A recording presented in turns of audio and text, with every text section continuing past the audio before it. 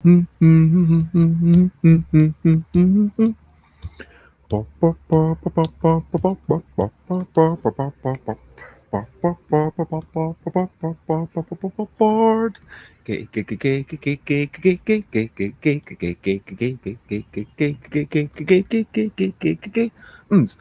games and card games, it's what we're playing today.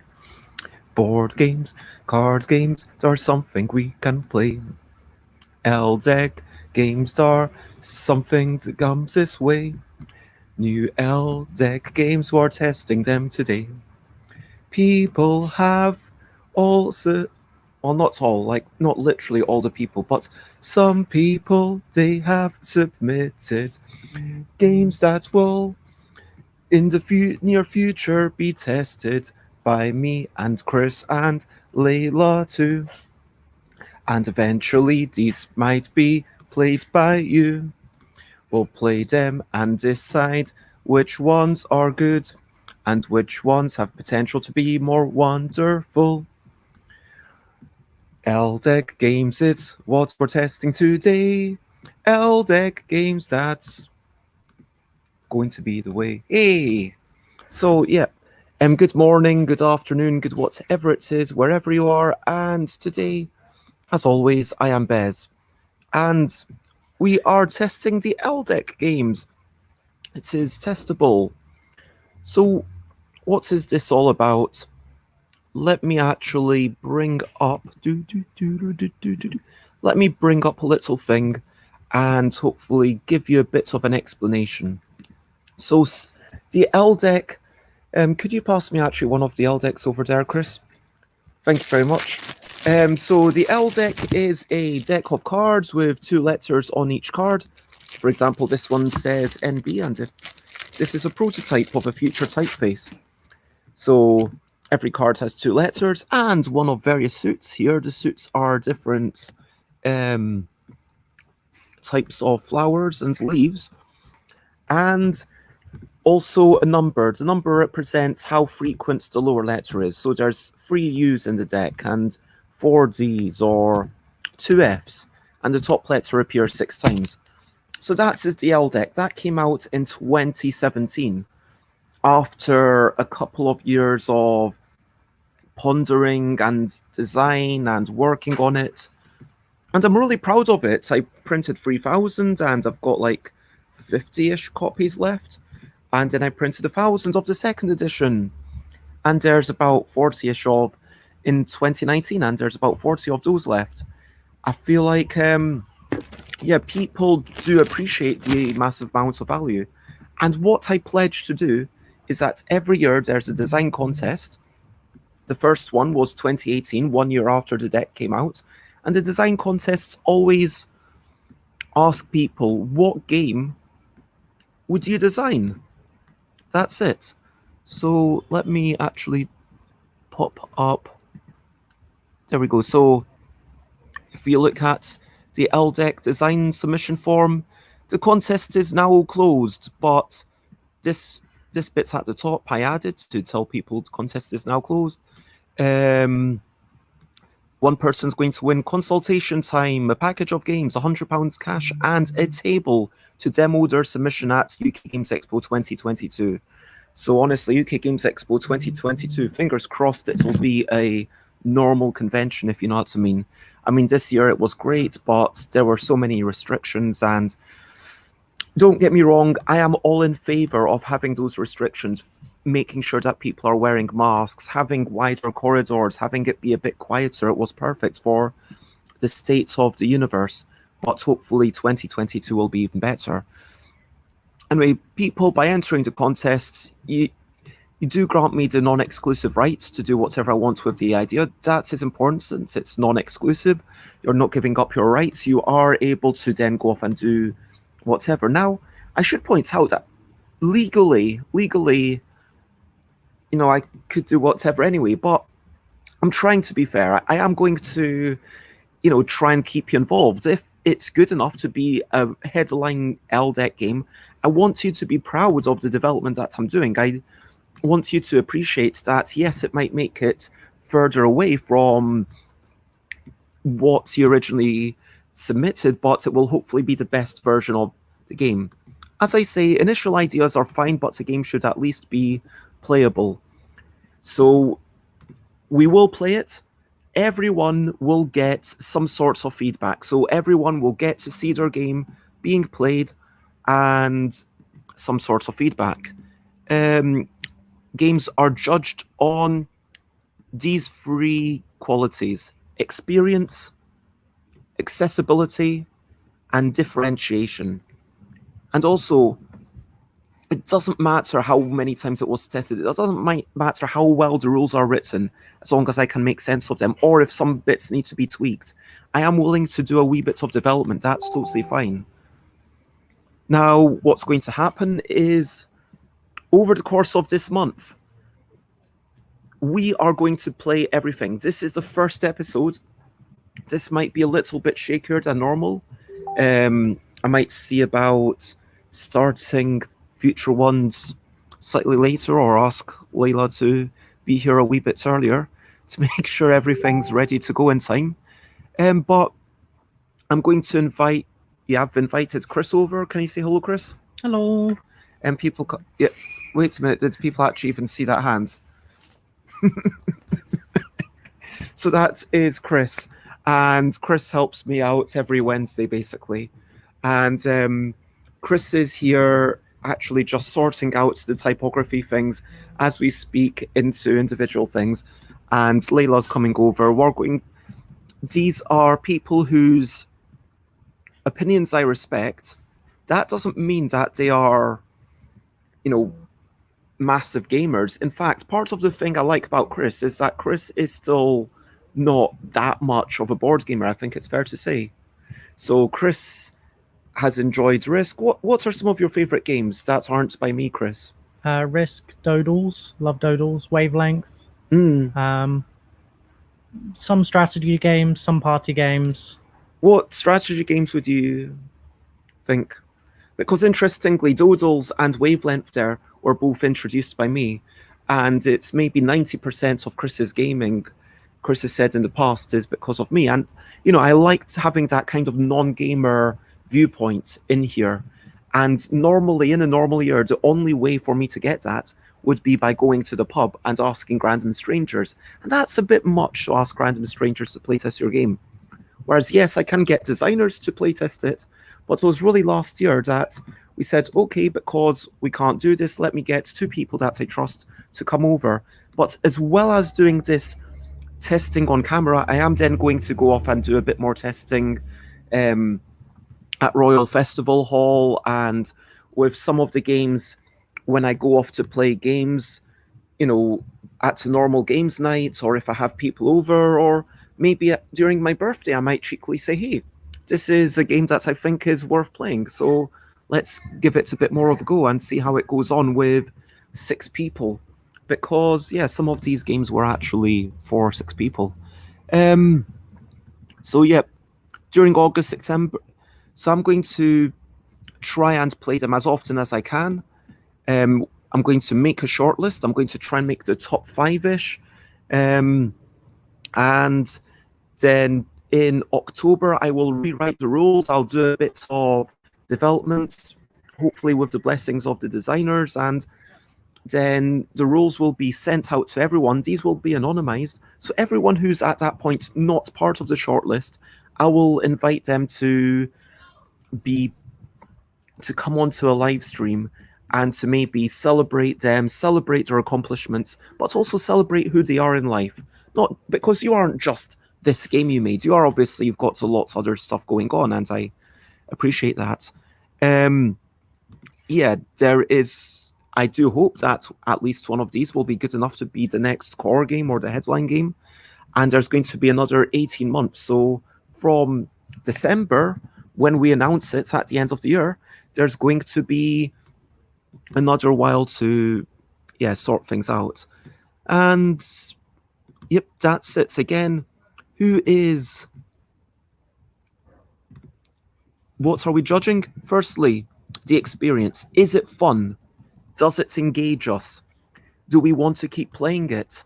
is it a worthwhile experience? That could be anything. So it might make us laugh, it might make us think deeply, it might make us, yeah, it's just, this is the most vague thing. It's, do we enjoy it? Don't know if you've got anything to add to that, Krys. Secondly, is it different from the other headline games? And also, and between these two, there's also, is it different from other games that exist? Because if you've redone Rummy, but it's just a worse version of Gin Rummy, then, you know, won't be great. But conversely, if it's as good as Gin Rummy and it allows people to play with this new deck, then brilliant.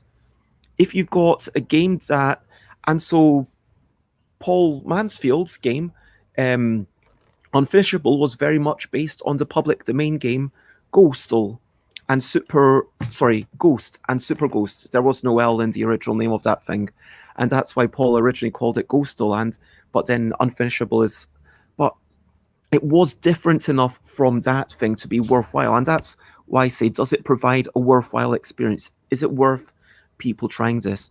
And finally, how accessible is it? So that doesn't, games aren't meant to be 100% accessible. Like, they can't be, because any game that's about testing something is by its very nature inaccessible. So if you consider my own game Yogi or In a Bind, that's inaccessible to anyone who's got physical difficulties.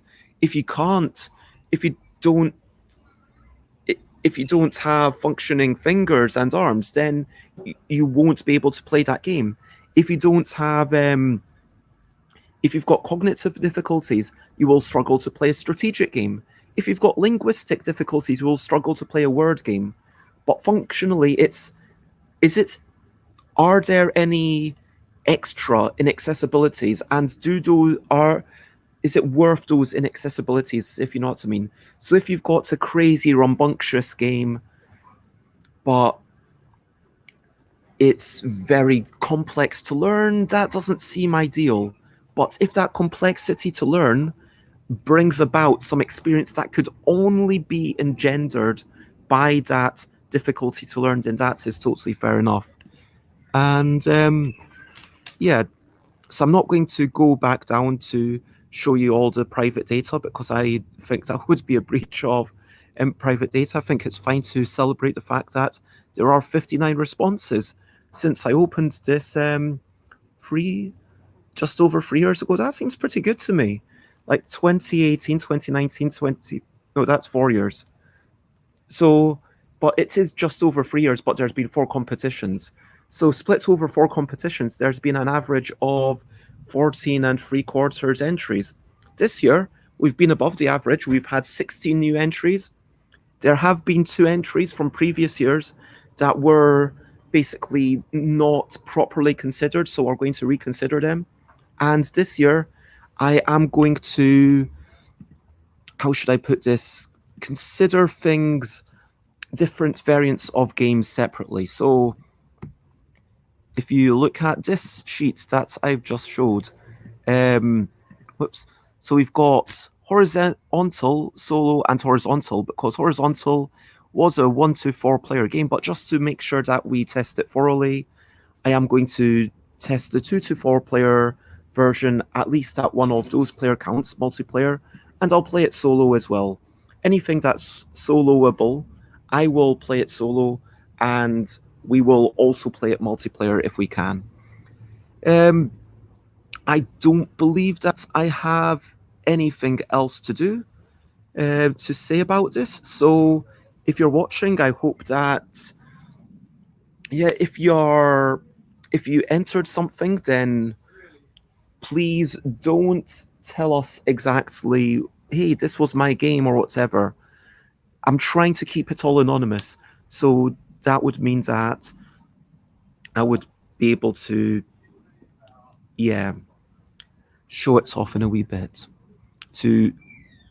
I would be able to anonymize the things and then send them out in October, and then everyone who wants to would be able to get these 5-ish rule sheets and try it for themselves. And so that's what I'm planning. And now I'm just going to adjust the things. And let's set up the table. So Leila isn't here yet, so I think let's start off with a 2-player game. Let's start off with, I'm skipping all the 1-player games, and we will go to Battle. Was that the first one? Really? Oh, those are the 2-player only. Okay, finishable.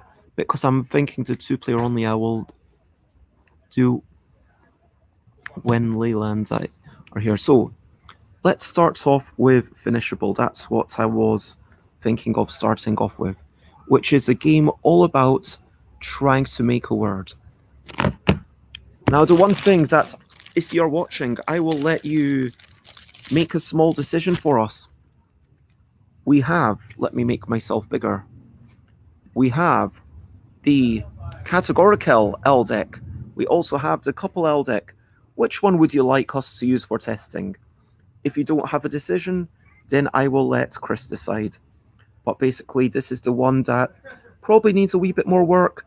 I'm going to change some of the colors, and we will reprint a few times, but this is meant to be high energy, graffiti inspired. Conversely, this one is meant to be inspired by nature and be a bit more tranquil. Let me know which one you prefer and which one you would prefer to see on the screen. Yeah. Let's set it up. And how are you? To everyone else who's out there, I hope you're well. I hope you're having a good day. As you can see here, it is fairly sunny. There are some black clouds just over there. Hopefully they won't rain. There's lots of white clouds. There's tiny bits of blue as well, but it's all looking good. And hello, Runa. It's lovely to see you. Hey, Runa.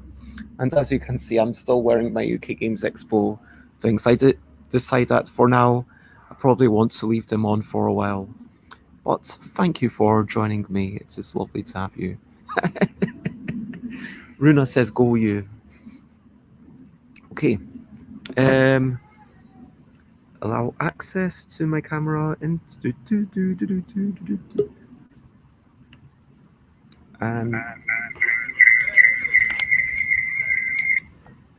there we go. Krys, can you sort this bit out, please? Oh wait, it's not in the studio. I think I need to press another button. Can you give me the phone back? Yep, we went back for some reason.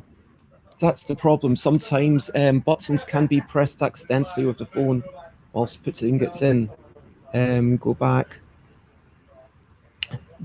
This is Bez is disorganized, so you will watch Bez setting up for 2 minutes bits of the stream. Okay, make sure not to push any buttons. Yep, we're all good. Okay, and Runa says they always have their Ruring. I don't know how to pronounce this name. I assume it's Netherlandish. The Ruring volunteer bands on for at least a week, which is a local festival to where Runa lives in the Netherlands. That is quite cool. How about you, Krys? Do you ever keep on paper bands? I used to from when I went to festivals. But you don't anymore? No. You just want to have a clean skin and... I used to wear like bracelets all the way up my arm almost, so yeah, I thought just needed a change. Yeah. But yeah. Well, apparently I pronounced it very well. Congratulations, me. And so, yes, I was just before you got here, I was letting people decide which of these decks they would like to see. Let me mute that. There we go. And let's spread out some of the colors cards. Why is that not showing? So you can maybe see it. So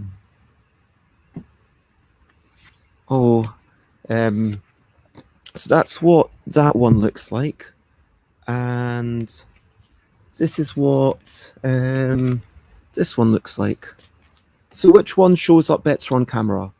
feel free to give your opinions. Also, Nederlandish is German for Dutch. Netherlands is the Dutch version. Okay. I'm just saying that, it's just really weird how English people call Netherlanders Dutch. I mean, because it kind of doesn't sound like, if I talk about, those people are Dutch, they speak Dutch, and they come from the Netherlands. Do you see my confusion? Yeah. It just, and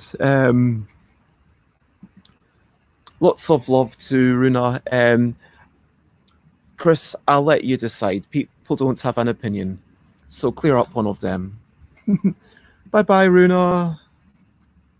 Let's go with these ones.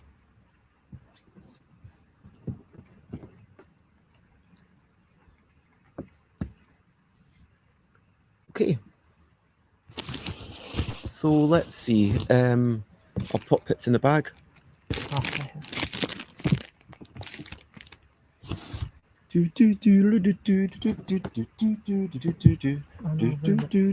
And thank you very much for popping by, Runa. Even though you weren't able to stay very long, it's always a delight. And I think I want to encourage everyone even if you're only able to stay for a couple of minutes, it's always lovely to have a friendly face saying hello. Or indeed, well, I guess strange faces could also be friendly. You look confused. No, I'm good. I'm good. Is that camera correct? Yep, we need to maybe rotate all the so EP,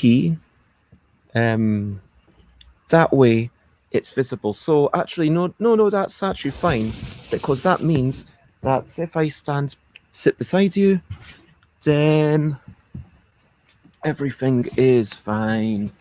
Boom. There we go. And that is okay. So I said I would start off with finishable. And maybe that's his Leila. It sounds like Leila. Could you get to seats ready, please? So,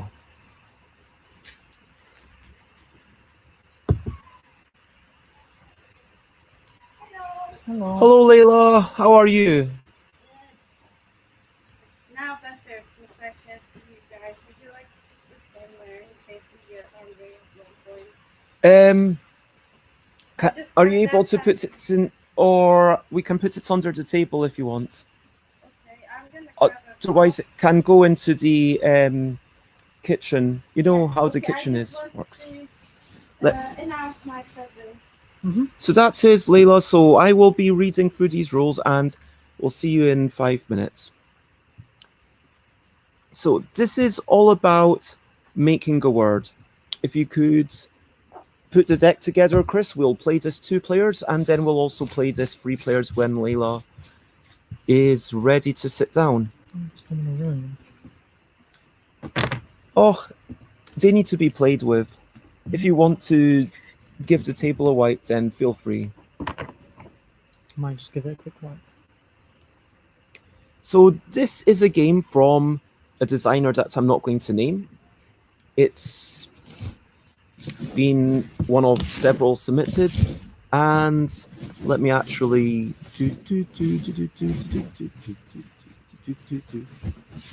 unfinish. Actually, it is finishable. So this game was unnamed, and because it was unnamed, I decided to name it Finishable because it is about finishing things, and that felt mildly amusing to me because, yeah.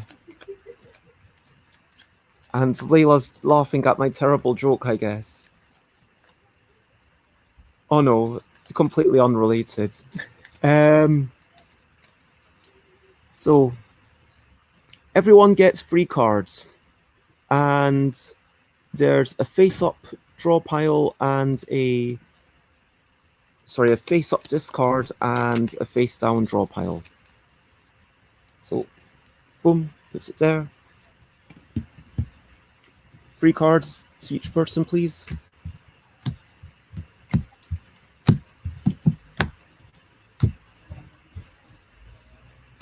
So, for the camera, we're going to have things reading correctly for this side of the table, Leila, just so you know.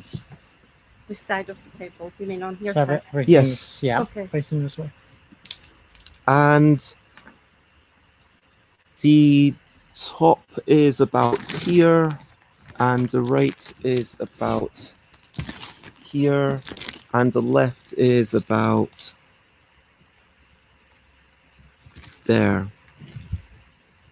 That's the edge of where people can see.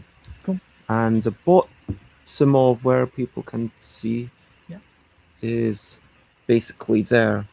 So it's actually quite thin what people can see. Maybe we should put the deck a bit further up like that. I can also raise it a bit at some point if it need be for bigger games. But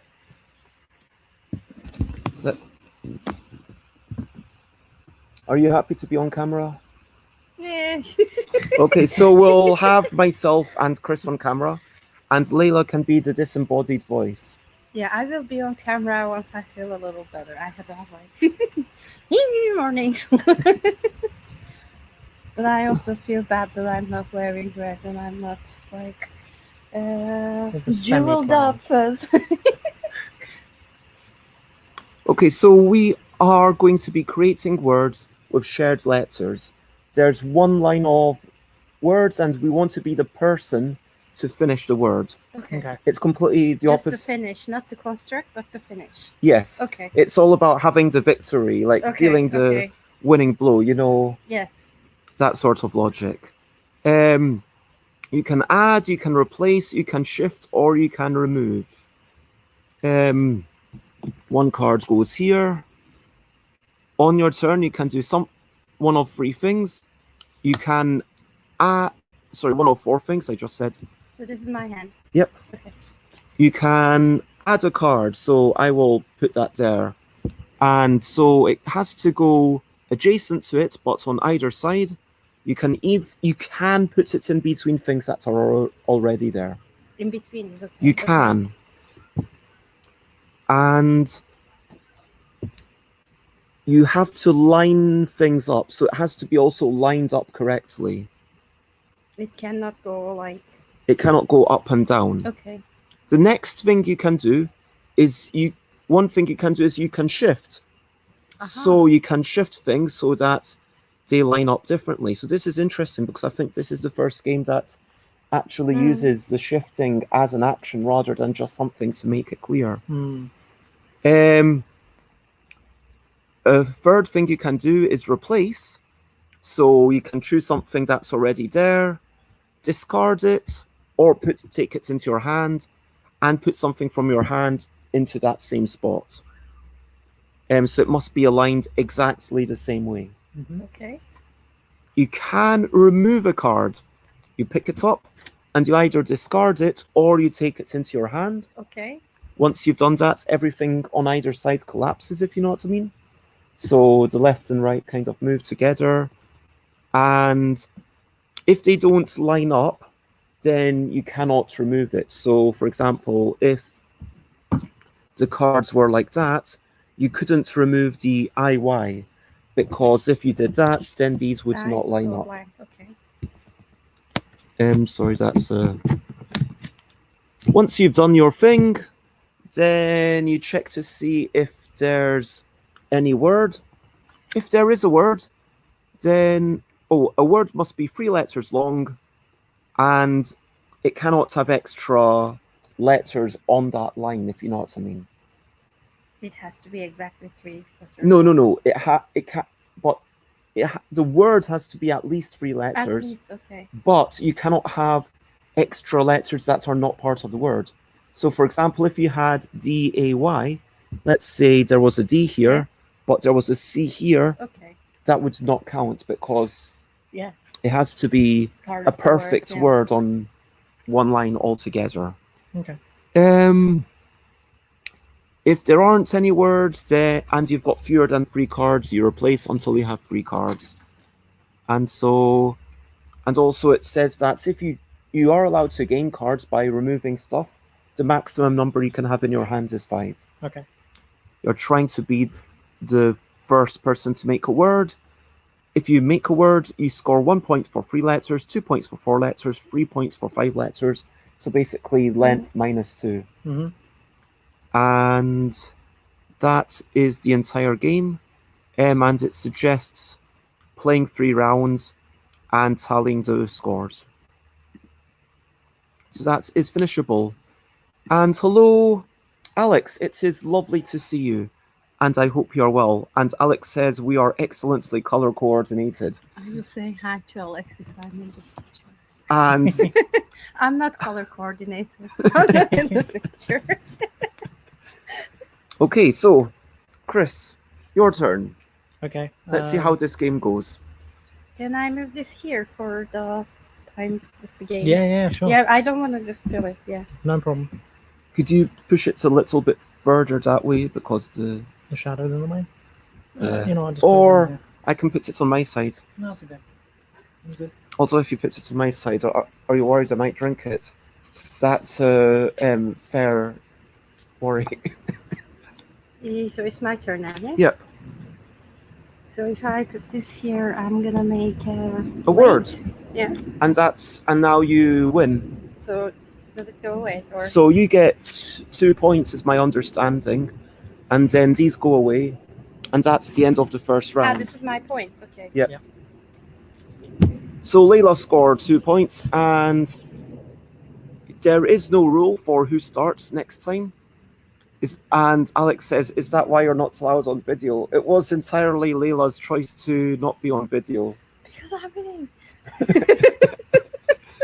And No. Alex waves the hand. So, yeah. No, there's no... I think that the person who made the word should start, because by definition, they cannot score, so that feels fair. Mhm. So, Leila, you start. Okay. I see your point. And Because words need to be at least 3 letters long. Leila's... Krys, remember, when you play your turn, you draw back up to 3. so I have sorry, I thought 2 it was- cards now. Do I need to also draw back up to 3? If you have fewer than 3 cards at the end of your turn, you draw back up to 3. Okay, I'm drawing back up to 3, and I'm not entirely sure about the strategy yet, so I will just, let's say, help someone for now. Also, this is the end of my turn again, so I have Yep. to draw again.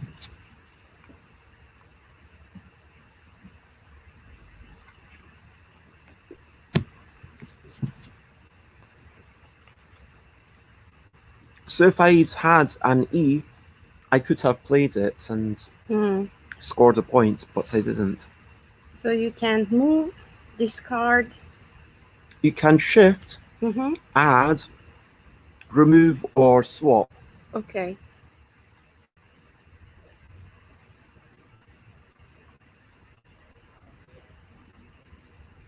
I mean, I've got an idea of how this might turn out if you play it enough, but Yeah. I'll be interested to see how it goes this turn. You seem deep in thought, Krys.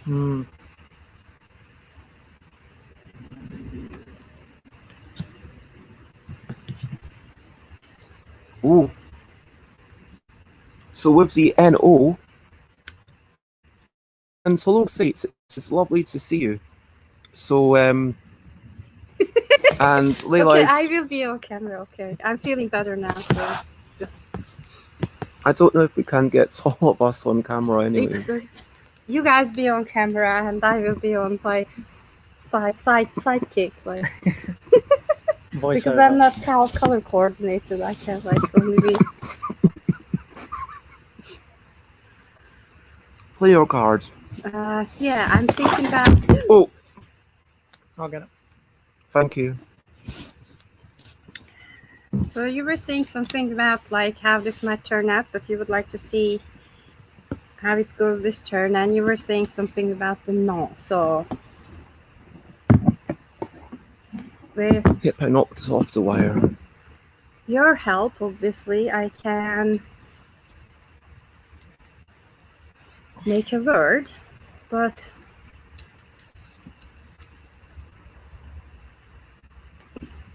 Oh, it turns off.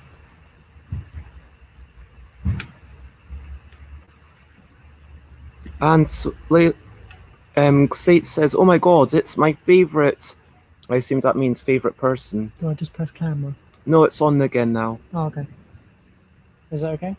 Yeah, it's good enough. It's showing a bit more, but I think that people can see the letters clearly, hopefully. I mean, yeah, lets us, and it says, haven't seen Krys in ages. And yeah, this is a couple deck. So, Leila. so let's say I put this not here, Then you score 1 point. and what happens? I take one for a point. Yep, and The two go away. I think all of them go away. Like, that's the end of the round. And so now we start again.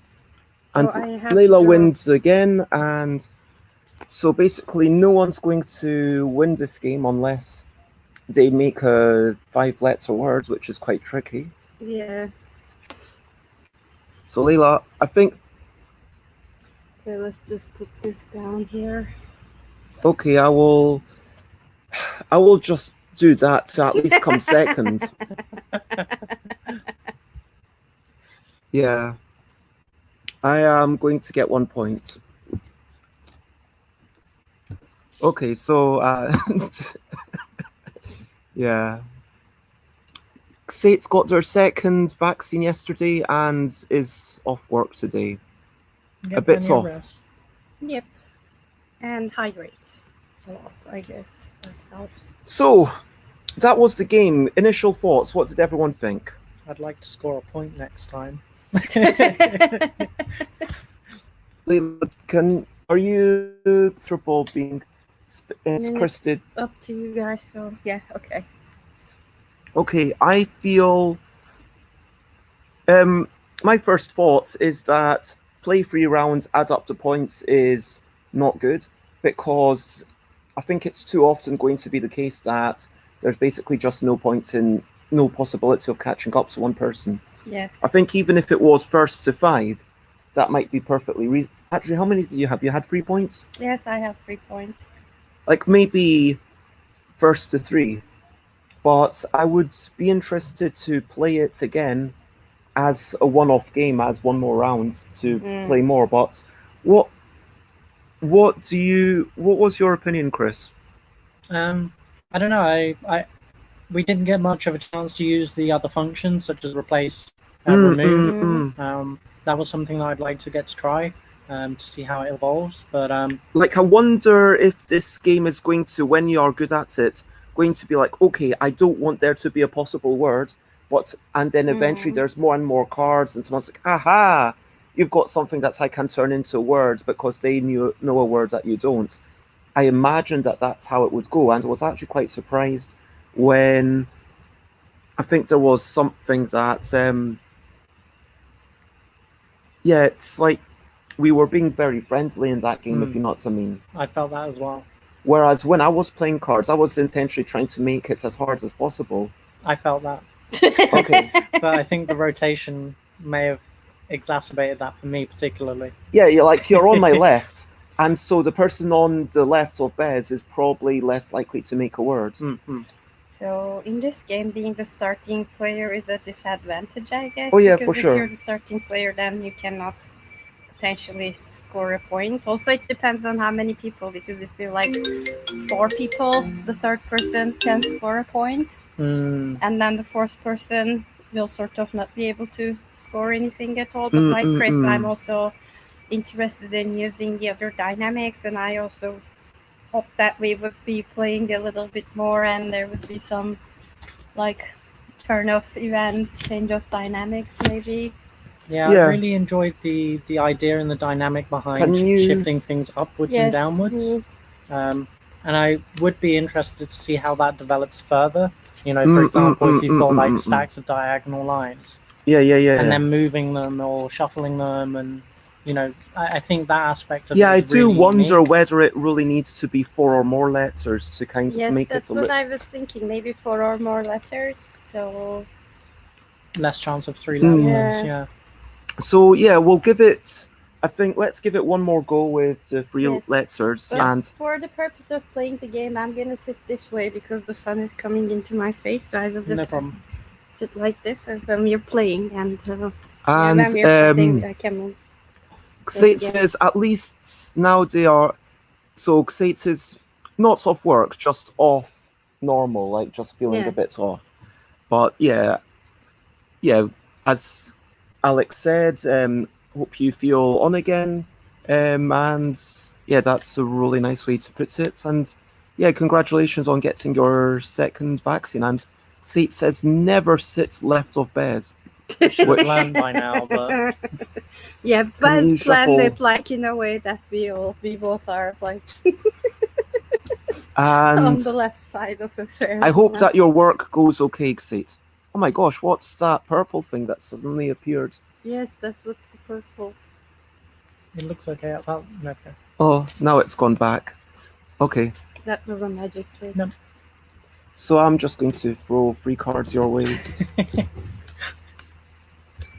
And we will start with NB. Shall we go the other way around? So we'll go right this time. Sure. Yeah. Leila. Ah, we're going right. Okay.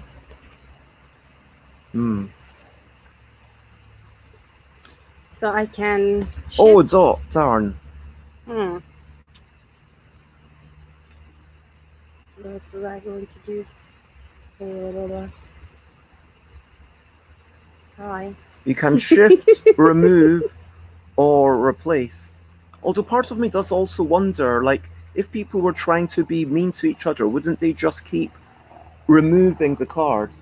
Because, Yeah. like, at this point, if Leila doesn't want Krys to make a word, the best idea might actually be to remove the To card. remove. Because then Yeah. it makes it impossible for me to do anything. Yeah. But I don't wanna be mean. Krys, just now, maybe For like the moment, at for least. the moment. Maybe in the yeah. next game. Maybe in the next game. Because Krys really wants to score a point this game, so. Oh yeah, and I had to draw back up the 3. Are we still doing 3-letter words? Yeah. We're still playing exactly as written. We're not making any changes. We're just playing 1 round. So in the rules it said you can either play 1 round or you could play multiple rounds and add up the score. I'm So we're fairly playing- certain this is a word, but I'm not totally certain. Okay? Can I play it anyway? Or And play it and then we'll check. okay. Yeah, Bez will check. I'm I gonna- will argue against it. I'm gonna and- replace that with that. WIR. We're Okay, so let me look it up. no problem. We'll use Collins for our WIR. No, it is not a word. Well, Yeah. I've still replaced it anyway, so With a V, I think Which it's a- means that if I have a E, then there is a very obvious word for me to make. If but I could replace this. Boom, nice. fur, Okay. and that's me. I score a point. Yeah, at this point, I think what's best for us to do is just to check. I'm going to stop this here, and so we can check late. I can check later on with the designer that we've played correctly. Mhm. Okay. That's what I would like to do with these initial playtests. Okay. My initial thoughts are that I know you said you didn't want to do it because it felt boring, but you know, What did I say? like remove the card to make it impossible for Krys to put down something. No, that's not what I said. That's what we agreed, I think. No, I didn't agree that. You said that, and I agreed. I said that would be the best move to make. Yeah, and then you I said didn't that wanna would be the, yeah. and You didn't wanna yeah, be you mean, didn't want yeah. to be mean, so you made that decision. Yes, and I agreed. Like You agreed with yourself. No, I agreed with the idea that that would be mean, and I decided not to be mean. I didn't say that would be mean. I said that would be the optimal play. Maybe I mentioned that. I don't know. Doesn't Either way, matter. either Yeah, Um, it would be the optimal play. That's what I think. And Alex asks, is ELL a word? Is that so? Just to clarify, in this game, you can't shift the things up and down unless you use an action. So here, you can't use nil. It has to be in a straight horizontal line. So actually shifting the things up and down is part of this game. And I think that's the interesting thing about this game. Yes. Like, that is the one thing that I've not explored that. I don't think anyone else has explored that. Not yet. Because, in couple, it's just okay, whether it's left or right, that makes a difference. But whether it's up or down is just something you naturally do yourself, if you know what I mean, to make it easier to read. And I think that would be a really, really interesting thing to explore a bit more. Hello, Young Lick. It is lovely to see you. Thank you for jumping in. I wonder if the removal just shouldn't be in the game, because the removal seems like the one main thing that would make it so that maybe replace also shouldn't be in the game. Maybe, I don't know. I feel like replace is more beneficial than remove anyway, because ideally you're still getting that card. Because by the rules as written, what's to stop me from replacing the first card? Oh, and just repeatedly replacing it. Like, these are the kinds of, I know these are the kinds of, yeah, if you are playing to win, I know that you can say, oh, well, you don't do that, but ideally you would kind of explore this and say, is that valid? No, that's a good point, because it depends on what capacity you're trying to play the game in. If it's a purely competitive capacity, then sure, you're going to be playing the most optimal moves, which would be to hinder those other players and hope they make a mistake so you can pick up on it. And when I think about what's this game trying to be, it doesn't feel like it's a game about creative expression or a game about fun moments like interesting noises or anything. It's clearly a game about being clever and making cool strategic decisions. And I think that it's a really interesting starting point, but I would like to tweak this massively. I would like to explore there being no possibility to remove. Maybe you can only replace in certain situations, if you can replace at all. But it feels like the adding and the shifting is really what this game is all about. And sorry, Leila, can you come over for the talking? Yeah. And let me... Keeping you fit. Or maybe you can show me over, Krys. No, it's fine. Now we're all on camera. And yeah, I would like to maybe say that when you make a word, those words are taken away. But do we need to start all over again? I don't think we do, because I imagine that once you're to that point where words are being accidentally made, it would be quite interesting, if you know what I mean. The game states, like, how many cards are on the table. I think that would be really interesting as well, if at the and also extend it to 4, I think. To have that continuation. So if we take out a 3-letter and there's 5 on the board, and 2 stay on there, and one more gets added to begin the round anyway. Oh yeah, and 2 of the letters actually. So what if it's 4 letters minimum, but you just take your scoring points? That's what I was also thinking. That if you scored if 3 letters minimum, you scored 1 you just point, take one then card. you take 1 card of your choice as your reward because you scored. Or if it's like 4 letter then you can take the 2. If it's 5, then you can take the 3. But there will be some minimum letters on the table still. It might be adding something to, or maybe if you scored 3, then the next word should be 4, and the next one should be 5.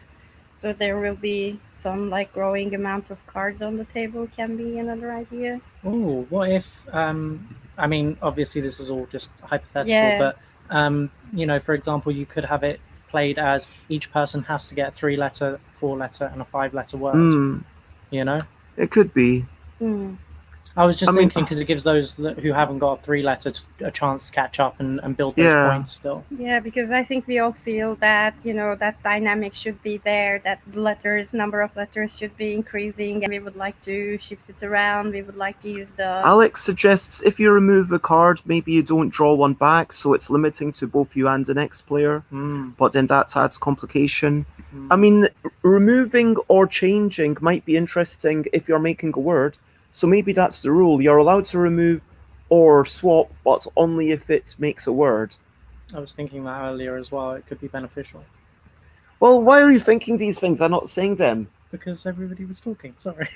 Well, shout over other people, Krys. Come on. Okay. Shout over other people. And when we do that, that'd be rude. Like, how is the situation going? No, it's fine. This is not meant to be a time of social etiquette. This is meant to be a time of brainstorming. And I mean, we've got 7 minutes. And hello, Tom Cauldron, who says, seems like it could work as a co-op game. Try and engineer longer words for better scores. Work through the whole deck and see how big a score you got. That's definitely true. There are quite a few versions. Yeah. I am going to... Oh, I'm so...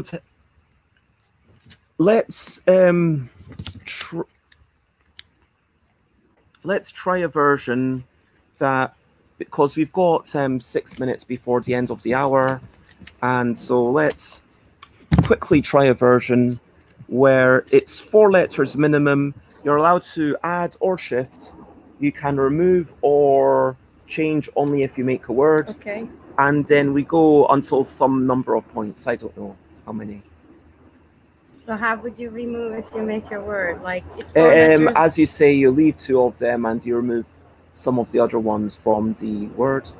So if you make the word first, F-I-R-S-T, you would take off RST. So in hypothetically speaking, in case there is a longer word, we have 5 cards and you want to make a 4-letter word, then you can remove.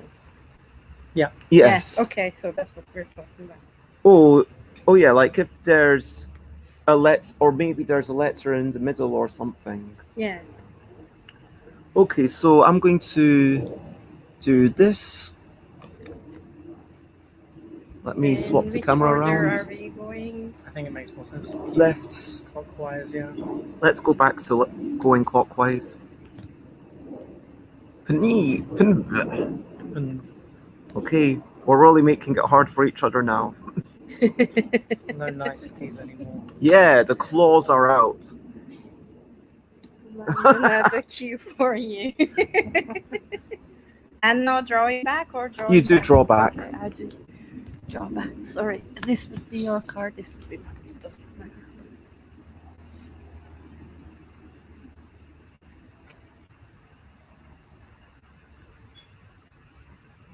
Sorry, I'm just thinking strategically. I mean, it might be that 4 letters is just too much, but let's give it a go and see if we actually do. Yeah, I think it's all about the consonants. And I think, although this wasn't explicitly said, you can only have 1 card on each, vertical column, if you know what I mean. So you can't put a card here. Ah, okay, yeah, okay. Okay, that does help because that was a plan I had at some point.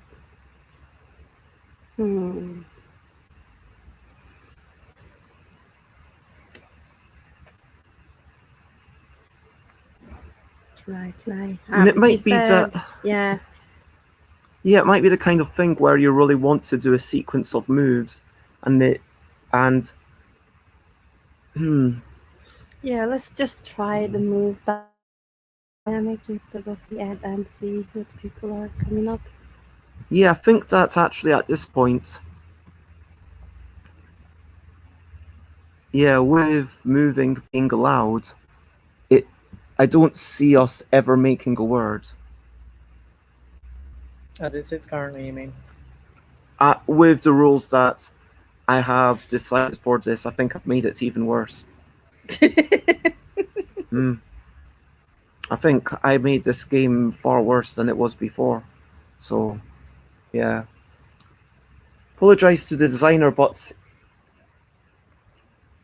I basically think there's something really interesting here, but I think that there's something about the Is it Krys's turn? Okay. score a point on your turn from a communal thing, but avoid doing things for other peoples that will make the game stall and not go anywhere in certain playgroups.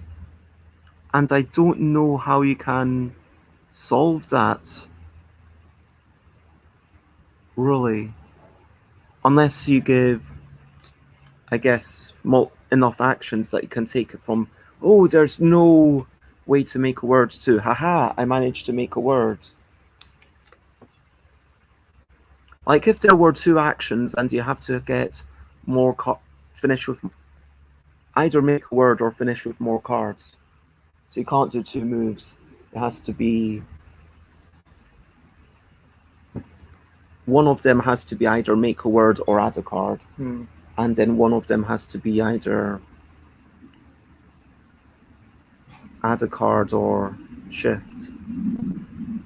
I know that sounds a bit weird, but yeah. Is there any point in carrying on playing? I think we... Yes, because I will make a word if you get to. Well... Eventually. What do you mean eventually? Do you mean on this turn? No, not this turn, because this is your turn. This is your turn? No, I played. What did you play? I moved this. How do you know you will make a word on your next turn? I don't know, but I might. Okay, well, I don't... Let's stop. Because if it's just a vague, I might. I'm going to hypothesize. No, I was gonna make Bree if you guys don't move anything. Oh, Bree. Yeah. That's what I was aiming. But there was a aiming. P there as well. Yeah, but I was gonna use my next move as to well. replace. Yeah, Yes. to replace. Yeah.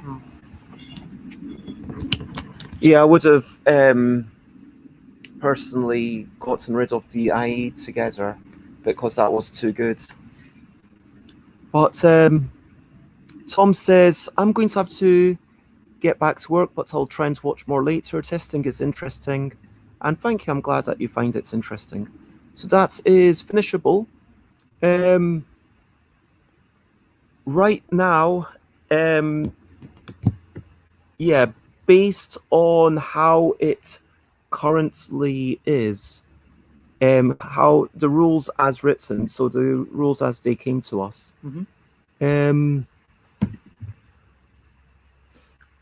What do you think about, let's talk through the accessibility, the differentiation, and the general enjoyment / worthwhileness.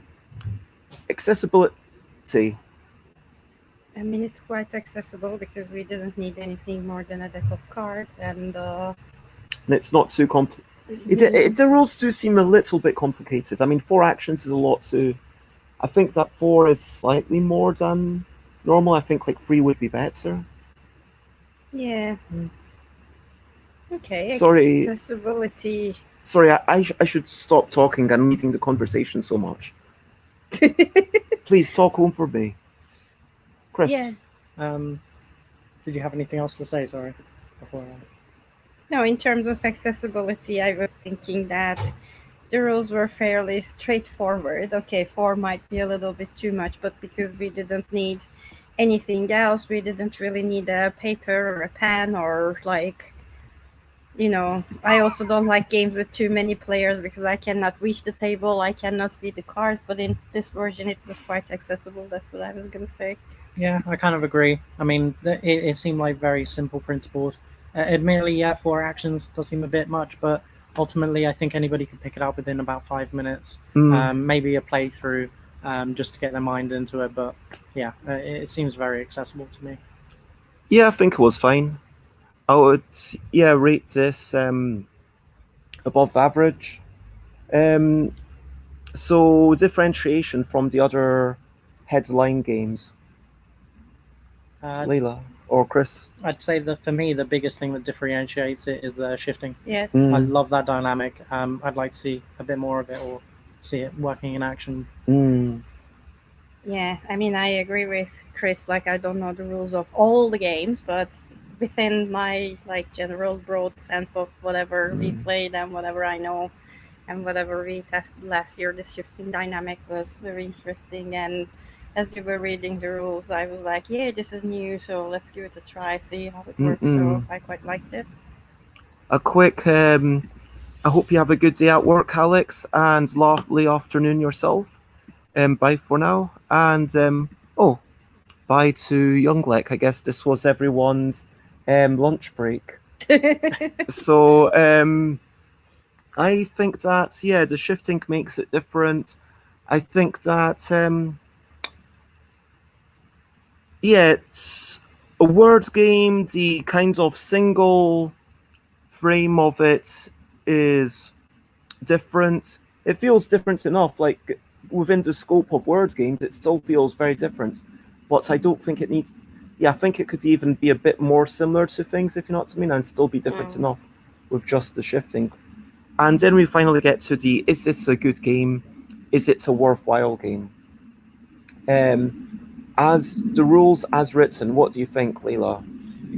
So when you were reading the rules, I was excited to play it, but when we actually started to play it, it ended very quickly and it was a little bit too easy, and we were trying not to be mean to each other. So as you were trying to not to be mean.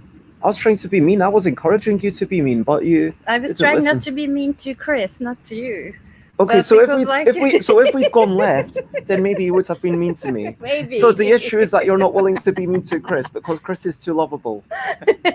Maybe. I'm not saying that, but yeah, what I'm saying is, as it is, like, it sounded very exciting, but when we actually started to play it, it was a little bit, maybe we need to have a few more tweaks to make it a little bit more exciting. So yeah, I think the rules need a little bit tweaking, but otherwise it's a worthwhile game, and with some tiny or maybe a little bit bigger changes, I don't know how it would work. I would be happy to play this game. Krys? Yeah, I kind of feel the same, with similar sentiments. It feels like it could be a worthwhile game to play. New dynamics. I'm gonna have to move until with the original rules written, it did seem like quite a fast-paced game. There could be something there, but again, yeah, just there's something that needs to be tweaked to, I think, make it work as a whole. Yeah, I feel like it doesn't feel like it's playing out as intended. I might be wrong, but as written, I mean, it's short enough that I would happily play it again. And I'm sure, like, afterwards we will come back to it. But I don't... I'm kind of... not... I feel like there's a really good idea there, but it feels like it still needs a bit more work to come out, and I'm not sure how to make it really shine. I think, like, some of the ideas that were there, maybe this should be a co-op, maybe this should be I don't know, maybe it should be a single player game, maybe it should be some sorts of one person's trying to make words and one person's trying to stop them from making words. Maybe it's an asymmetric game. That might be actually quite interesting. Oh, yeah, I like that idea. But yeah, I would be interested to hear from the designer. And yeah, Young Lex says, interesting ideas in this game. I'd like to see how it develops. And I think we've given enough kind of chat to the designer, and that is our vague thoughts on it just now. And let's move on to So I'm going to overall, if you had to rate this game as it currently is, out of 7. Out of 7. Mhm. Okay. Yep. Krys, or shall we just go 1, 2, 3, 4, 5 and then show a number of fingers and do it out of 5? Yeah, that seems good. 5. What are we doing? Rate it out of 5. Okay. So we Are can we do not it gonna rate it simultaneously. out of 7? No, out Right, of no. 5. Okay. Out of 7 make more sense. That's why I was Okay, asking. shall we do it out of 7 then? So we show 2 or... Okay. What are we scoring now? We're scoring the original rules. Origin rules in terms of Everything, like... just an overall. Yeah. Yeah. Okay. 5, 4, 3, 2, 1. 4, 4, 3. Okay, so out of a possible 21, that we give it 11. Cool. Please leave me alone, Wasp. Now, the next game we're going to move on to is called Bluffable. And I will... Please, go away. No. You're too lovable, Krys. That's Oh my god. Bluffable. Let me just change the banners. And there we go. Let me just move here until the sun goes away. Okay. So this is a game from a designer, and you have to be able to smile to play this game. I can handle that. Does even laughter work or? Make everyone else think you have the best words. You can either call bluff, so you can call someone's bluff, or you can prove that you have what you claimed. So I think it's going to go round until someone's like, oh, you don't have a word exactly like that. Okay. And then they're like, okay. So this is a 2-to-6 player game, apparently. We are going to shuffle. Can you do the honors, Krys? Sure. Everyone gets 3 cards again. And then we put 3 cards in a row in the middle. And who last played a bluffing game? I can't remember. It's actually you, because you played a lot of games like the weekend, no? I only played my own games over the weekend. Oh, okay. I Um, thought you might have played something else. I think the last bluffing game I probably played was with you, Leila, but What did we play? I don't know. But like whatever it was, it would have been with you. So were you the first player or was I the first player? Because whoever's not the first player would be the last to play it, you know? Let's just decide randomly. Rock, paper, scissors. 5, 4, 3, 2, 1, go. Okay, I here. start. Okay, Krys, do the sets up. Yep. 3 each, 3 in the middle. Make a claim that you can make a word of a length and point value from the cards in your hand, Ooh. or the cards in the middle of the table, or any combination of those two. So you've got, oh, these have to be face up. Ah, sorry, like poker. Yeah, so for example, if I have a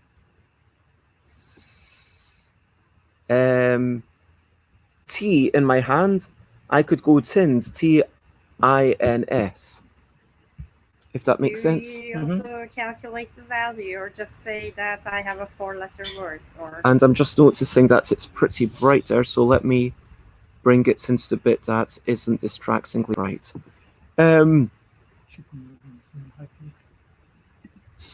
So you have to say the value. Okay. Just so give me a imagining moment. that I have a B, I don't know how much B is worth, but I'm gonna have to say 4 I have Bs, I a- think. How much is B? 4. 4. So I have a 8 value word. If I have bus, 4, for 5, 6, example, 7, 8. Why would it be 8? because it's bus. Oh, And you said B is 4. yeah, okay. I was. So I will declare Yep. I have a 3-letter word, or I will declare I have a. You say 8 both. value. So I say Points both. and the word and the Both length. the points and the word. So you say the length and the points. Okay. You must improve the length or the points value. So if the first player says I can make a 3-letter word worth 6 points, then and neither of the numbers can go down. So you can't. So the length of the word must stay the same or go up. The points value must stay the same or go up, and at least one of them must go up. Okay. So yeah, I'm thinking that bus would be BUS, so that would be 3 letters, 8 points. Then it can be buns, for example, again. Buns would be 4 letters, 9 points. Or bins. Bins would be 4 letters, 9 points. I don't think it makes any difference whether you use the top or the bottom. Like giving some examples. Exactly. And it goes round. Is it just one from each card? I think so. I will double check this afterwards. Let's assume it is just 1 letter from each card. Yeah. And it does say, yeah, I can see it from here. Each word can only use 1 letter from each card, yep. So, yep, if someone says bluff, then you stop and you check if it was a bluff or not. If it was a bluff, then the person who was bluffing doesn't get points, and the person who called it gets points. If it wasn't a bluff, then, the opposite. You must match it exactly. If you miss either the length or the point value, that's a fail. If you make the word as you claimed, you keep all the cards used, and that is your point. If you can't make the word, the player who called bluffs takes all the hand cards from the other player. But I'm assuming if you bluff everybody out contention, then it's still yours? Well, you don't get to, in this game, you don't get to drop out. I don't think. I think, so at some point you have to lie. Either you have to call someone's bluff or you will have to lie. And you're allowed to call bluff even if it's not the person to your right. So you can call bluff even if they're across the table. Okay. But yeah, that's interesting. Like, it does make me wonder, should you be allowed to drop out? Like in poker, which might be interesting. But let's play exactly as written for now. Let's just make sure that we understand the starting point. That's what we're doing today. And after the bluff's been resolved, everyone can discard 1 if you want, draw back up to 3 cards, refill this up to 3 cards. You don't discard anything or change stuff, you just refill it, and then you keep going until the deck of cards has run out. So that is it.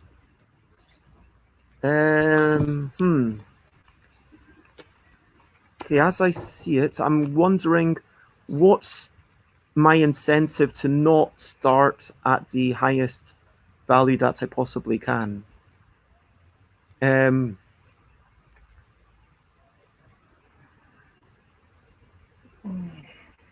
Okay, I'm going to say that I can make a word that has 4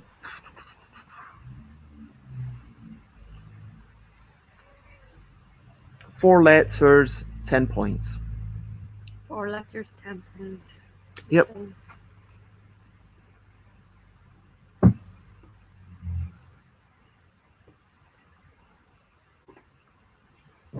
So you can use from your hand cards, like all of your hand cards. Yeah. Are you allowed to use 2 letters from 1 card, or only 1 letter per card? Per card. Okay. All right. You know what?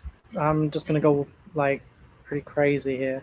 I got 6 letters. 6 letters. Wow. Yeah, and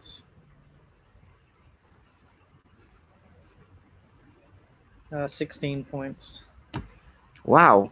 So in this case, what am I supposed to do? I don't think Krys is bluffing, and I cannot raise the stakes. So either you have to raise the stakes and hope that I don't call your bluff, or you have to call Krys's bluff. Those are your 2 options. Yeah, those are not very good options. They're not. Okay, Sucks let to me be you. see if I can make a 7-letter word. But No, you can't. Because the maximum is 6 letters. The maximum is 6 letters. One from each card, yeah. So you'd have to have a 6-letter word that scored more than 16 points. Wow. Yeah, Let me basically, see. do the cards in your hand are they worth more than 11? That's a very good question. And Let if they're me- not, then you can't beat Krys. And so your only choice is to call Krys's bluff. I mean, my only choice is to call Krys's bluff, so... Ready? Yep. Because Okay. you know the cards and you know the probability of me having more than... What's your word? Raisin. Oh, very nice. Thank yeah, you. I knew Krys wasn't bluffing because... So you like- take all of them as points. So the thing there is that you don't actually lose anything. Okay, but I lose my turn. No, you don't. Technically not, because I think, I mean, apart from the fact that I've gained cards, it we'll still have another round. I don't think this is the end of it anyway, is it? No, we carry on. It's who goes next? The player who called a bluff takes the first turn. So Leila, you start. So actually, Okay. it's an advantage to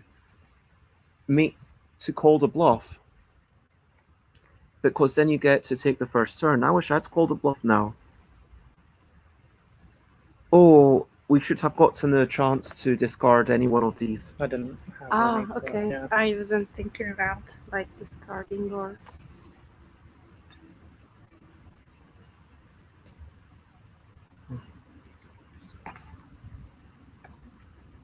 I'm just gonna Okay, check I have what's a actually the word. No. Can I not? Well, no. Mm, 5-letter word, which is... How many? I think it's all. This game feels 15. like you should. Okay, 5 letters and 15. I've got 6 letters and 19.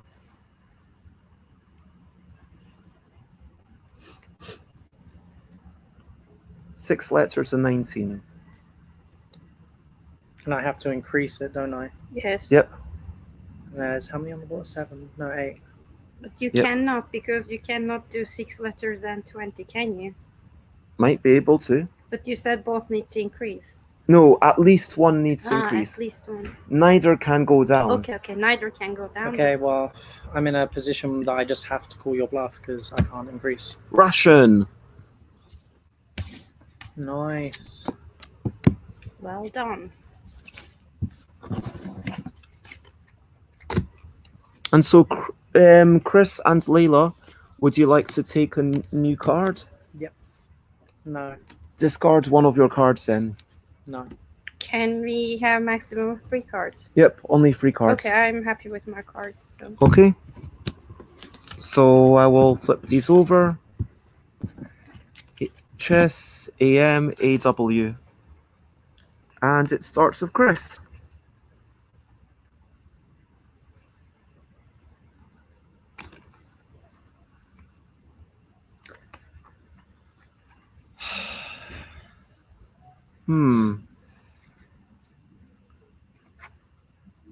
Yeah, that's what Krys is saying, and then...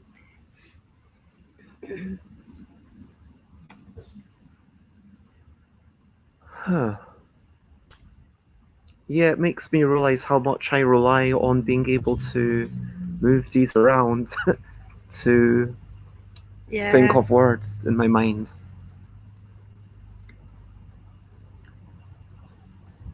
So if someone wants, these are the cards that I have, I will show it to the screen. But Krys and Leila, don't look.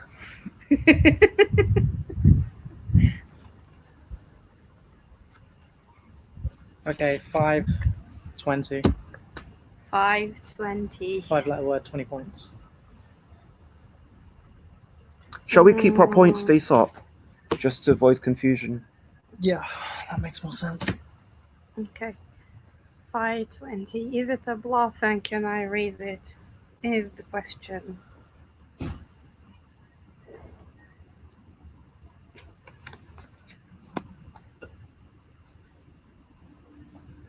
I'm just gonna go. Sure. Some...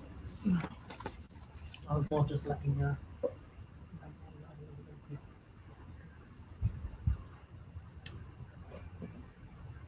I will say Krys is bluffing. You're calling Krys's bluff. Yes. What's your 5-letter word? I have two actually. I have both homes. Homes. Yep. And or what was the other one that I had? I think it's Anyway, that's fine. yeah, sure. let's just do 9, homes. No, I knew Krys wasn't bluffing. 10, but- 11, 12, 20. I could have been. Maybe I had a terrible hand. Okay, so if you want to discard a card, you can. Yeah, And I would like replace to it. discard a card and replace it with the top card. Yep. Okay. Thanks, 1, Krys. 2, 3, and 2 in the middle. Yep. So Leila starts. I see what you mean about Let's see what shuffling the cards.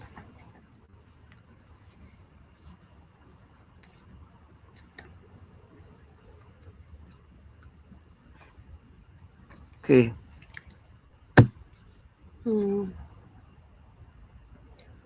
I've got my word in my mind. I am trying to make a 6-letter word now, so. That is always the dream. Let me double check that I've not mixed up any of the rules.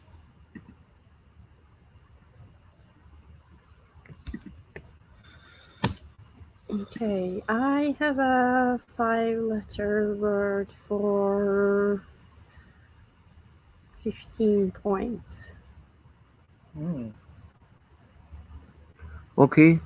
6 letters, 20 points. You did it again. I've only got 20 as well, so alright. Call your bluff. Okay, my word is Satan. Satan. No, Satan. Seitan.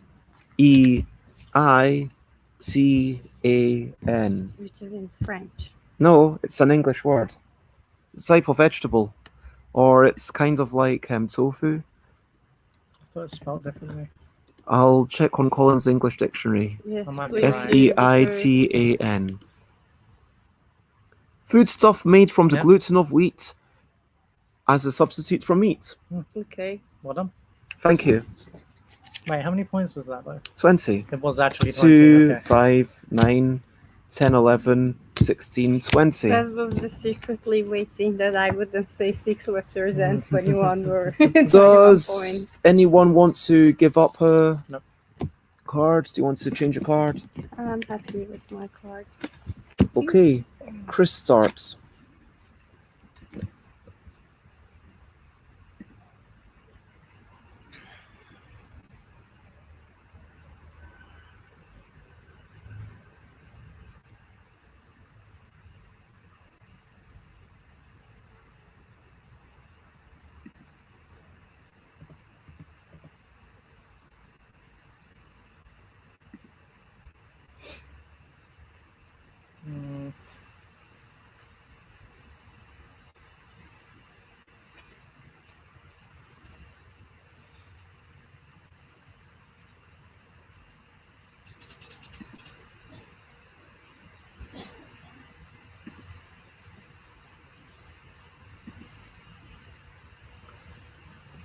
Yeah, there's a bit of a pause at the start as everyone thinks about their words.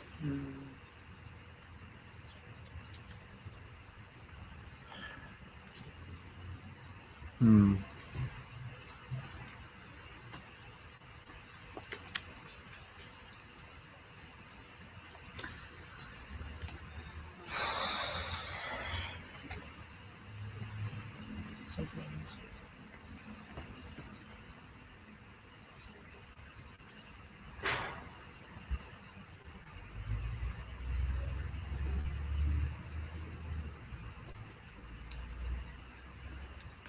I'm not. Yes.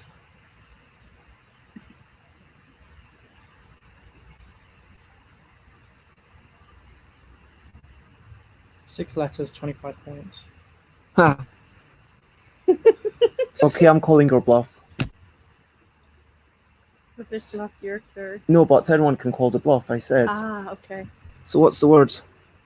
The word is. Oh my gosh, what was it again? Hold on. It was chords. But I needed to do it in the right way. Chords? Chords, yeah. Oh, very nice. Chords, like, you know, Mm. guitar chords. And that's his 25 points. That's a good word. Thank you. This is a good word. I was struggling for a bit there, but I guess I will get rid of that because that's a low number. that's the usual plan. Did you want to? No, I'm You okay good? with my thing. 2, 3. Oh, some high-level numbers on the board there. 5, a 3, and a 5. Mm. And hello, Slivers. Lovely to see you in. And also, we are reminded that we do need to stretch occasionally. Yes. So I'm getting out of my chair to. I did it like 3 minutes ago because it was too I also sunny. did mine a little while ago. It's always good to stretch. Oh, yeah. Stretchy, stretchy, stretch. Stretch. You also stretch. need to hydrate if you need reminders. When the hydrate one comes up, I'll Yeah, grab let's some finish water. this round and then Let's finish this game and I then mean this game and maybe then... can. And so yes, morning Slivers to since you're obviously in US, and we are testing a new game called Bluffable, where the idea is that we try and come up with a word that uses the highest numbers we can. But if we can come up with a 6-letter word, then that is just amazing. And there's So, yeah. So it should be your turn because you called the bluff. It is my turn. Yeah. Okay. And this is where I kind of take a minute and potentially annoy everyone by saying 6 letters, 37. Well, either you say 6 letters or you're kind of giving up. That's kind of how it feels to me right now. I mean, if I can't make 6, I can't make 6. Like, that's my thinking, but I'm trying my best each time. So. Oh, oh wait, we're back. What? Oh.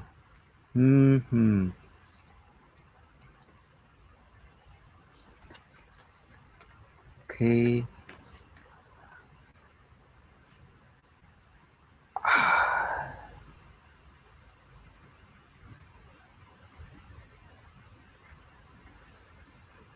Okay, fine. I'm just going with 5 letters.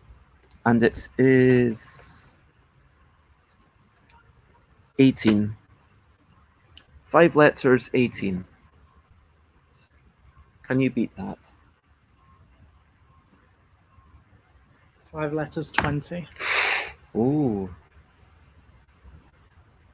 Oh, okay. The stakes are high. And at this point, I'm incentivized to call your bluff, so I'm going to do that. To prevent.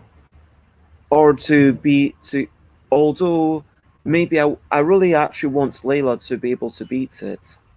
But if Leila can't... So the problem is, can I say something as a commentary? In this situation, you can call it a bluff because you think Krys is bluffing.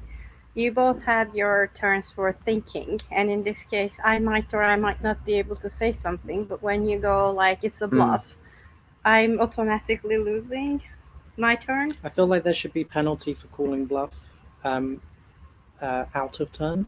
Because if you're we wrong, were in a 6-player game, it gives such a control for Bez to hamper you at least. Yeah, or other players who or are other players, or other exactly. players, and then it's always like will be Bez's turn because Bez will, if we're 6 players, you will call it's a bluff, so you will prevent everybody from scoring until you score something. Well, I mean, although having said that, if I am going to call the bluff, then I am potentially giving Krys points. Mm. And my only reason, so like if it was you, I would if you were winning, I would definitely call Krys's bluff, because there's no disadvantage to me to calling a bluff for someone who isn't winning.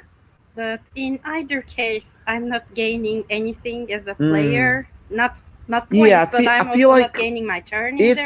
If someone wants to call the bluff, then we should first check, does anyone earlier in the turn order want to call bluff? Yeah, I think that's a good idea. At which point, frankly, there's, as you say, there's no disadvantage to calling bluff.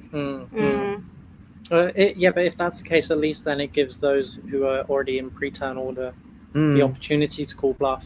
And at that point, if bluff is going to be called, then it's a no-brainer for the person to the left. So it does feel a little bit weird. Yes, because in this turn when somebody has called bluff, I have been thinking about a word that I could be like making something. You both got your turns, and as a player, I'm just sitting here and I'm not even in the game. Yeah, like if there was if you lost one random card, something like that. Yeah. Also, that would take advantage of the fact that these have different numbers, because that way it's kind of okay. You shuffle them up, and then the person takes a random card. So you're not even sure about how many points you've just lost. Yeah, so you might lose. Well, up to 5.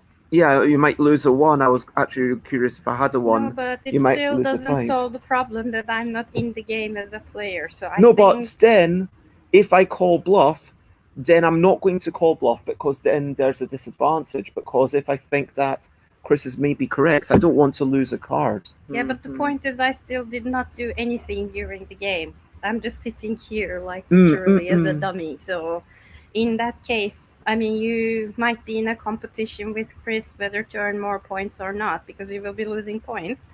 But during the duration of the game, I will just be sitting here doing nothing. Well, that's why we would then go back to what I suggested of going backwards in turn order and seeing if anyone wants to call it. Because now, with a slight disadvantage, it's no longer a no-brainer to call the bluff. But I think the better way is to go in turn order. So if it's my turn, I might or might not want to call it bluff. And if I don't call it bluff, maybe somebody else would like to take the disadvantage. So going in turn order, to me, makes more sense. Yeah, so like, they say, okay, that's it. Now, does anyone want to call bluff? Yeah. Okay, do you want to call the bluff? If we are losing a random... I mean, it makes most sense for them anyway, because they've got no points. So. Yeah, that's actually true. Can you go minus, is the question. Let's say no. If you've got no cards, you don't lose anything. Yeah, I mean, so it's such a high point scoring game. Because I would like to start something. So. Okay. Are you calling bluff? I can't even remember what I said now. What did I say? 5 and... 20? You said 21? Yeah, it was 20. You said 20, okay. You said 5. Which means you should have 7 here. Okay, what's your word? Treat. Nice. I mean, I knew Krys wasn't bluffing, but in this case... it's just left with that little option. Yeah. But at least it's your turn this time. I don't have enough cards in general. There's 3 there, and I've got 2. So that's the end of the game. I guess so.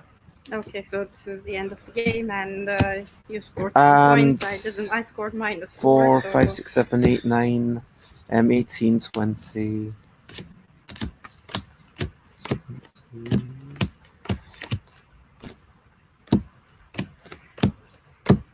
I've got 39, so I'm fairly sure that Krys got loads more. I just want to find out exactly how many. 5, 10, 15, 20, 25, 30, 35, 40, 50. 1, 2, 3, 4, 5, 20, 70, 9, 81, 83. 83? 85. 85, wow. I'm quite pleased with my performance in this game. I didn't think I was going to do very well at all, especially with you on my right, but... Congratulations. Thank you. That is very impressive. Well, it might not be. We haven't played it again. I mean, you outperformed everyone else on the table by a massive amount. Fair, fair. I mean, it was basically 80, 40, 0. So you... I took your point, sorry. Yeah. Yeah, like I mean, congratulations. I mean, because each time I knew you were not bluffing, and each time you had a good word, and okay, let's say even if it's like 50% luck, you still scored higher than Bez. So, I mean, the second in the game, not because Bez is Bez, but the second, I mean. So my questions are, like, should the... Like, it always feels a little bit weird to me when people make games for the ELL deck where higher is better, because the lower letters are... I mean, the lower numbers are harder to use if you're using the lower letter. Yeah. But, like, if we were playing with the categorical deck, let me show that, actually. I don't know if people can see that. Okay, it's a bit more obvious where the top letters... there you go. The top letters all appear 6 times, and then the lower letters appear different numbers of times. So here there's numbers for both of them, whereas normally there were only numbers that corresponded to the lower letter. I mean, but being able to use the top letter, like, how often was it, like, treats, ratios? It was like all about the top letter, and that felt a bit weird. Like, it was very much luck based. I did use some of the bottom letters, I have to admit, Yeah. but ultimately, yeah, I was going for the tops. Mm-mm-mm. But I will say that if we were using this deck instead of this one, then not only would we have the issue of trying to calculate the points based on the top and the bottom, whichever you used, but then once you place them into your points tally, they will lose their value because you won't remember which that's ones a fair you've been point. using. So yeah, I mean, yeah, that is an intrinsic problem with the ELL deck, arguably. That it is quite difficult to, because the cards don't have any number of points associated with them, and so that is, something that it seems that people are really wanting to have a number of points with these cards, but they don't as such. Oh wait, well, I guess if they were all, it'd just be the bottom ones, wouldn't it? Sorry. Like, I was thinking would be something where lower things better, but I do want, with the game as it says, okay, let's ignore that. Let's assume that's okay. There's a good amount of luck, that's fine, and we're playing with the top. Now, is it a game about bluffing? What I'm thinking is that I actually really liked Krys's idea earlier on of being able to drop out, like in poker. If you think that it's not a bluff, then you just drop out. Yeah, you keep what you've got. You don't make any rash decisions or lose anything potentially. But if everyone's dropped out, then you get it regardless. And it's like, and then maybe you show it, or maybe you don't. But it's like, haha, I think you definitely have to show it. Like, that's the. But like, but if everyone's dropped out, even if you don't actually have a word, you still get it. Yeah, and then because then it's like the reveal of going, haha, I bluffed you all, and you all left. Yeah. And then, like, bluffing becomes a bit more rewarding, because currently it doesn't feel like the game lives up to its title at all. It feels like it's a game of, can I make a 6-letter word? If I can't, then I'll make the best word I can. And because your bluff is always, I think your bluff is literally always going to be called. I might be getting something wrong, but I think there's no way for the round to end without someone calling the bluff. I mean, if you can't better it, you have to bluff, right? You have to call the bluff. Yeah, and so that's my understanding. And if that's the case, then you don't really want to bluff because you will be caught out. I mean, that was my aversion to bluffing anyway, because I didn't. I was able to find either 5 or 6 letters at least, but otherwise I just knew that it would be called. But yeah, with the... In my case, I enjoyed the idea that it's like is motivating you to think of something else and like increase the points.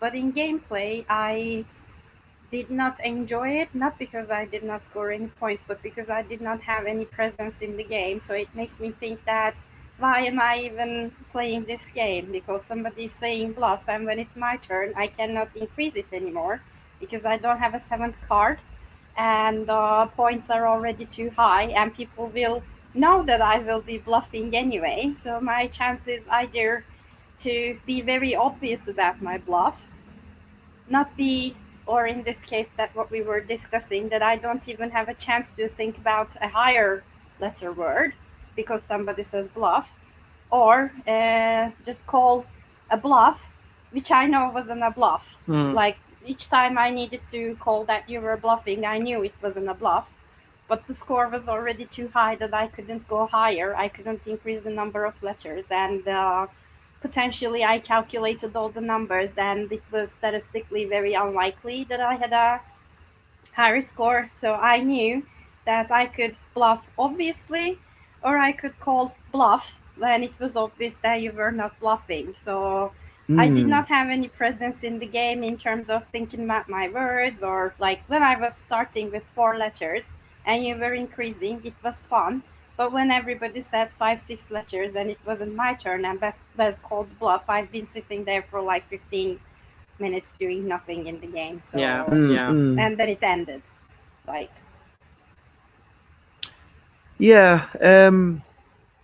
let's go over the game.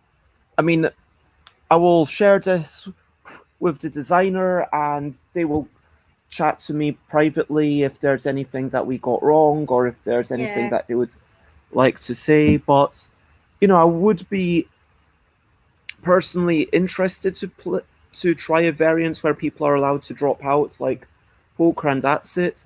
But I'll say that when Michael Greer, is it Michael Greer who keeps doing the the things, the crossword things, Michael Greer. I think so, yeah. Yeah, Michael Greer made a game called Gamble. Okay. And then Gamble's really good because you've got your 4 cards already set up. And locking in at the start of this is what you're doing, and it's kind of maybe that could be implemented. So one issue with a word game version of poker, which this could potentially be evolved to try and become, is that with normal poker, you know what your hand already is. You know what you've got.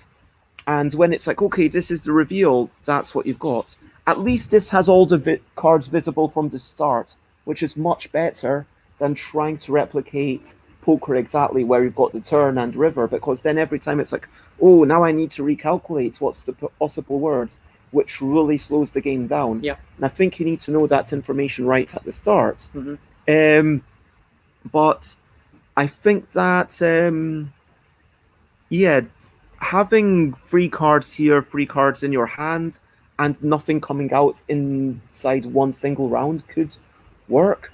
But I would just, the things I would be worried about are, is this slowing down? Does this become too slow for people because they feel, oh, I need to make a 6-letter word, and then they just keep looking at it until they finally manage to make something, because that was, it's kind of tempting, you know what I mean? It's like, oh, I feel like there might be, if I just keep thinking, there might be something. And there is still the question if it's a bluffing game. Like if I thought about it half an hour and I came up with a decision, I mean, it's obvious, very highly likely that I'm not bluffing. You say that, but then that's where the bluffing comes into it. Yeah, because then maybe I wait 5 minutes. Nothing for me to come up with the word. So my intention is not to bluff, as you're saying. My intention there is to come up with a word. Yeah, your intention is to come up with a word. Yeah, but maybe after a certain amount of time, even if you don't come up with a word, you will like, okay, yep, I've got it. It's 25 points for this many. And you'll kind of kid on like you've got it even if you don't. I think the best way to bluff would personally be to either choose the points that you have or the maximum amount of cards and just one up the next person or two up the next person, because then it doesn't seem too bad or too obvious that you're trying to bluff. But I enjoy that dynamic of the game itself in a sense, but I feel like it was ill-utilized with the current rule set of just having to bluff at the end of each turn, because it just means that nobody really has the opportunity to bluff, you know? Or maybe you would go like everybody says that I have a 6-letter word for 21. Then Krys says I have a 5-letter word for 25, and I say, oh no, you have to say 6 letter for 25. okay, but anyway, yeah. so everybody says something, and yeah, I'm just thinking that if you wanna utilize that logic, what you were saying, that I was thinking, I couldn't come up with anything, but at the same time, you will be doing nothing, like virtually nothing, for 5 minutes, and I'm just like,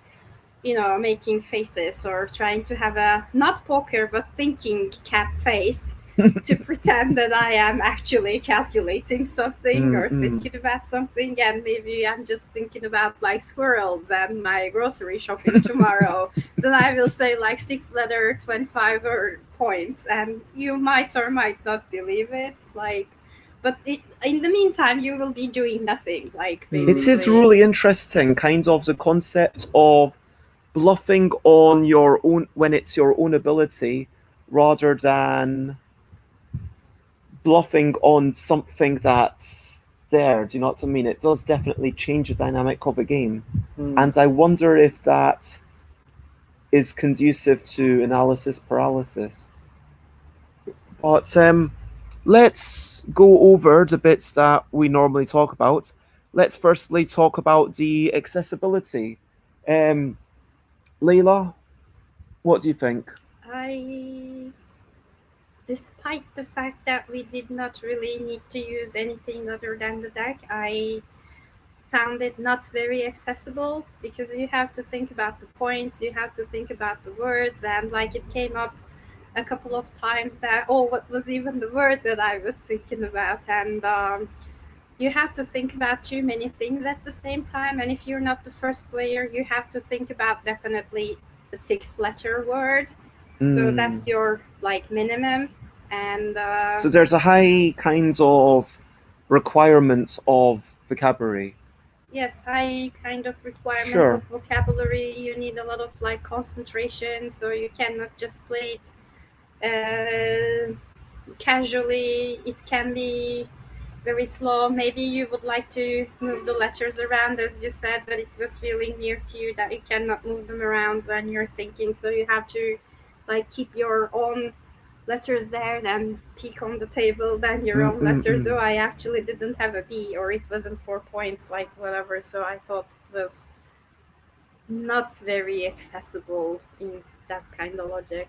I have to agree. I mean, for the same points, really, is mainly the trying to hold everything in your head whilst you're trying to play, whilst you're trying to calculate a good word, and then you're trying to calculate how many points is that word, and then you move on to another word, and by the time you've moved on, you've forgotten about the last one, forgot how long it was in general, and then sometimes just the weight in general can sometimes just wash away those sort of thoughts that you had. For example, even when I had homes, I had another word exactly the same, but it was gone. So, for the same reason, it would be difficult for anybody, who wasn't good at mental arithmetic either, because you've got to add up 6 different numbers. So, it can be quite inaccessible in that sense. Let's talk about differentiation. Leila. I mean, I really like the idea. I don't know in terms of differentiation. Like, the idea was good, and I don't know how different it is to... Did we play... We played Biddle, but it was different. So, yeah, in terms of differentiation, it was different, I guess, in a way that... Like, the dynamic itself. For me, I don't know, it felt a bit like some of the other word games that you had to, like, prepare the words that you had from your cards and in the center, very much like Wibble in itself. I mean, just from the way that you've got, like, at least maybe 3 cards in your hand, potentially, and cards on the table. The only difference is you're hiding those cards rather than keeping them public. That's also true, yeah. But the turn order and the bluffing, if that was made to become more of a intrinsical part of the game, then it would be even more differentiable compared to the others. I think that's its USP. I think. Like, I definitely don't see this as comparable to Wibble personally, but I see where you're coming from. I mean, for me, like, that's a speed game. This one's like a lot slower. There's more deliberation. Honestly, like, I think that it is very different to all 10, I want to say. Yeah, like, it's probably closest to Unfinishable in kind of, okay, they're so thoughtful, but like, I think they're, I think, yes, it's a word game, but I think it's about as different as you can get within those constraints. Yeah. So yeah, going back to the bluffing element, your question is still in my head, like, is this even a bluffing game? Couldn't it be like, if you can score higher, it would go in turns, but without the bluffing, yeah, who can score higher will get the points, would be a non-bluffing version of pretty much with the same rules and the same game. So what would you say about like the worthwhileness, the enjoyment value of this, and any tips if you've got any other comments to finish off with? Personally, I quite enjoyed this. I'm always biased when I win, though, so I know that that's probably affecting it a little bit. But Krys is very competitive. But I think what I enjoyed about it was the idea of the one-upmanship, the turn order, and the idea behind like the sort of poker-style bluffing. It's interesting to me personally as a player. I like those sort of dynamics, but I don't really have much else to say, to be honest. Do you have anything else to say? On my behalf, I am completely on the opposite side of Krys, because first of all, I don't enjoy bluffing games, and I did not understand the logic of bluffing in this game, because when it was my turn on the very first round that we played, when it was my turn, I mean, I just needed to make a decision whether to call it bluff or whether to bluff myself. It wasn't a kind of, what were we saying? It was just a no-brainer. Like, I had to make either this choice or that choice, so it didn't really work well for me. And then when it wasn't Leila, my if turn you're anymore, comfortable, would you mind coming into the camera? I'm sitting here because of the sun, and I have a developing headache, so if the sun comes onto my head, I won't be able to hang out here anymore. So yeah, I mean, I did not have any presence in the game. That's why I did not enjoy the game. I enjoyed like looking at my cards and looking at the other cards and trying to like come up with the words, but I also did not get to use them at all, so I did not have much presence in the game. And I was like, yeah, I'm the third player. I need to be. Yeah, like, one thing is that, like, kind I of. don't know if the designer intended for us to start low and then build up, or because maybe that was the intention, but then, and maybe that would have worked in other groups, but I'm not sure what the advantage of starting low as opposed to starting at what's your maximum that you can do is. I mean, because if you've got a maximum and it's equal to somebody else, you want to be the first one to present that answer, because otherwise you can't add on to the other person afterwards. So yeah, I would agree on that. But let's rate it out of 7. Everyone got a number in mind?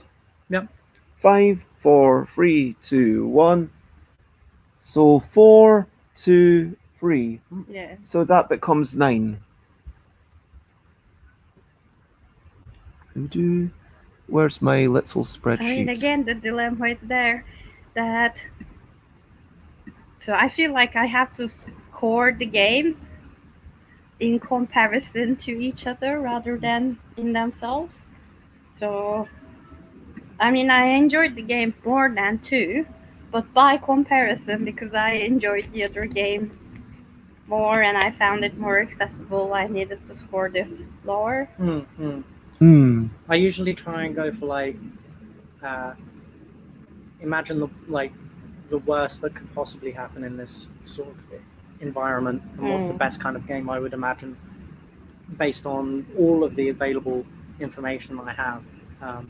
But yeah, I get what you're saying. Like, if you definitely improve, if you prefer one, you would want to adjust the other ratings. But I think that's what's good about the three-way voting, is that we're all going up and down on our own basis. It kind of levels out. Would one of you be able to go in and get me a glass of water, please? Yes, I will. I'll get myself one as well. Okay. Unless you want to head in. I mean, and then we will come back and reconvene in 5 minutes to play a game called Storytell. Ooh, we might need paper and pencil potentially for this one. Okay, we'll bring that too. This one's quite complicated. By the way, have, for example, coffee maybe. I was gonna buy some, but I forgot also. Do you have coffee? In my thing there is some caramel coffee that I got from Lidl. Either that or I've got some herbal tea as well, if you fancy. yeah, cool. Krys, feel free to find it. It's on the top shelf of my cupboard. If it's on the top shelf, I definitely need help because. So, our next game is going to be Storytell, and this is a 1 to 6 player game. I wanted to make sure that I played the multiplayer version with 3 players, and I wanted to make sure that I played the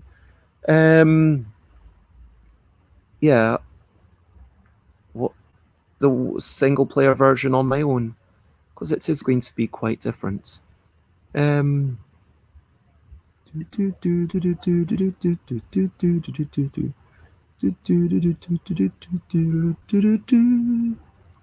Okay, so we are making sentences. Each turn we take one sentence. Shuffle the ELL deck. We'll stick with the couple deck. Deal 3 cards. Everyone's going with 3 cards. This is interesting. Like, what's the word I'm looking for? Parallel design, where everyone thinks the same. 3 cards to each player. The rest of the cards in the middle of the table, and you flip over one, and that is the person who last finished reading a book becomes the first player. I've not read a book for ages. If you're watching, what was the last book you've read? And so you've got to have a first and a last word in the sentence beginning with one of these letters. Let me change the camera just a sec. So we've got L, E and L, and I will get rid of this one.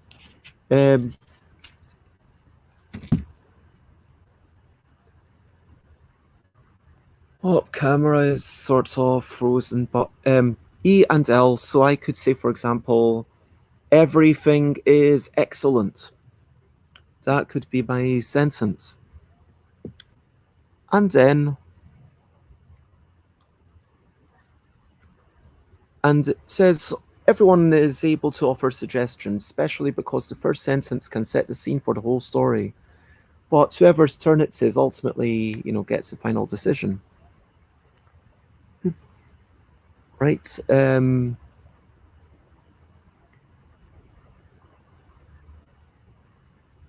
You say it's loud, you play a card of your choice, and then you draw back up to 3.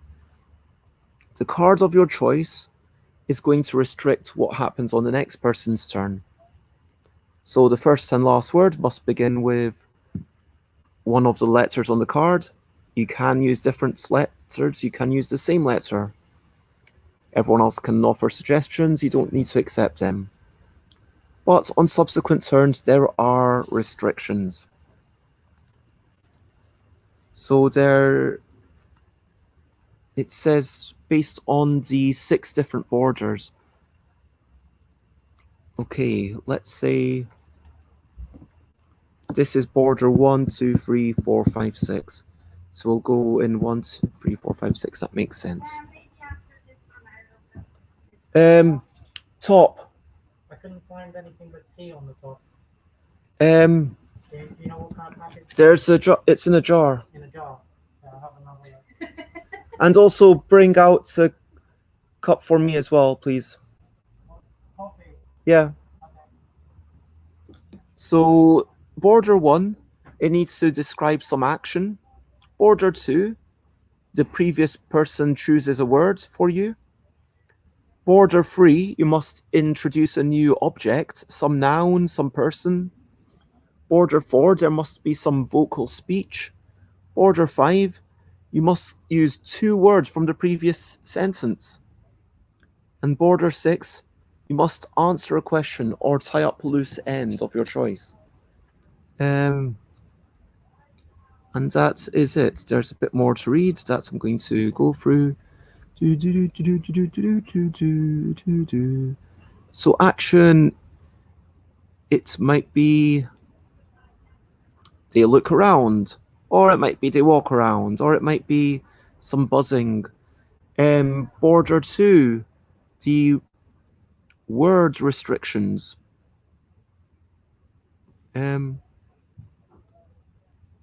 So you could say the previous person, the word chosen doesn't have to start with one of the letters on the card.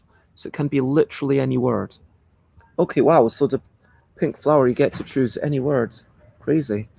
I mean, wow, that's pretty powerful. And it can be part of that. So if you say never, then you could use the word whenever or neverhood, for example. Border 3, it has to be a new physical object. It could talk about a teleporter, or it could talk about someone's heart. And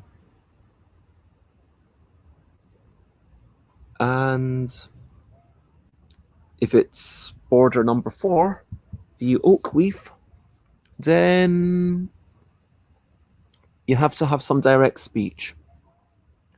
Border 5 is 2 words from the previous sentence. Do I have that? I mean, what if the previous sentence is only like 3 words? That seems potentially quite difficult. And in border 6, which it seems like I've only got 6 or 3. What was 3 again? Oh yeah, physical object. Border 6 is wrap up a loose end. So even if it's at the start, you could explain what's going on. You could give the name of a small child. You could, yeah. And then either you keep drawing cards, or at any point you stop and you think, this is a fine story. There is no win or lose. You'll have a story, maybe one you're happy with, maybe one that's gone off the rails. The rules do admit that it is player dependent. Suggestions are encouraged. Make sure to give everyone a chance to contribute.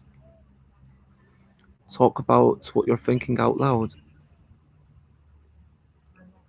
And this is my fear, like, if you're talking about it out loud, then is that going to sort of make it difficult to remember, okay, we've got to keep that story in our head, we've got to keep the different suits in our head, and we've got to talk about the next possible sentence. But I guess if you're talking about the next possible sentence, then that's going to stay in your head, so it's not too much. But there is definitely a fair bit to think about with the different borders. But yep, I will highlight that and so that everyone can see it on screen. But that is the game known as Storytell. Whoops, my banners are all wrong. I do apologize. Storytell. There we go. And yep, I do apologize. But yeah, that is Storytell that I've been talking about. And so, yeah, we'll give it a go and see how we can play it, if we can play it. Thank you.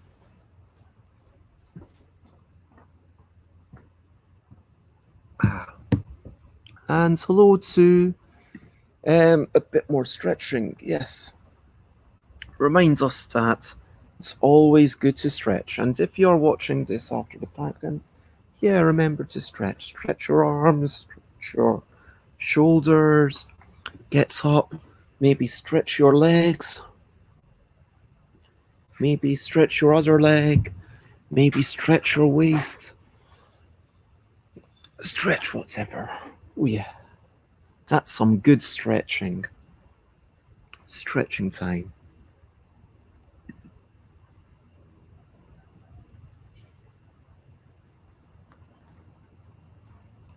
It's also getting a bit chilly, so I'm going to... Did you want some sugar? No thanks. I want to taste what it's like. Thank you. It does smell mildly caramelly. I am having some of this. It is apparently caramel coffee. It smells really good. Thank you for the offer. You're welcome. Okay, so are you excited to tell some sort of story? About? I don't know.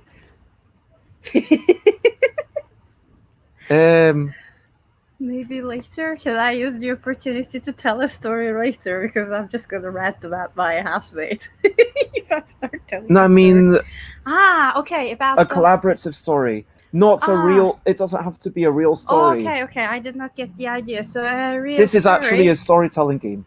Okay. I didn't mean just tell a story about yourself. I meant. Okay. I thought to tell a story about yourself, so I'm like, I don't have any good stories to tell. So we can start telling the story of the L deck here because we already started with the ELL. So Everyone has free cards. I explained all the rules, but you weren't here. Excellent. So let me move this over and. Hopefully I'll keep this so we can still see the chat. So can you, Leila? Yes. I was going to ask if you could read this from over there. I cannot see very well with or without glasses. So without glasses, it doesn't. With or without glasses, I cannot read it potentially. So basically, every sentence, the first and last words need to start with one of these letters. So I am... Who is the last person to finish a book? I can't remember the last book I finished. I started a lot, but finishing it... I finished translating a book. Does that count? Did you have to read it? When did you read it? I never read it. I translated it. So when I was translating, I was also reading it because... Yeah, so when you finished reading the last page of it, to translate. It was more than a month ago. Mine was more than a month ago also. I haven't finished a book in years. So basically... More specifically, I think Leila should start. 15th of June. I think Leila should start for actually translating the book. Thank you. That's my only reward for translating the book. So, yes, so I am going you could have any sentence as long as the first word starts with an E or an L and the last word starts with an E or an L. I thought we would need the pens and paper, but I don't think we actually do for this game. Okay. Llama was very entertained. Okay, and what it suggests is that especially for the first sentence, everyone can give suggestions, and so I'm happy with that. Are you happy with that, Krys? Mm-hmm. Okay, so now you put down a card on top of it from your hand. And just any. So basically, what happens is the border so now it would go to me, and I need to have something starting with N or Z, and then the last word needs to start with N or Z. Does that make sense? Mm-hmm. So always the first and last words in the sentence need to start with one of these letters. But there's also 6 borders, and each of the 6 borders has a different kind of rule associated with it. Okay. Border, I would call them 1, 2, 3, 4, 5, 6, okay? Okay. So border 1, which is the sort of I cannot see what you're showing from your hand. border 1, Yep. Okay. this kind of leafy body border means that there has to be an action involved. So like a verb, and you have to describe something actually happening. Border number 2, the pink flowers, means that the previous person gets to choose any word they want, and you have to use it. So pink flowers are really powerful. So Pink flowers are the person border who, 1 is action. The pink flowers are previous person chooses a word, and the person whose card this is must use it. okay. This one, which I think is the fur, you must have a new noun, like some sort of new thing. So you could talk, even if there's a character, you could talk about the llama's heart. Even though it's part of the llama, it's like a new thing. Okay. So you have to introduce something. The oak, you have to have some actual speech, like some direct speech that someone's saying.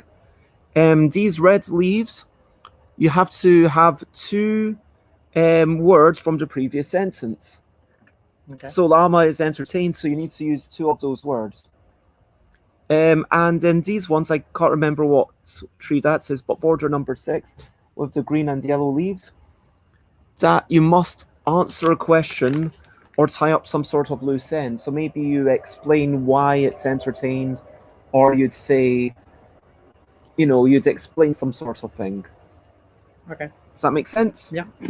So I have to use 2 of the words from the previous thing. So I'm thinking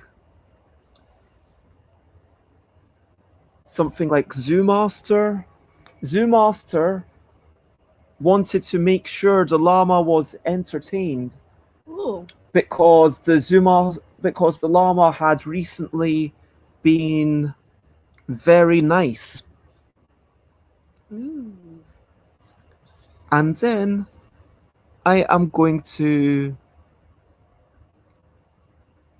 put let's put the fur down. So border 3, a new noun. So there needs to be a new thing that's not already been introduced, Krys. So since it's not your turn to speak, you can. Thank you. I appreciate that. I mean, just keep it in the middle and everybody takes whenever. I'll put it slightly off camera, the chocolates. We need energy. Yeah. I mean, I'm not embarrassed by us having chocolates. I just don't particularly want to advertise, the Brand. things. Oh, and when you've finished, you draw one of the cards. You always have 3. I did not draw, so I'm gonna. Yesterday, the zookeeper went to see the elephants. Okay. Oh yeah, I need to put something down.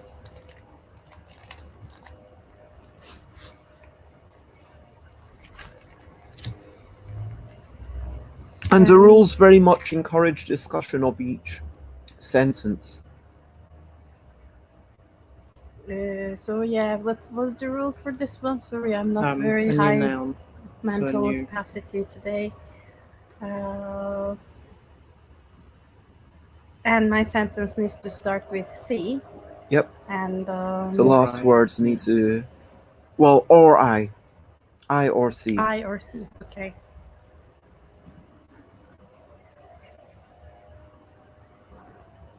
It was very difficult for the zookeeper to convince the elephants to eat coconut. They put down a card for me. And those red leaves, that's border 5. You have to repeat. Yep, that's the repeats one. Good memory. Just because we've only played 2 so far. The fur and the... So red leaves,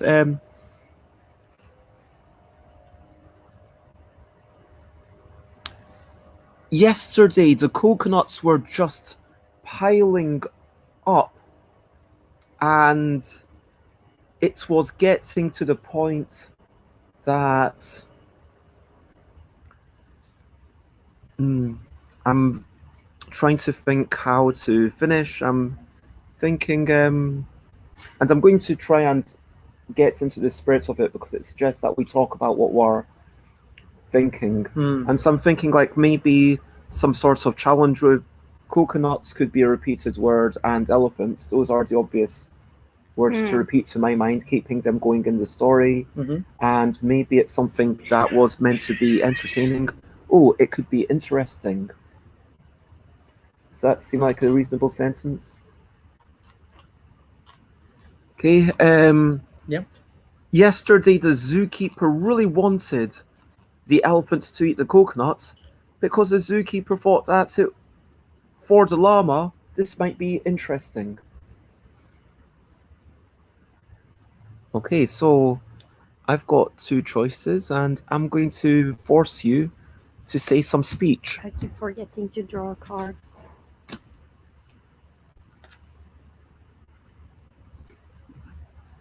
But the elephant wasn't having any of it. It said.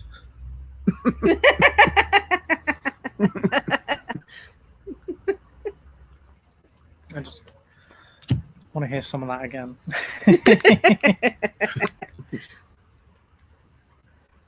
Red is repeat. Red is repeat. And then the elephant just said, "Roar!"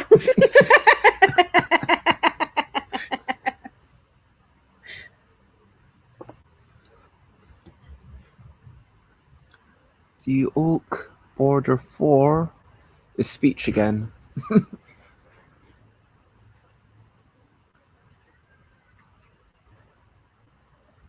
Now come on, said the zookeeper.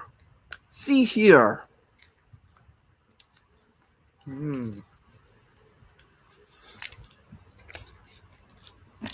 Okay, what's this one? Answer a question. You have a new player entering the game. There's a wee cat jumping down. So what question can you answer?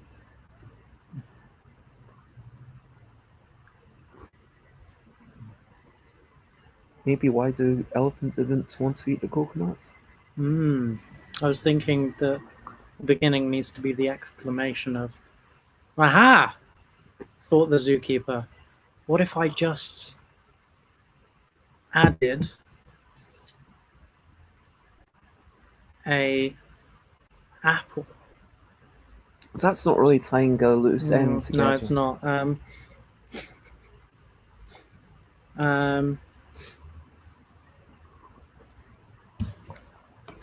Aha! What if we chopped up the coconuts? That could be the answer. Shouldn't it end with a J? Oh, I started with Answer. an A and then finished with an A as well. Ah, okay. Not doing the J.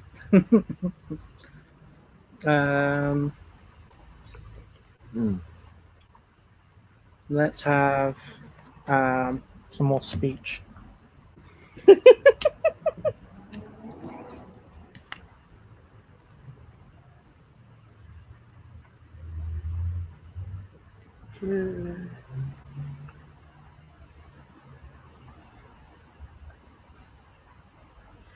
This encouraged the zookeeper to think about some more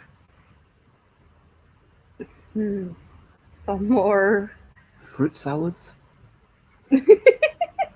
Oh, I'll have to end it with something else. I mean, you can make it a very long sentence. But do I need to end with a G? I was thinking you need to end T with or a G. T or a G. Okay. Yeah, this encouraged the zookeeper to keep grunting, saying, should I also toss some grains there? Very nice.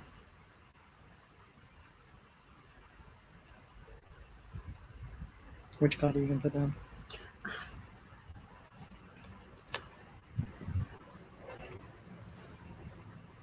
This was Oh. Pink flower. Oh, that's the one where you choose a word. I choose the word.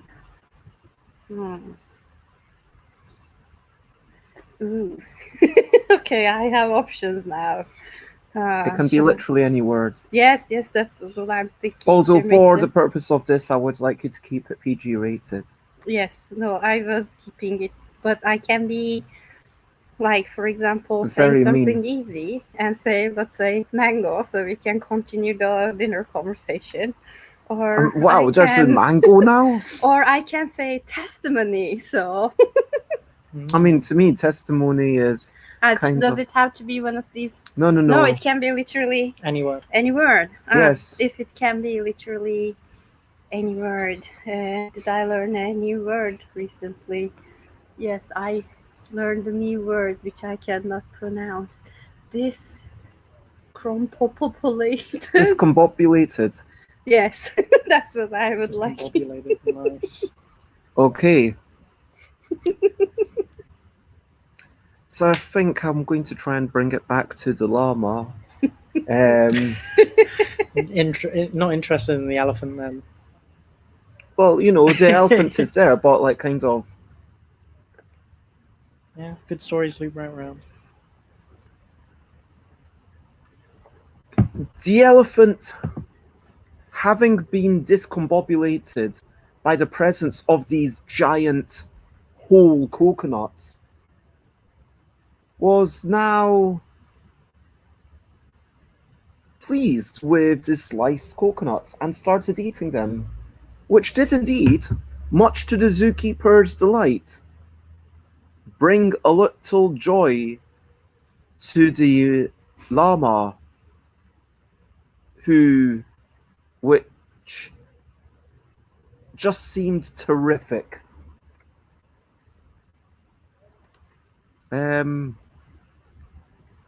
I'm going to say you have to use the word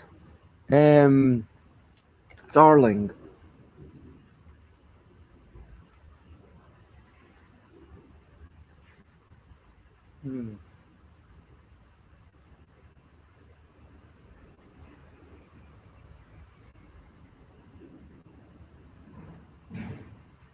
I bet my wife would love to see this, said the zookeeper.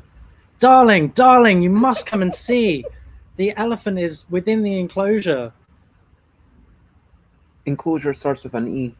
Now I'm trying to think of like how to wrap this up with the last word of I.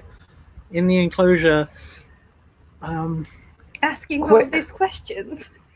So come quick. Oh, yeah, so come quick. I forgot about the key. I was trying not to use it. And what's your card, Krys? Oh, yeah. Oh, I forgot. Yeah.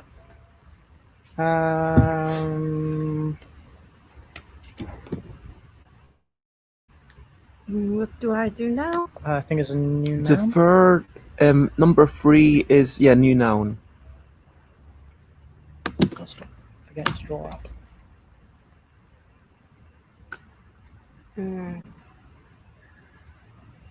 Now, the zookeeper, his wife, the llama, and the elephant were thinking about... No, we're all gathered in a good bunch and needed someone to chop up the coconuts with... But the coconut's already been chopped up. The elephant's been enjoying it. Yeah, sorry, I got And I see someone Twitch Test Raid 2 just followed. I assume that's a robot. But if it's not, then thank you very much. Yeah.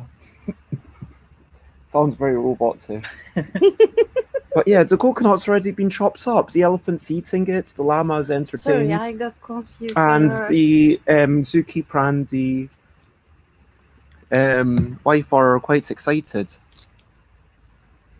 But Well, the now wife. it started raining when they all were having a lot of. Now it started raining as though they were having a lot of fun, and they thought they needed an umbrella. Ooh. Okay, so you've introduced the rain. Yes, and the umbrella. Just as Oh. you now. Oh well, they thought they needed an umbrella. I mean, but are you saying they grabbed an umbrella? Because if you want to introduce the umbrella, you should say they grabbed an umbrella. Mm. But they needed an umbrella, so they started to think about it. Okay. Yeah. Mm-hmm. Okay. Did you want to? Yeah.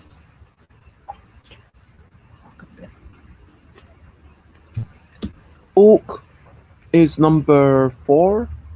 So speech.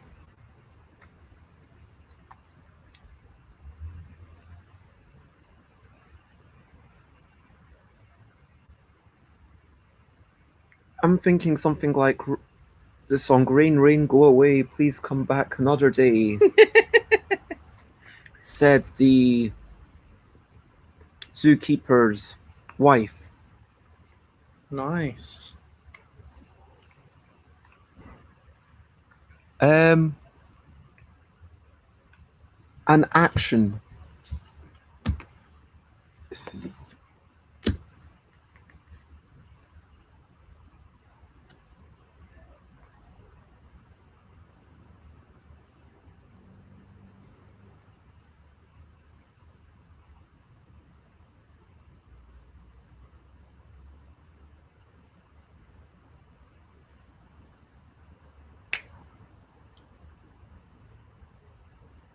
I can't think of a way to start it with R or M without sounding like Yoda. Maybe right. Rain.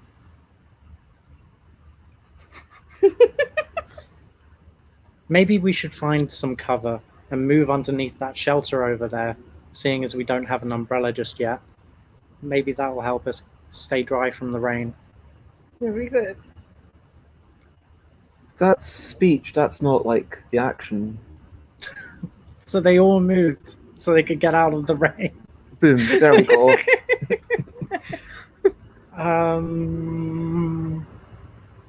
can't remember what's one. Yeah, I'll go for this one. So So it has to answer a question or tie up a loose end of your choice. Yep. what kind of question or? So any question or loose end that has been part of the story, like why does the llama deserve to be entertained? What was the nice thing that the llama has done? Some sort of implicit question of the story, I think, is the idea.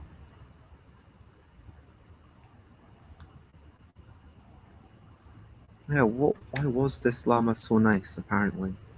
Of course, the llama was so nice because the llama was really, really helpful.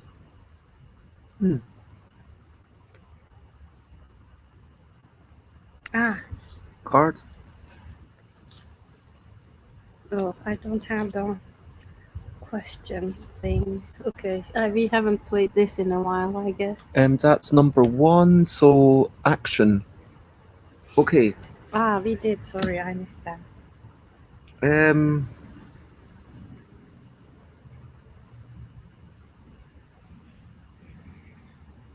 Trying to think of words starting with A to start a sentence. How about A?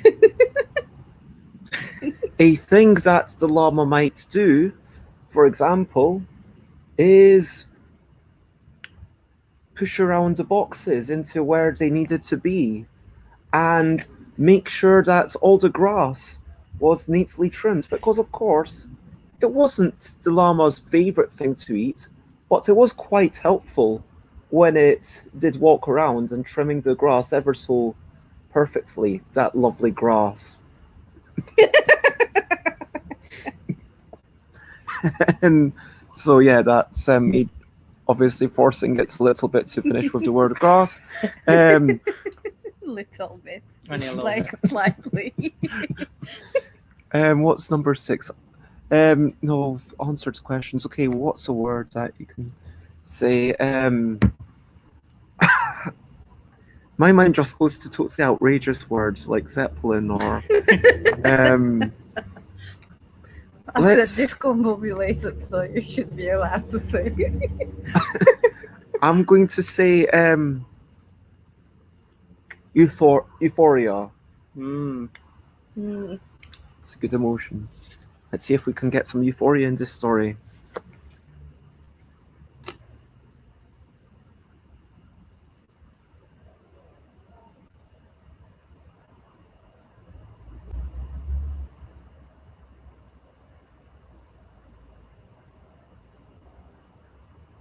Slowly the llama ate the grass, chomping down on each bite, providing the elephant with euphoria as it watched whilst eating its sliced coconuts.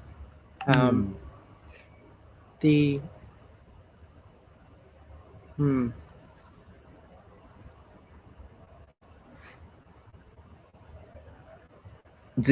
whilst it watched eating the coconuts that had been diced. I'll go with that. Okay. I'm struggling a little bit. I'm gonna go with Zeppelin just because it sounded like a really good word, and I wanted to like throw it in there. I kind of wanted you to give me Zeppelin. I came up with an answer for it.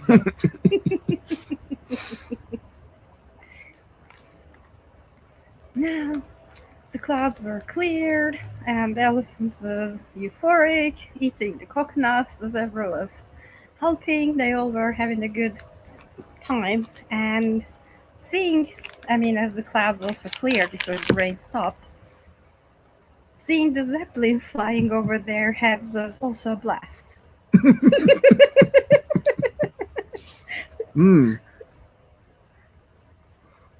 Oh, which one did you want to put down first? Sorry. No worries, sorry. I thought you were going in.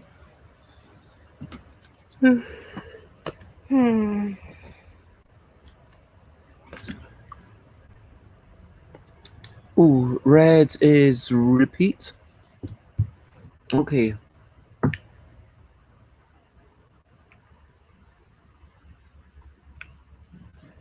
Look! Up! The Zeppelin! And it's such a blast to see this. That's cheating. What's the aim? Yeah, I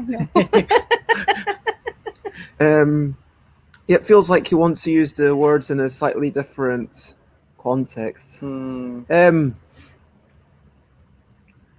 What's other? I mean, the other thing is like if you repeat these really short words, it's kind of inconsequential. Like if I say it, it's almost all that. Look, it's the Zeppelin that I ordered for your birthday because today is the special day that from this year on we will always dedicate to the most amazing creature in the zoo, which I believe is, said the zookeeper, which I believe, said the zookeeper, is you, llama. I mean, is that the end of the story now? I mean, the zookeeper's ordered the Zeppelin for the llama, and the llama's happy. Now the elephant is jealous. So wait, do we need to get into the jealousy? I thought this was going to be like a happy story of. Well, I was going to say the wife was very upset about the expensive Zeppelin bill that they soon received. We don't earn enough money. So you two don't feel like the story's quite finished yet. I mean, we could keep going, but I mean, okay, let's keep going. Okay. So we've got to dedicate the day of the year to this one llama. And what's this? Answer a question.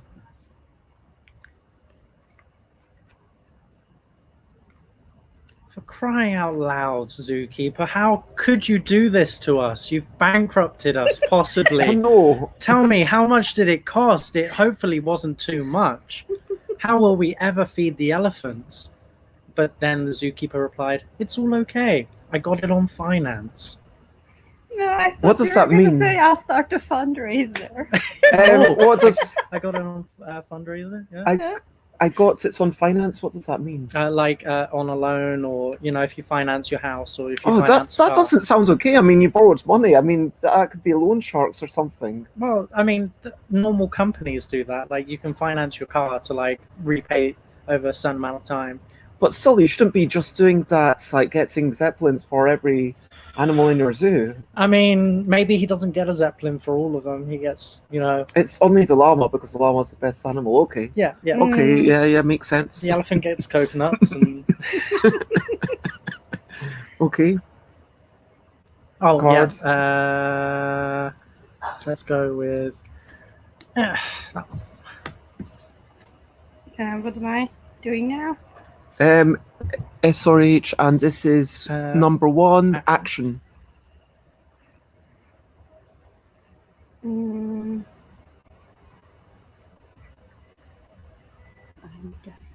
What? I don't know why Leila's asking Krys a question and why I'm not part of this. Okay, that works very well. Because that's what I was asking. So, hence, their finances were all sorted. The zookeeper's wife thought that they should hire something cool for the elephant as well, and she decided that it should be a submarine. Okay, so the wife is trying to get something special for the zookeeper. No, the elephant. Oh, so to make the elephant not jealous, okay. Yeah, so she decided decision okay, is the yeah. action to Okay. hire a submarine. Right, okay. This story is just getting out of control. Well, I mean, these are very spoilt animals. I'm wondering, like, logistically, oak, elephant, some submarine. speech. That's the special submarine. Specially adapted with a larger. Oh, wow, fought the elephant. A submarine large enough that I can walk into it and go under the water. This is something I've never employed before. But of course, the elephant wasn't able to put this into human speech. So instead, it said something a lot more like, woo!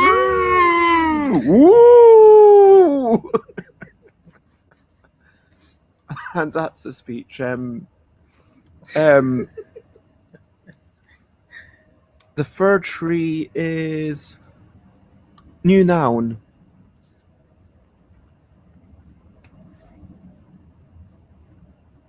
I think maybe it's good enough that the elephant also gave a speech, because if we introduce a new noun, what is going to happen to our brains? And of course, after all of these large purchases, the bank manager came. It wasn't good news. See, they had to close the account. Let's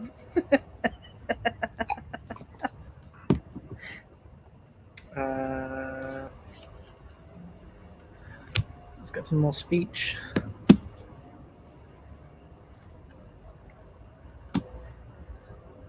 And you can give these people names if we want. Like we could say Matthew or Mike or Mandy or Enrica or Emily or Bank manager Phyllis.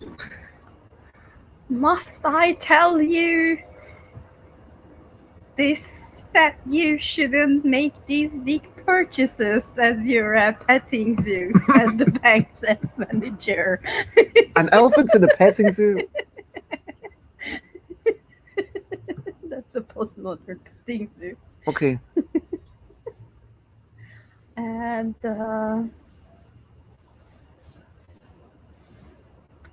Well, these people Now, aren't exactly sane, so maybe they do have an elephant in the petting zoo. they Just are for the having- babies. Just for the babies. I mean, So that blind people bank can go and feel the manager. elephants. Yeah, why not? the bank manager's name was Eugene. Eugene. Okay. Okay, so Eugene's a bank manager.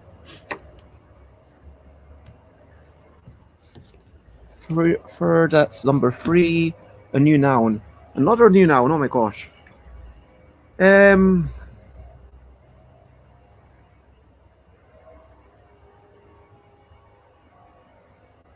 Oh no! Shouted Eugene. The bank manager. Yes. As the elephant ran into the submarine, but accidentally tore off the door. Yeah, that's a no-no. That's certainly a no-no. I thought they hired a submarine, but they Yes. didn't have any water actually. So that was No, the problem. the submarine's there, but Just a submarine in the middle of a zoo, petting zoo. okay, Krys. Yes. I want you to talk about lake. I want you to establish that there's a lake. Hold on, shouted Eugene, crying after the elephant in the submarine. You can't do... You have to be careful. The submarine may sink in the lake if you're... Now the door is no longer on it. Reckless. That was very reckless of you. Damn it. That was very reckless. That was very reckless. Yeah. Boom. And then... Repeat. Repeat 2 words Repeat 2 words. from Krys's thing. Suddenly,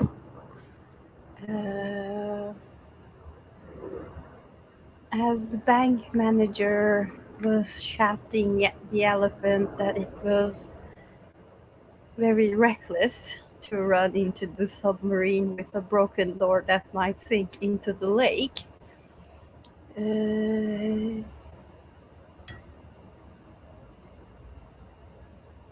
the elephant just stopped and decided to eat a coconut. Okay. Using the C. Nice. Okay. Put down a card.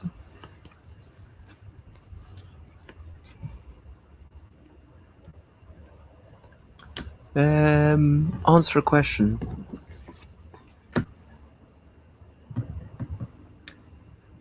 It turns out that really the elephant didn't understand this submarine or the fact that it was intended to dive into the lake.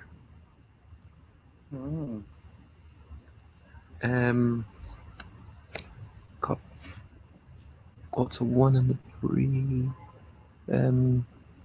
Yeah, let's not have a new noun, let's have an action.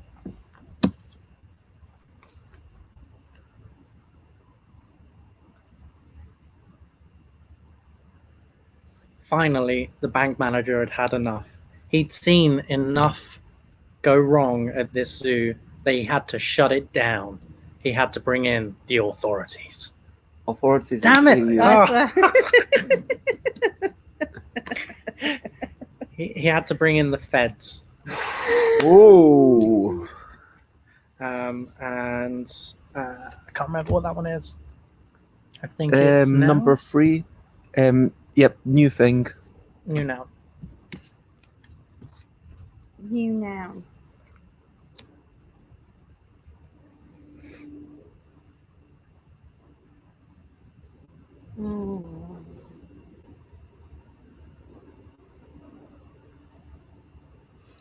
So the feds came in. Is the proper name a noun? Yeah. So the feds came in and their chief was called Xenia. Xenia. Yeah, starting with an X. Okay, like Xena the warrior princess, Yeah. but with an I. Okay. Yeah. That's a nice name. Give me a card. Xenia. Xenia. Yeah, that's How a many name cards in do we some have? languages. 1, 2, 3, 4, Can 5, you 6, please- 7, 8. Thank you. Okay. That's fine. Oak is number 4. Some speech. Okay. Understanding the situation immediately, Xenia proclaimed, "You have been misusing the city's finances." Looking sternly at the zookeeper and the zookeeper's wife,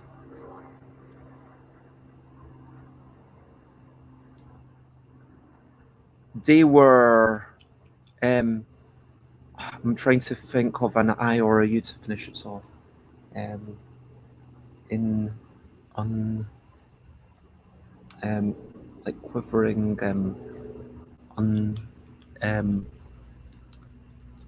may help. Undulating, under, inside. Yes, they were shaking and terrified inside. I'm going to say my word is apologies. Or, yeah. Please don't shut us down, said the zookeeper, begging with such a sincere apology. Yeah, I'm just going to leave it there. And then we'll repeat. Repeat.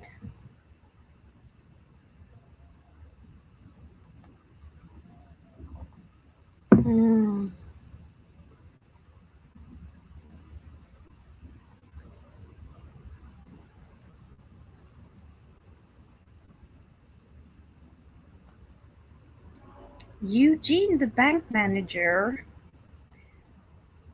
was very sad to hear this apology, and suddenly he realized that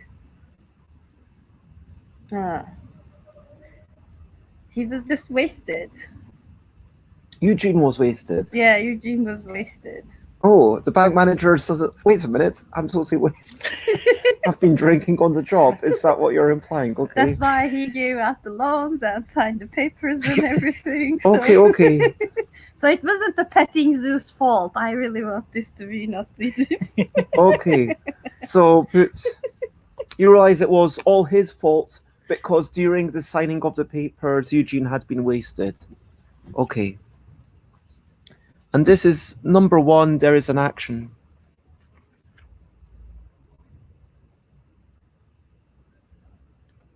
Xenia. Oh, wait. Now, Xenia looked over at Eugene, smelling the alcohol on Eugene's breath, and admonished Eugene for such irresponsible drinking, saying, Now, we can't have this. Can we now?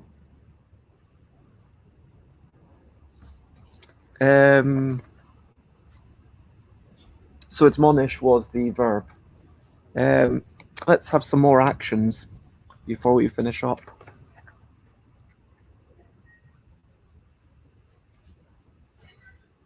Lie down on the ground, said Xenia to Eugene. This is totally irresponsible behavior from a bank manager, and on a personal perspective, and on a financial perspective, and a business perspective. I can't believe this complete and total, utter liberty. And Eugene did lie. Yeah. Okay. Okay. We've got 2 cards left, so we need to bring the story to a close soon. Yeah.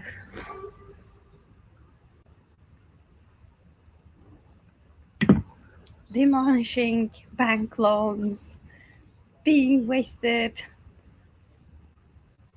like whatever was happening to the story, despite the chopped coconuts, did not matter anything to the elephant, and the elephant just decided to like run around and stomp on all of them.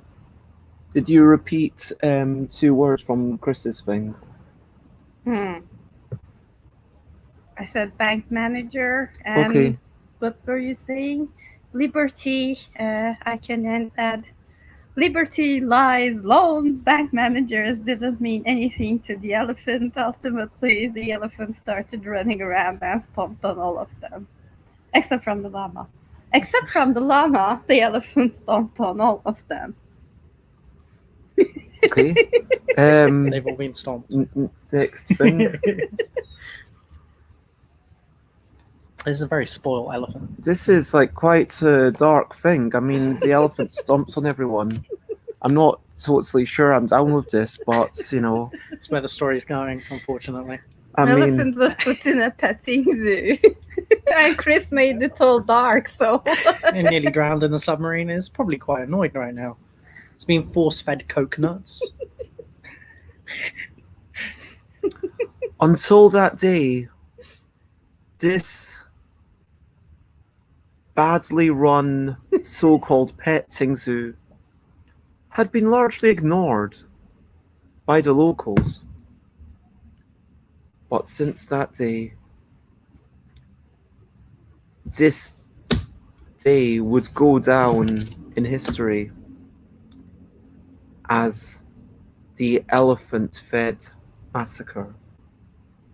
And that was the day that thankfully only happened once.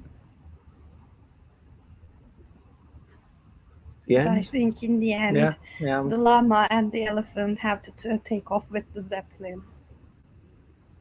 Oh, so you don't think that should be the end? I mean, we have one more card, so Krys, yeah. I mean, that can be the end. Okay, I don't know where the end is. So, okay, let's have one last card, and what are my options? Not that one. What's number 6 and 1? Okay, answer a question. That's a good one.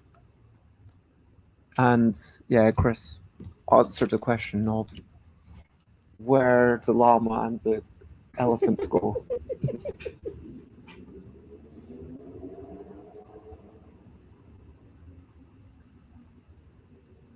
Riding off into the sunset on the zeppelin, the elephant and the llama finally freed themselves from the captivity of the petting zoo that they were forced to be a part of.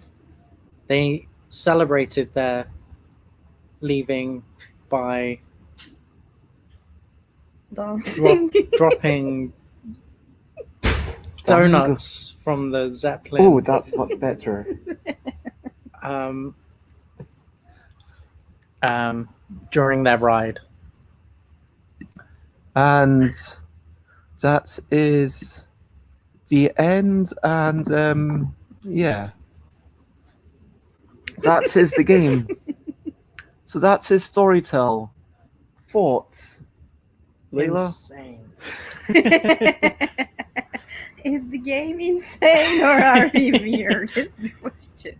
So, I enjoyed the game. I would say it should be a little more structured and maybe not all the cards, but maybe half the deck, or it should end somewhere because it's been taking a while, and after I don't know how long have we been playing, but after potentially half an hour we started to get a little bit brain tired about what was going on and try to tie the story. So a little bit more structure. So you think like maybe just half the deck when you starts off, so it's like, okay, that's the length of the story. Yeah, maybe.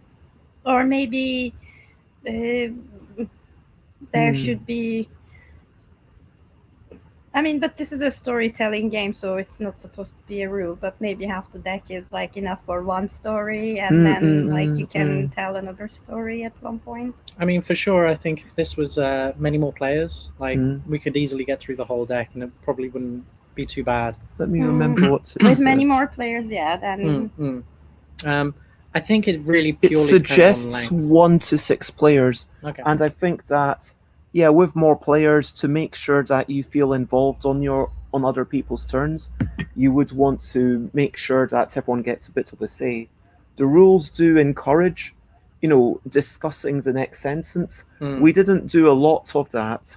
It's encouraged to discuss the next. Yeah, I Yeah. think Because what I was confused is, first we started with a sentence, and in the rule you're saying a sentence. So I think what I mean by more structured is maybe it should be like exactly one sentence, except the bits that are involving a speech.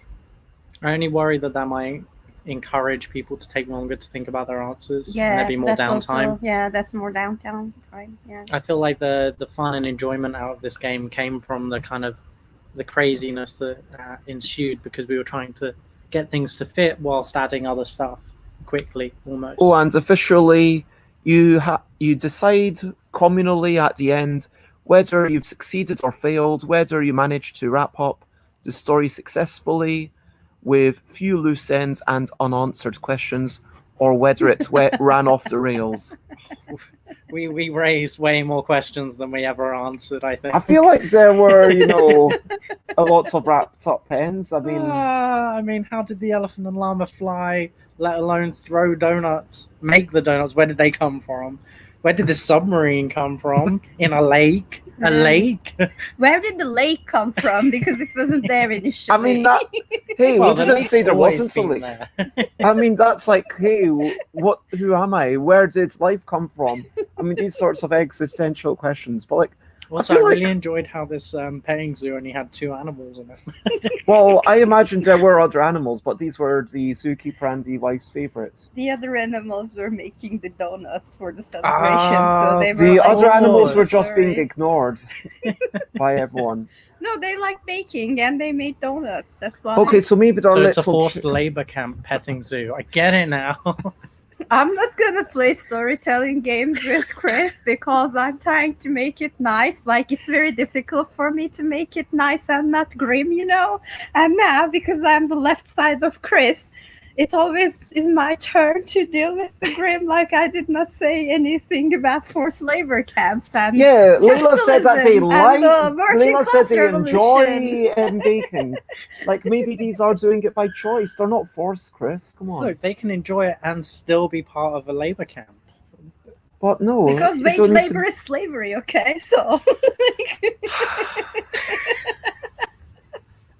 No, admittedly, I think I took it a little bit off the rails every time. I couldn't help it. It felt like that kind of game to me. Okay, let's talk about accessibility.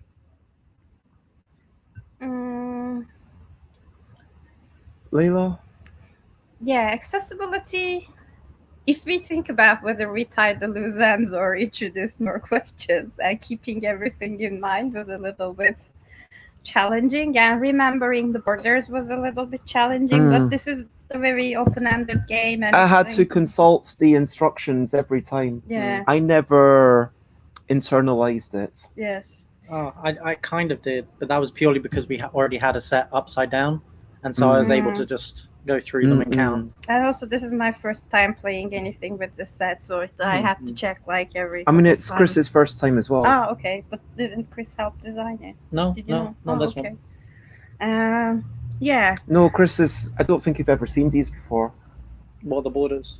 The finished cards. Like Miles sent them to me. No, I saw the pictures of the cards. And then Miles sent them to me. I sent them to Rob, and Rob printed them and gave them to me on Thursday before UK Games Expo. Then thank everybody. I mean, I thank everybody who was involved. They are pretty nice cards, so I enjoyed playing with them, and So. I'm glad to hear. Yeah. But honestly, that is my biggest worry with accessibility. Like, I could see with a dedicated deck, if the speech one had little speech bubbles, that would be cool.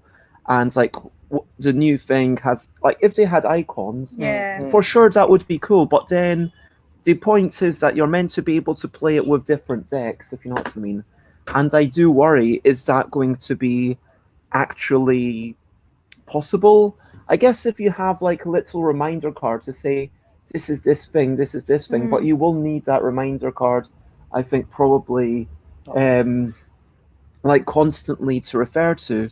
But I enjoyed that this feature of the deck was like introduced to the game. So I enjoyed that it was just not. I like the fact that I had a couple of these flowers with the words in my hands near the start. So I was like, oh, I've got 2 of them. I'm going to use the other things because that's really powerful. I can say literally anything. And I didn't pick up more. Like, I did get 3 during the entire game, which I think is slightly more than my fair share because there's 8. So, like, I got 3, so there's 5 between 2 of you. But, no, it feels really cool when you've got one and then you can really make a big decision like that. Yeah. Actually, let me try and focus on the accessibility at this point. I mean, obviously, you've got to be creative, you've got to be collaborative, you need some emotional maturity to be able to do storytelling like this. But there is quite a bit to remember with the borders, is my concern. Krys, accessibility. Yeah, same things that you said about the borders, but I also like to add about trying to keep in mind what was last said, in case you get, a repeat. That can be a little bit iffy and confusing. Also, just trying to remember like how to incorporate nouns and actions and stuff like that. But I mean, ultimately, that's kind of what makes the game as well. Yeah, so, like, it kind of, you need to have some good understanding of grammatical structure and story structure to be able to play it. It is that kind of game. Yeah. But it's not like that. You need to be good at storytelling to play a storytelling game. That's kind of inevitable. Sorry, Leila. To me, it is, in terms of accessibility, it is difficult because it is too open-ended. And, what you're saying, you need to be like a good storyteller to begin with. But you have to be like on top of grammar and everything. But it's too open-ended that you are focusing like on the story, on the first letter, on the last letter, and then I think you're kind of confusing yourself at one point. I think. I mean, to me, because I started thinking about, okay, it makes me question my own pattern of thought, that whether I should be thinking like more in a more structured way. This is what I do on an everyday basis. So I am like trained to think in a structured way, and when things are too open-ended, I get like very confused about it. That's why I said that there should be, but it's a storytelling game, and you need to have good like thinking skills, creative skills. Maybe there could be an opportunity to like have stages, instead of a single deck in the middle, split the deck equally and then try and do a start, middle, end, so everybody knows where the story's going, whether or not it should be ramping up, whether it should be filling out detail, or whether you should be trying to work towards a finish. But it's very arbitrary. Like, I think you can also see it visually with the cards as they go down. But it's a semi-accessible game. Like, you don't need anything extra. You don't need to remember too much, but you need to be quite creative. And it's suggested as a one-player game as well. I mean, I think that we were finding it challenging to have the discussion, if you know what I mean. Like, to be able to say your words, you want to just say, this is my sentence, and just say it out loud. I think that if we were actually discussing everything, it would have probably taken a couple of hours. It did take us almost an hour to play. And, at the point where you raise something for discussion, that is actually quite a difficult conversation, because if you start saying, oh, how about you do that instead, then it becomes kind of like you're beating down someone else's idea. Do you know what I mean? Like, there were a couple of times when I was looking for a word, and then you didn't feel maybe super comfortable to jump in with something until I explicitly said, I'm looking for something that starts with one of these letters. And then you came up, I think it was like inside, when I was like, or like they were terrified inside, or yeah. And that helped me. But that is like something difficult, and that's from the point of like emotional accessibility. And I think that the high player counts, I think that's going to be a definite challenge to play with. I think that there's definitely something interesting about the different borders giving you guidance. And I think there's definitely a balance to be struck between these giving you guidance and not enough guidance, and B, not being too difficult to remember, like all these things, and C, coming in at the right time, because right now that's player led. Like if we have wrap up all the loose ends, and we play all those cards at the start, and then at the end it's like, okay, introduce new things. That would be like, but then it does kind of say, based on your own judgment. And was it a successful story or not? So that's kind of, the thing that you need to do. And then it kind of asks the players to play particular cards at certain times. I think if you're playing it one player, it says that you're just flipping cards over randomly, and so you don't get to choose. But and the one word works a bit differently, but that's kind of a journaling exercise where he just writes down the story. And yeah, it feels definitely interesting. But anyway, we've gone off the rails of talking about accessibility. What's the second bit that I normally talk about? Differentiation. Differentiation, I mean, the obvious comparison is Fable. Yeah. You've played Fable, right? Yeah. You've played Fable? I think a very, very long time ago. I can vaguely remember Okay. if I played it. So you have story elements. So let me add this again. So Fable, the story elements might be embarrassed penguin, interesting beaver, and respected Yeah, I beaver. vaguely remember playing it. Yeah, okay. And then in that one, 3-4 lockdowns happened in between, a lot Yeah. happened in between, so my But brain yeah, is not Leila, from your memory, because your memory is more vague, and then I'm assuming you have a more solid idea, Krys, so I'll let Leila speak first. So in terms of differentiation, I think I already said it, that this is a new deck, so we have these new elements that, But this could be played with any deck. Yeah, this could be played with any deck, so I think the main differentiation is that we use the pattern element, not only the letter element, so that's the differentiation, but that's another storytelling game of what were you saying, exquisite penguin or something you were saying? Yeah, and I said embarrassed penguin, Yeah, but embarrassed penguin, okay. And then interesting beaver, rabid bats, and roaring dragon, and then when you use them you go like that, and then on the only guidance is that use one of these for a word for the next player. And so that one, give a word to the next player, is kind of like the pink flower. Yes. But then there's all the other things of the suits, as you mentioned, like these suits all have different qualities, which does. But yeah, Krys, talk about differentiation. I think it's quite different from Fable, just in general terms, because I feel like this one, albeit it has restrictions to, from the suits, etc., it does feel a lot more open-ended and a lot more free. You can kind of roll with it. The actions and words are new as well. Like, I feel like there's a lot less commentary and dialogue within Fable, for example. Yeah, having to give actual speech is interesting. Yeah. And I think it just adds another aspect to it that completely takes it away from what already exists as storytelling games. So.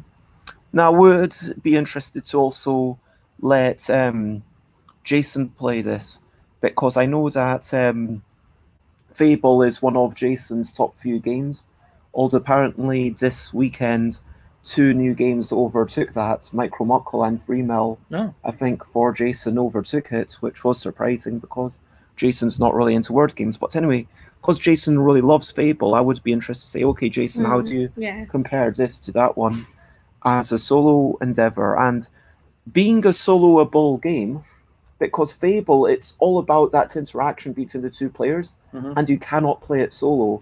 It just does not make any sense.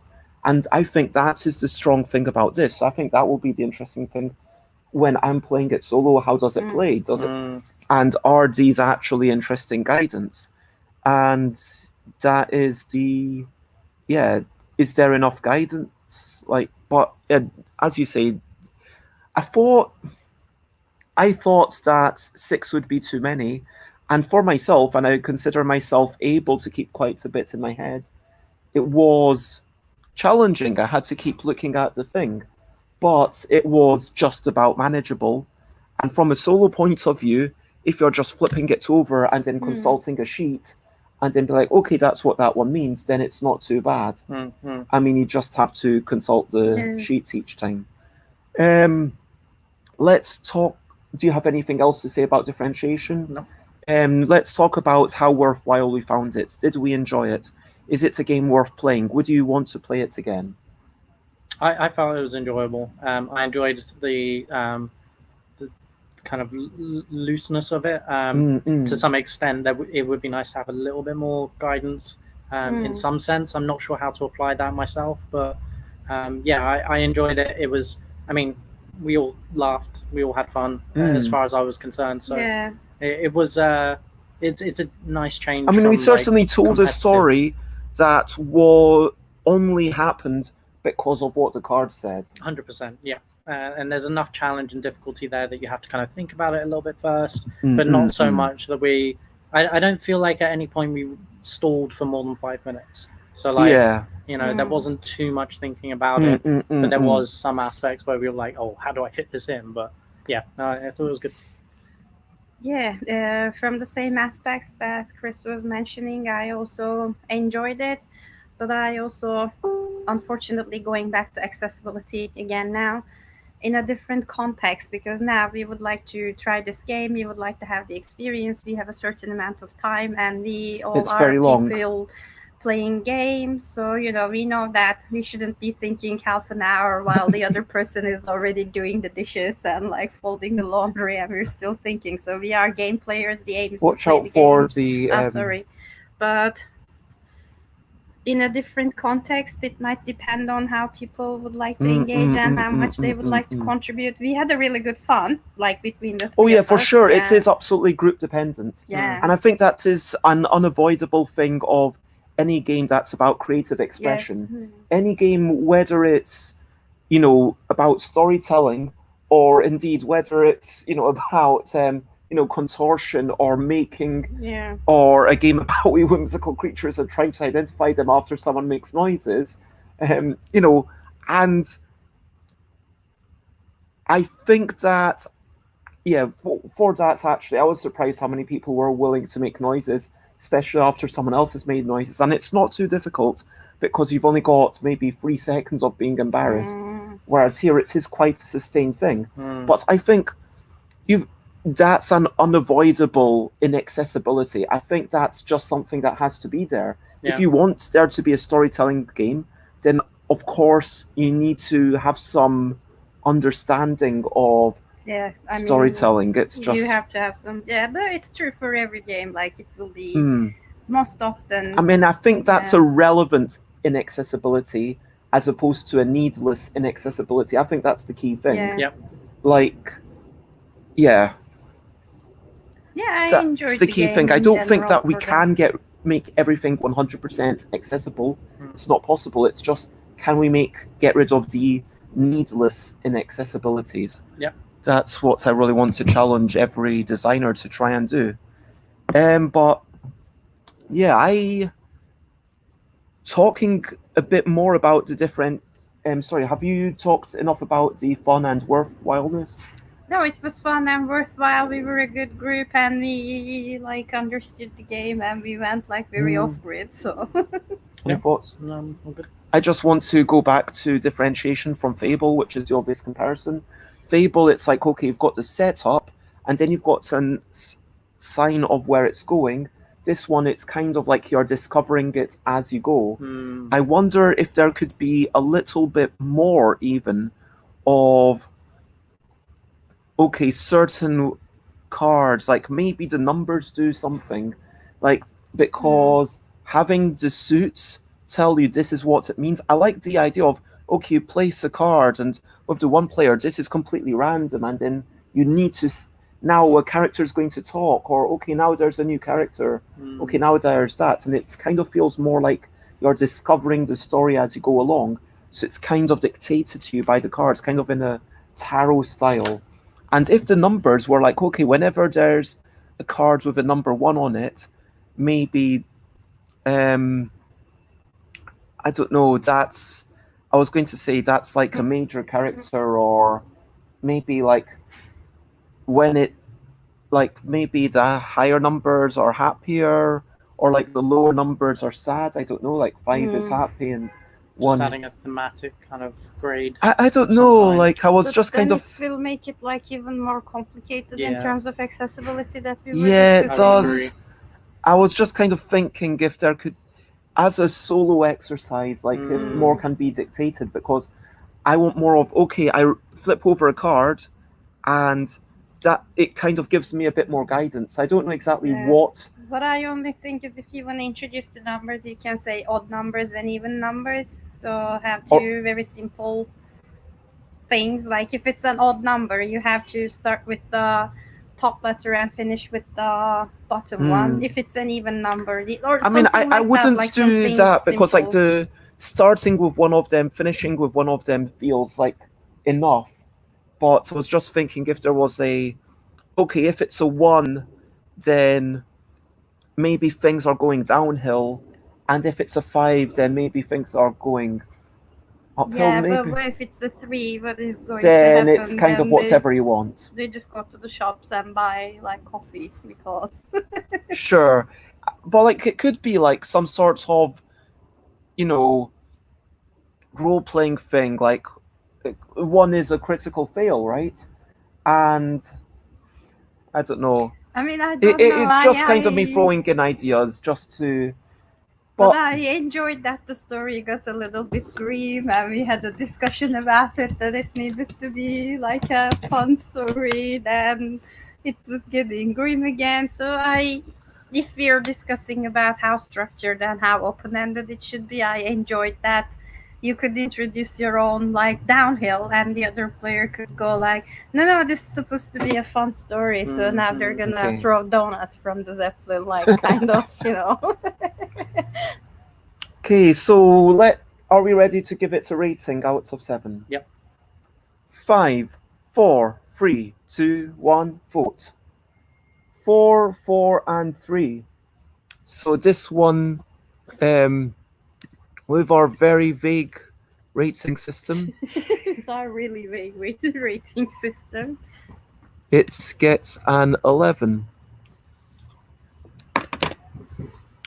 And so, yeah, we've got time for one, maybe 2 things. Let's see how long the other. That was meant to be a long game.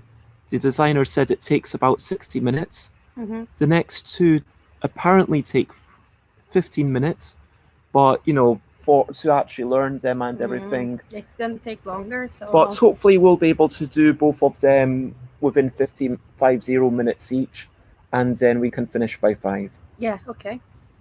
So the next one that I wanted to try. I'm gonna have to run after Krys. So. Oh, to go to the loo. Yes. The next game was originally by the designer called Gamble, Yes. but then I told them that there's already a game called Gamble, although I didn't write the rules up yet, but they can't have the name Gamble, so I'm going to call it Pushable. Pushable. Okay. I remember reading the rules to this. Okay, this is a very fast game. Do you want to stick with the same deck, or should we have the high energy deck? It's up to you because you read the rules. So. Shall we change deck, because we've been playing with this one for a while? Okay, I'm gonna make my running. Okay, Krys, I'm going to call this game Pushable. Okay. And I'm going to have the suffix push it real good.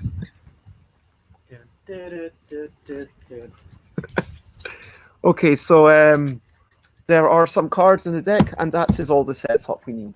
Cool. Boom. 40. Okay, that. Okay, I see. Do do do do do do do do do do do do. Oh, Krys, I was going to try and talk about the typography today. I wanted to show that off. Are we able to do that? Could you email me the things that you did so that I can show them on here? They're all on SBB. Okay. In the competition folder. Cool. Did you make a new folder for them somewhere? In the same place? Yep. Awesome. So ignore that. That is 2 to 4 players, 15 minutes. We can all. We need to place it somewhere where everyone can reach it. So maybe a bit closer to Leila. Okay. Can you move that slightly? Sorry about this. No. Because Leila's got. Unless Leila sits in the middle, I think Leila might be more comfortable being in the side anyway. Yep, that seems like a good position. Nice work, thank you. So you can see. Do I need to move these? You need to be able to grab them at speed. You don't. Not super speed. You'll get 10 seconds to grab as many cards as you want. But I get 10 seconds to grab as many cards as I want. Pretty much. Oh, we need someone to have a phone. My phone is not very reliable, so... We need a 1-minute timer. Okay. Okay, Krys. Okay, Leila, it's somewhere where you can reach the cards. I'm the shortest, so... Yeah, exactly. You need to sit close. So is this 10 seconds? Or do we need to pick one by one? And also... I mean, like, I'm gonna you can pick multiple at once, but there's a punishment if you pick too many. So basically, What's too many? if you can't make a word with all of them. Ah, okay. So basically, you wanna grab like 4, 5, 6, or... yeah, if you think you can make a 7-letter word, then grab 8 or 9. But if you've got to... But every card... We're going to play this probably a couple of times. Okay. This is going to be a game where we play it once as written and maybe once with a bit of a variant. Spoke to the designer already. Yeah, but we'll play it at least once as written. Okay. You're trying to spell a word, ideally, with every card you take. You can only use 1 letter per card. You don't have to use all your cards, but you'll be penalized for the things that you don't use if you took them. Why is the... Okay, there we go. Scoring. There's a 1-minute timer. During that 1 minute, you can take as many cards as you want. Also, during that 1 minute, you have to have your cards actually laid out. If you don't, you have to stop touching your cards in front of you when the 1 minute finishes. Okay. Does that make Okay. sense? Yep. You keep taking more cards at any time over the minute.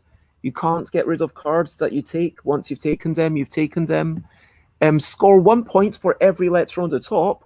That's A, E, I, N, O, R, S, T. Score 2 points for every letter on the bottom. That's the other 18 letters that are more difficult to use. And score -1 point for every letter you took but didn't use. And that is the game. Okay, I need just 1 minute to check my emails because I am in the middle of a lot of things going on before we start. So we've got Leila, Krys, and Bez. That's not in alphabetical order, but it's good enough. So, Okay, just 1 second. Krys, can you entertain the people for 1 minute while I also go in and pee? I'll put it there so you can be more entertaining. Keep dancing. I am very entertaining when I'm like making faces to my emails. Here's my mask.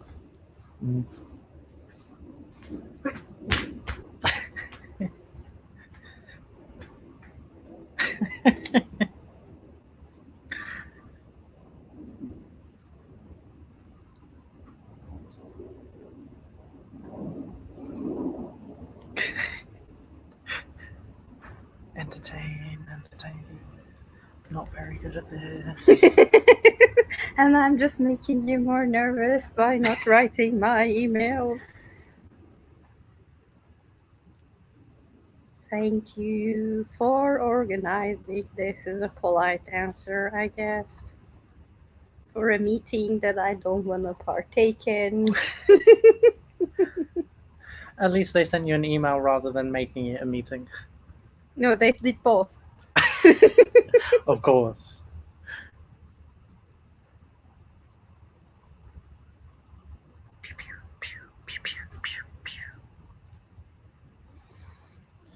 Yeah, it's regards, not refarfs. Refarfs. Refarfs. Krys. I invented the word. I will insist that it's a word. Does it have a new meaning, or is it the same meaning? It's regards when you don't mean them. Refarts. Refarfs. And you just have to say it because you have to. Yeah. Yeah. Okay. Sand. Everything all good? Hopefully. We I got lost only all the 3 followers emails because and my dancing wasn't entertaining, but yeah, we're all good. and I Okay. was frowning upon meetings and emails, so I hope that was entertaining and we still have the followers. So yeah. Okay. So I'm going to. Can that be pushed slightly forwards? Let me try and push the overhead camera slightly more this way. If I can.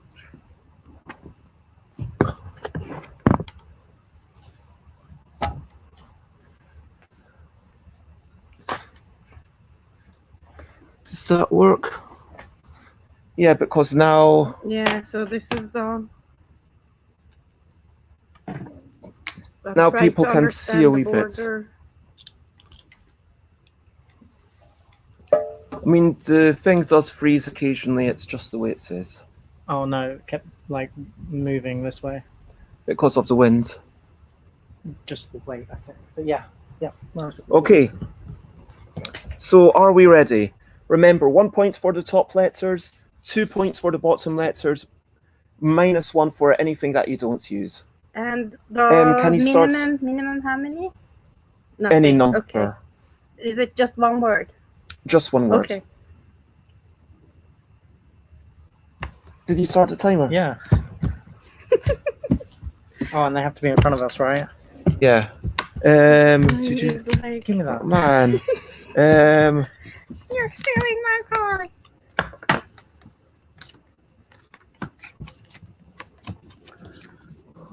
I can't see the timer. What's going on with this?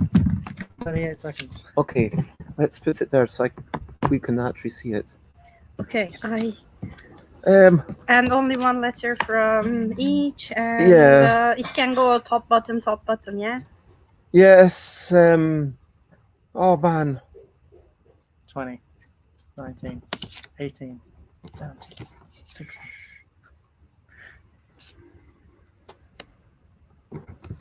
10, Okay. 5, 4, 3, 2, 1. Hands off. Okay, so I managed to make rhinos, Nice. which is 1, 2, 3, 4, 5, 6, 7, -1 is 6. Nice. What did you do? I got 7, same as you. 1, 2, 3, but 4, without the 5. extra. Nice, that's amazing. So I got hound, so 2, 3, 5, 6, 8. Wow, 8 points. Okay, and then let's pop them in to the bottom of the deck, I think.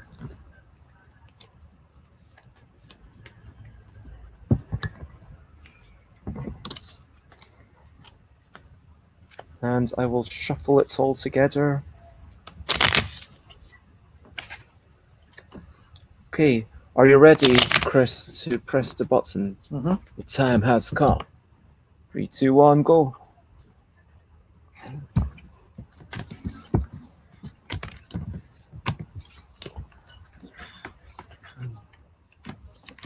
Okay.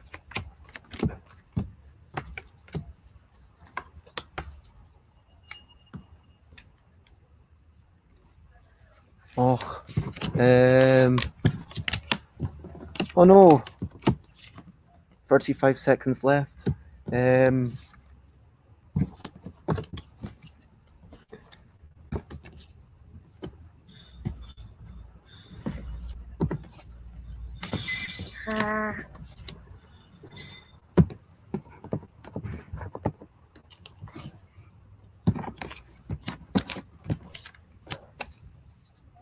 10 seconds.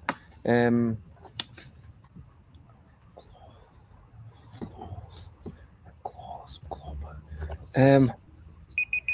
That's it. Man, I did rubbish. I didn't do very good. So I got -4 for, but I did score 6 plus 2 is 8. So I scored 4 points total. That's not bad. It's pretty good. I'm going to actually do these vertically. 6 and 4. I got 8. 8 again. 7 and 8. Very nice. I got 1, 2, 4, 5, 6 rows and -1 for this. So 5. 13. So yeah, I could have come up with a better word. harming. That's very nice. Very nice. I was trying to go for alarming, but I didn't get an A. Yeah, I could have done better, but it is what it is. Okay, and we're meant to keep going until someone gets 50. 50. Wow. Oh my gosh. Okay. Which actually makes this seem like quite a long game, but Yeah. Yeah. let's play as written. I mean, they're only a minute apiece, so. Okay.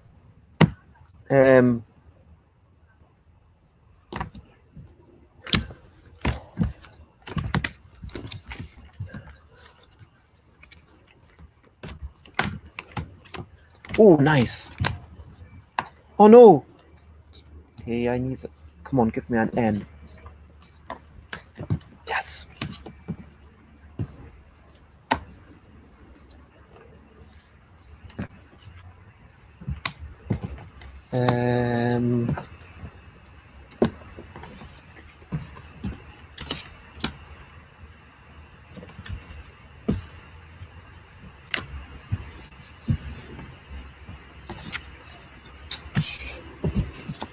No. 11 seconds.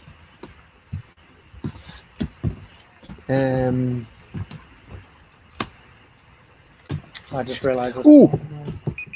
Oh, Mm, I just saw a better. Hands off. Did you get to word? You have to put. Yeah, if you. Iran? Is that your word? no, my word was gonna be something else, but So if you don't get to words in Iran time, can be my word. then it is 0 points. No, but Iran can be my word. Okay, so you split. I mean, it's not a word really, like a place name, but Yeah, it's 1 point. I'm not gonna contest. yeah, fine. Yeah, I still We'll lose like give- 3 points for this, so I Okay, will get shown -2. I was gonna go with shined, but then realized it wasn't a word, so I had to shorten it. I so had it's very 4. ambitious words and they did not happen. I managed to get 1, 2, 3, 4 plus 6 is 10 minus 3 is 7. Nice. So I am on 17. Krys is on 19, Gosh, you're catching up. and Leila is on 14. Okay, ideally, I will grab only 5 cards this time and see where it goes. That's a good strategy. But from if those 5 cards are terrible, then you gotta sit there. No, I had a lot of good options this time, and none of those letters came up. I was really thinking struggled. about- Yeah, our highest score so far has been 8, so it's Mm. worth kind of. And it was a 5-letter thing because I did not lose any points for the cards that I could not. Okay.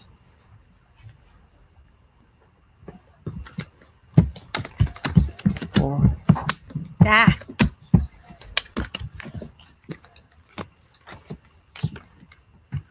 O, D, maybe.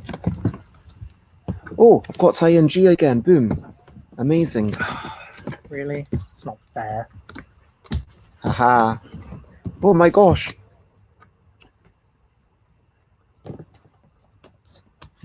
Help.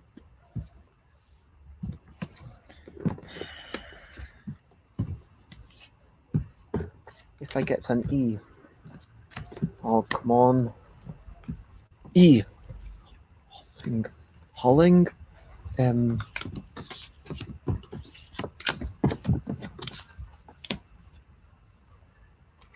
What is that word? 6 seconds left.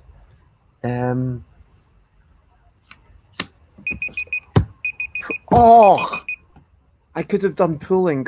So the question is hulling a word? Hulling. Yeah, it sounds like it could be a word. It sounds like it could be, but Like hulling, making- hulling could be a word. I think Making so. hulls, you know, hulling. like the hulls of a ship. Hulling. Oh, it doesn't look like it says. Oh, it says. Amazing. Is it? Yeah, verb. If you hull soft fruit such as strawberries, remove the hulls. Wash and hull the strawberries. They did some hulling. Mm. Okay. All right. Yeah. Yeah, so 1, 2, 3, 4, 5, 10. 11, 12 minus 2 is 10. That's Wow. That's a good one. That's a Yeah. really good one. Especially on one that I struggled with. Well, that I struggled last time too, so I only got 5. great. 1, 2, 3, 4, 5, 6. Mhm. Oh, there's 2. Okay, 5. 24. I got 5. What was your? Fond. Yeah. 19.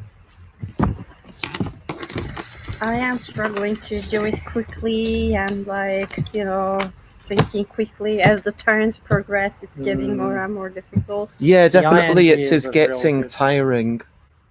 I am finding it, mentally taxing for sure. Be careful with the table just because it's shuffling the camera every time it wobbles.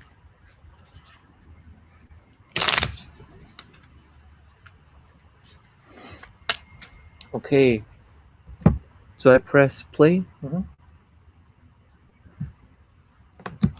1, 2, 3, 4, 5, 6, 7, 8. Actually, Got so many A's.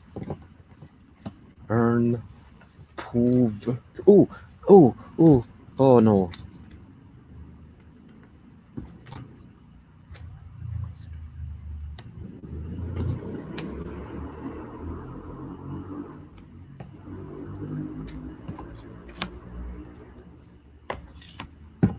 Ooh. Where's some? Ooh.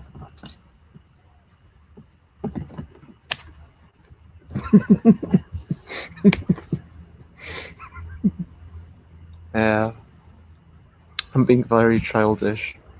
Oh wait, I just realised that we had the wrong thing. I'll change that while you people enjoy your final 5 seconds. Nah, it's terrible. Mine is verse. I couldn't even. Yeah, I made the word, but it wasn't what I intended to do. Not So mine was perved. So that's 6, 7, 8, 9 minus 1 is 8. So 8 makes 35. What, meals? -2, so 3, that, or 5. Again. Yeah, I was gonna 29. trying to make a different word, but I accidentally spelled out hours. And I have to admit that What? Your words surely hums. hums. I'll let you have that. Yeah, hums is better than ours, so yeah, hums. I think you should have to kind of put it up and down to make it obvious which letters you're using by the time it's okay. hands off. This was an accidental thing. I But wasn't even trying Call to. it hums Yeah, then. let's make it So hums. it's 5 points. I mean, for an 24. accidental. Yeah, but there is no time to do all of that. So, like, find the word, push the things around, grab the letters, and think about it. Like, am I thinking? Am I being dexterous?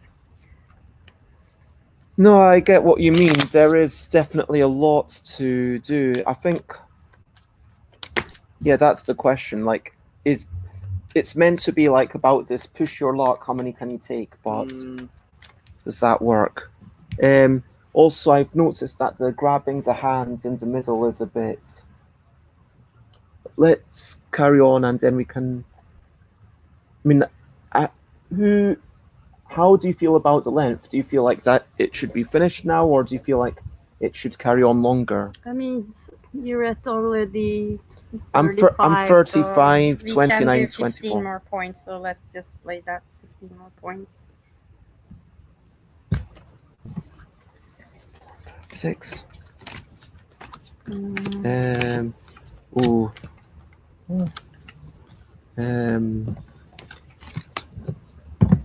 Oh no.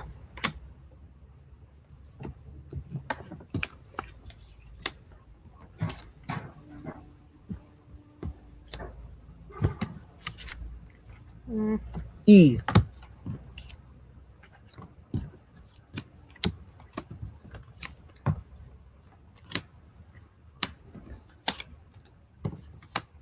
Come on, E.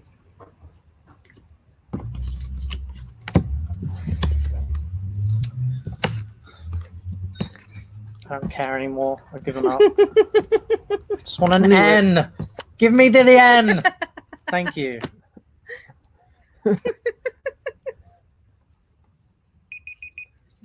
Okay, so I've got broils. So 4, 5, 6, 7, 8 minus 4 is 4. Okay, it's gonna take a long time to 50 if you flip 49. like this. 7, 8, 9, 10, 11. I got minus 11. Showing 1, 2, 3, 4, 5, 6, 7, 8, 9, 10. Oh, minus 1. Wow, that's really I'm good. just going to call it 0 because I don't think you should. That's the one rule I'm going to tweak. I tried, okay. 1, 2, 3, 4, 5, 6 minus 1 is 5. 29. So now you've caught up with Krys. I tried. I just wanted an N. And I just wanted an F, so I could spell futile instead of tried. Like, I'm getting more and more pessimistic about my score in this game.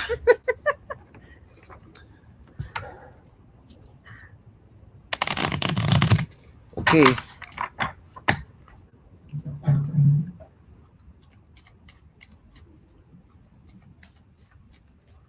Okay. 3, 2, 1. I don't even know how many. Very good. I grabbed 5 cards and there are. Oh, there's no G. S. 8. You got that. Ooh.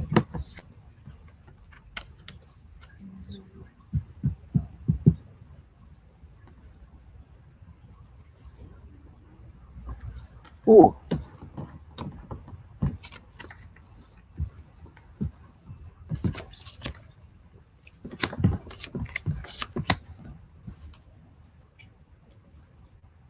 Um, 13 seconds. I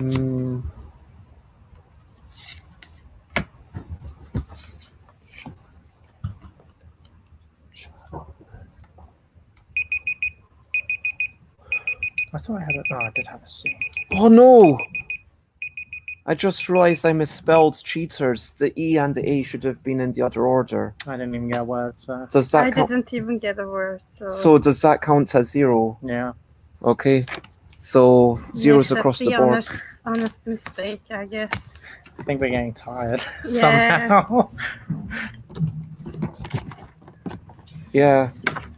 I feel like around this point, 30 is maybe where it should have finished. 30. Maybe even 26, because 26 is the number of letters in the alphabet. Okay. Okay. Stop yeah, at that 26. Can be, logical rule.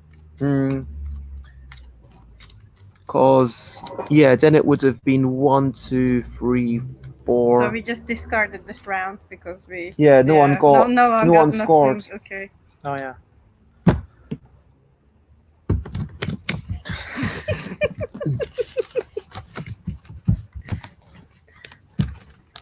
Oh. 1. Oh.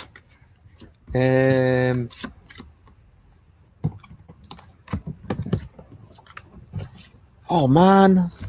No. Oh no. Planes, balloons.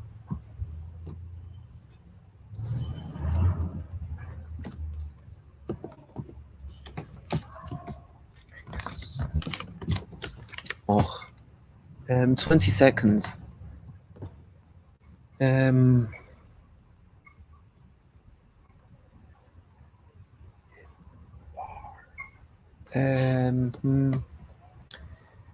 6. Oh wow. So how do you stop it? Okay. I've got Burns. 1, 2, 3, 4, 5, 6, 7 minus 2 is 5. 7 minus 2, 5. 5. Trainer, nice. I think mine is also 5. What's yours? Stems. Stems, very Yeah. nice. 1, 2, 3, 4, Oh, 5, 5, 6. Yeah. 5. Minus 1 is 5. So it's 44, 34, 34. So I'm somehow 10 points ahead. You need just 6 points to win. Yep.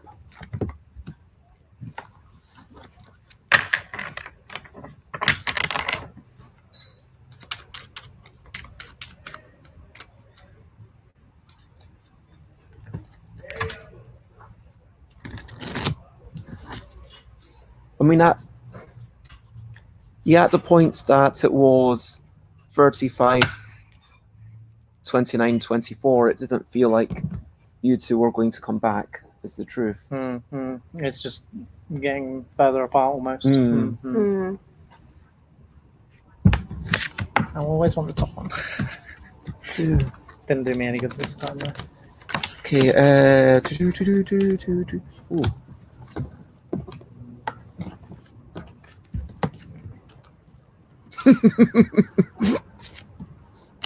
There we go.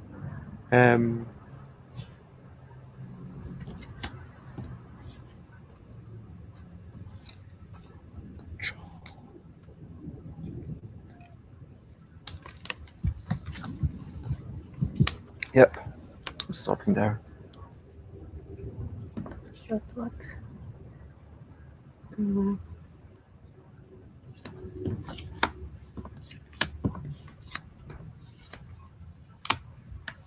Nice. 9, 8, 7, 6, 5, 4, 2. No, I don't 1. have enough. Fuck, damn it. There you go. So are you scoring 0? No, I'm not scoring 0. Just Dude, okay, so you've got dude. Yeah. 1, Just 2, didn't 3, pick up 4, an 5, 6, 7. 4. Minus 4. So you score 3 points. No, minus 3. Oh, sorry, yeah, no, minus 4. Yeah, 3 points. So 3 points is 37.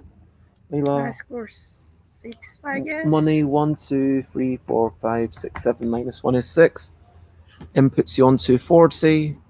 And I've got 1, 2, 3, 4, 5, 6, 7, 8. Minus 1 is 7. Puts me on to 51. Oh, you scored over 50, so. Yep. So yeah, that is that game. It took us definitely way more than 15 minutes. Yes. Which was the expectation of the designer. Yeah. What did you think of it? I enjoyed the game, but too many things were going on. It was very stressful to begin with because of the time, the card grabbing, like the thinking, the ordering, like so many things going on in a very short period of time, which might be appealing to some people. Maybe it would be appealing to me if I had, like, let's say, 2 minutes. 30 more seconds, 2 minutes, something. But I enjoyed, like, you know, all of it. But it started to get like very mentally tiring after around 30 points, and then, you know, you get annoyed when you don't grab enough cards, and then you go for, like Krys did, just wanted that one letter because they were like in that mental space. So it, I mean, after a point, you get to the level that I don't care and I want my work to happen. And I did tweak one rule on the fly because it says you can score a negative point, but it also says if you don't make a word, you score 0, which to me is quite strange. That's if you don't make a word, you score 0, but if you make a word, then you could potentially score negative, which feels wrong. So I just say let's cap it at 0 because I didn't want to punish you further. And scoring points wasn't very easy to begin with, so I agree that. But on the other hand, then I could just do this, you know, come up with a, I don't know, 3-letter word, let's say, I don't know, just I will say job, and I won't score anything for these, any negative for these. No, I don't mean you don't get negative for this. I mean, if your overall score is negative, you just score 0. So, like, for the time that Krys might have was going to score -1, I just put it down as 0. Yeah. So your score can't go backwards. I'm not saying that you still get penalized for the things that you're taking. That's the one change I just made. I just want to acknowledge that I did make that small change. But I don't think it changes the game fundamentally. It just happened at one time. But yeah, Krys, overall thoughts, quick thoughts? Yeah, it was interesting. I felt it went on a bit too long though for me. If we played 2 games of 26, maybe it would have been a little bit different. But ultimately, yeah, it was the more the rounds that went on, I just struggled a bit more mentally to kind of keep it going so quickly, especially with the minute timer. Yeah, it was. And also with the card grabbing, if there is just 1 minute.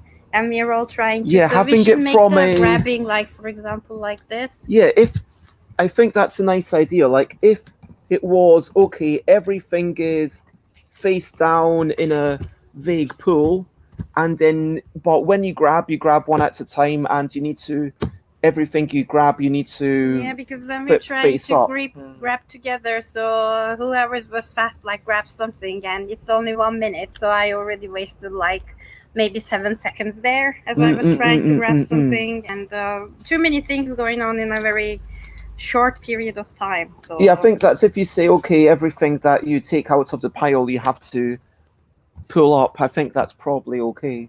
Yeah, I mean, if we have it like this, we all can grab at the same time, because that grabbing is also very I think that's a good rule, yeah. I was actually surprised by how much of a difference this made. I did try it once, on my solo to just see how it worked. Yeah, I had an idea for some changes. I'd like to play. I know we've got about 15 minutes before I want to stop playing this game, but let's try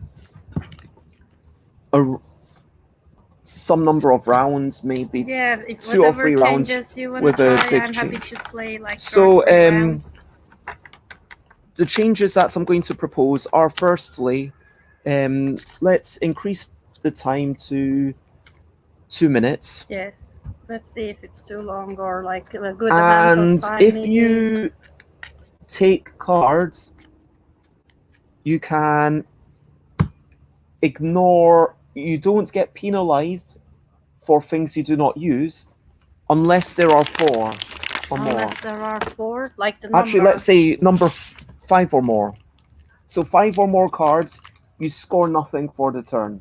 Oh, just nothing at all. Yeah, if there's so either you don't get penalized or you go bust. Okay. So it's very harsh. Can you again explain? So you score 1 point for every top letter you use.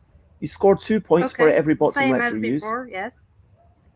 If you've got 1, 2, 3, or 4 cards that you do not use, that's fine. Just ignore them. Mm-hmm. But if you've got 5 cards that you did not use, you go bust. Ah, okay. No matter what you score, if you have 5 cards that you did not use, you go bust. Yeah. But if you have 1, 2, 3, 4, so it gives you the opportunity to make a longer word and not Yeah, go that's bust. what Okay, that's the idea, I guess. Yeah. Yeah. Okay. And B, K, L. We'll see how it goes. And also we'll use Leila's idea of it being in the middle like that. Yeah, then we will have like grabbing opportunity in, but we increase the time, so. But yeah. even so, I don't think that. Oh, I got to go there. Okay, now. Okay. Like that's a really jerky thing. Okay, let me swap these around, and okay.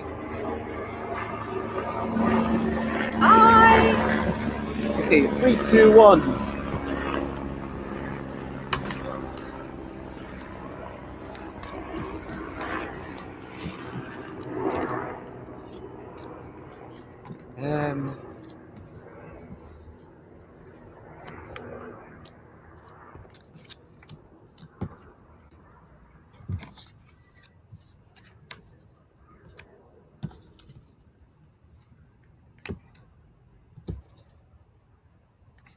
Oh shit. Oh, sorry everyone that I swore.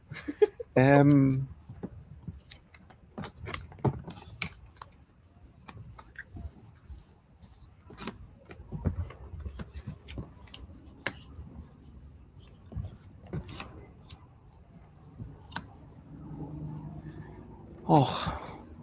So was it 5 or more? 5 or more, you go bust. Cool. 4 is okay. 5 is bust. Good. Oh, I'll keep those with me. How many do you have? 4. Okay. Damn you. Darn you. Sorry, strong language.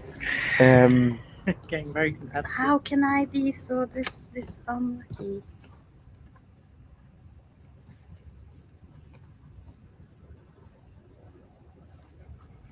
Oh. Okay, I will just go bust then.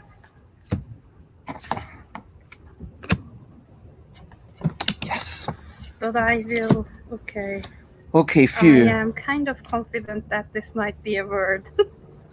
And for those who can't see it, that's the word I've got. And we've only got 6 seconds. Actually, that timer was about perfect. Yeah. So, my word is numbers. 1, 2, 3, 4, 5, 6, 7, 8, 9, 10. And I've got 4 extra cards, so that's okay. 10. What was your fondles? Yeah. 1, 2, 3, 4, 5, 6, 7, 8, 9, 10. Only 4 left over. I was very much hoping to grab an N. Patters, yeah. So is 1, 2, patters 3, I think 4, it's 5, a 6, verb. 7, 8. Yeah, I don't know Yeah, what yeah, patter means, but something like pitter patter. yeah. Yeah. How did you feel about that round? A bit better. Yeah, I enjoyed it more because it gave me some time to think and I could come up with a longer word instead of rushing it around. So yeah. I'm just making sure they're semi-shuffled before I shuffle them into the middle. Okay, so spread them out and we'll play until someone scores 26 or more. Okay. 3, 2, 1. No, that's... Come on. Sorry, I'm talking to myself. Oh, okay. Okay. I'm not telling you off. I'm like, no, that's not the word I need. Ooh.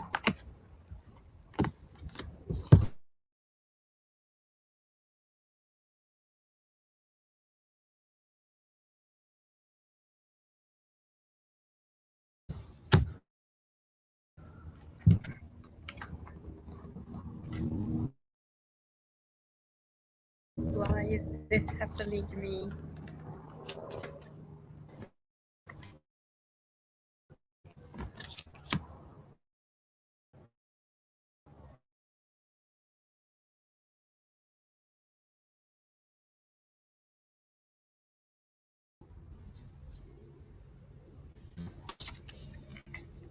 How much do we have? Okay.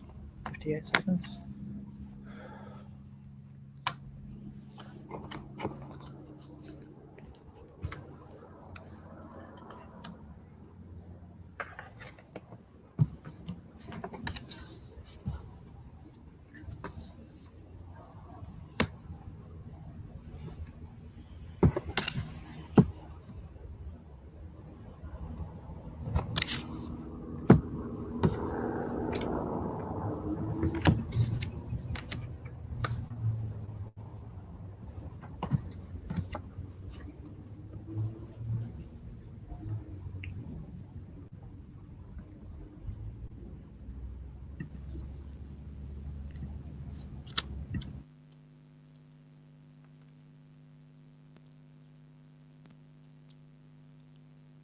Three, two, one.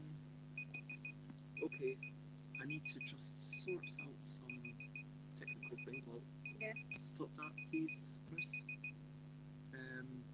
Yeah, for some reason, Firefox was using 54 gigabytes of RAM, so it wanted me to force quit it, and I'm now restoring it. So I turned on the audio there so people can still hear us, probably. Okay, I will say one initial thing. Yep. Since many people can hear us. So I enjoyed this more because I could actually think about my word and everything. So I found the word and I use all of my 3 letter cards out of 8. Because I don't score minus. I started grabbing some more cards to be able to get an S potentially, so I can make it multiple. So it was So it was kind of an exciting. Am I going to get an S with the Before next running two out, yeah, I cards? mean it can be exciting or it can be you can look at it either way. So it's both exciting but also a mini cheat to try to score like 1 extra point. So yeah. I mean, I did not get it in the end. I was trying to get a brilliant word, but then I was like, oh, I can't do it. But then I felt a sense of accomplishment after managing to make the word doorman. So yeah, I felt accomplishment. You've got crater. Is that how you spell crater? probably not. I wanted to put creator, Yeah. but the timer went off just as I was like, Oh, harsh. I could have probably squeezed it in without you noticing, but Let's see. Going to CRATOR. No. Yeah, if you'd only done creator or Crater. it's Yeah. E. Yeah. So I'm sorry, Krys, you scored 0. harsh. That is very harsh. Yeah. I scored Orman, which is 1, 2, 3, 4, 5, 6, 7, 8, 9. I scored 8 with painter. 1, 2, 3, 4, 5, 6, 7, 8. Yeah, if I had an S, then it would be 9. Who's phoning me? But they can But sort themselves out.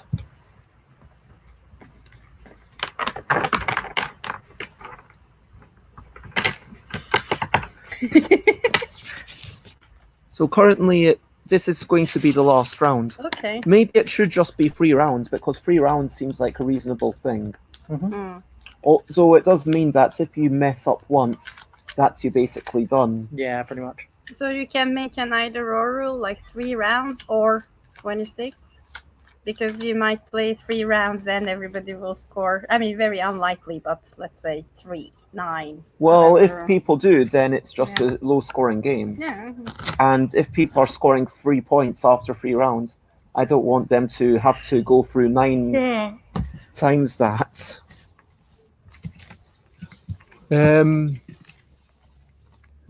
Okay, let's make sure we've done a little wriggle and jiggle. Yeah, just like. Okay, final round. 3, 2, 1, start.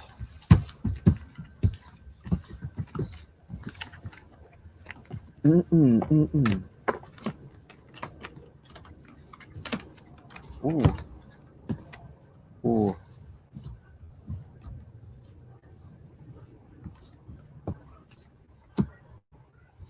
I picked up some terrible cards here.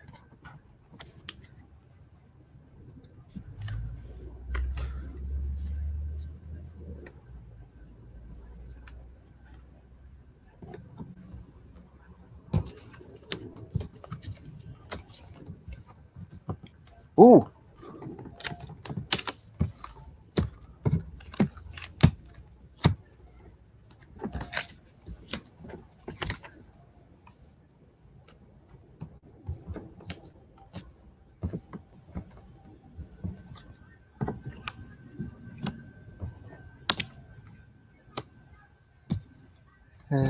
Hmm. Hmm. I'm gonna go bust. Well, like.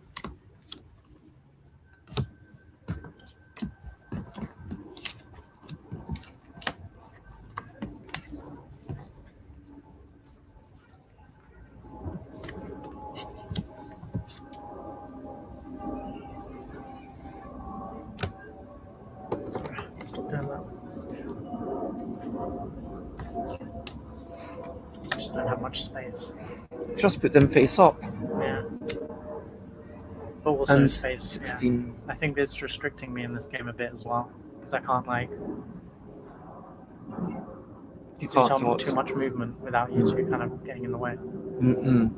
To be fair, we are kind, and I just noticed that your thing isn't even on camera. Apparently not. Okay. So get your thing on camera, Krys. Somehow. Yeah.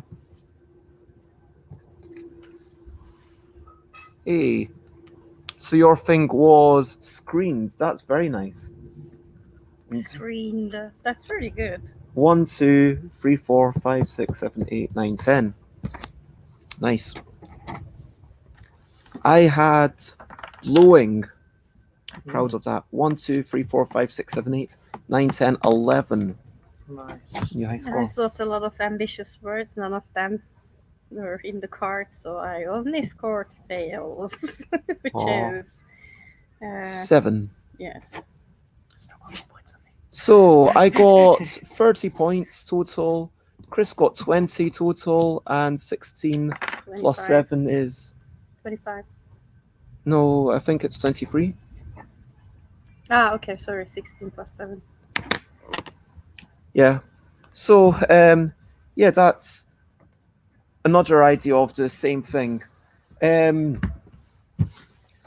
Which do you think there was anything better about the original version that this version lost, if you know what I mean? Do you think there was any advantage of the original to this version?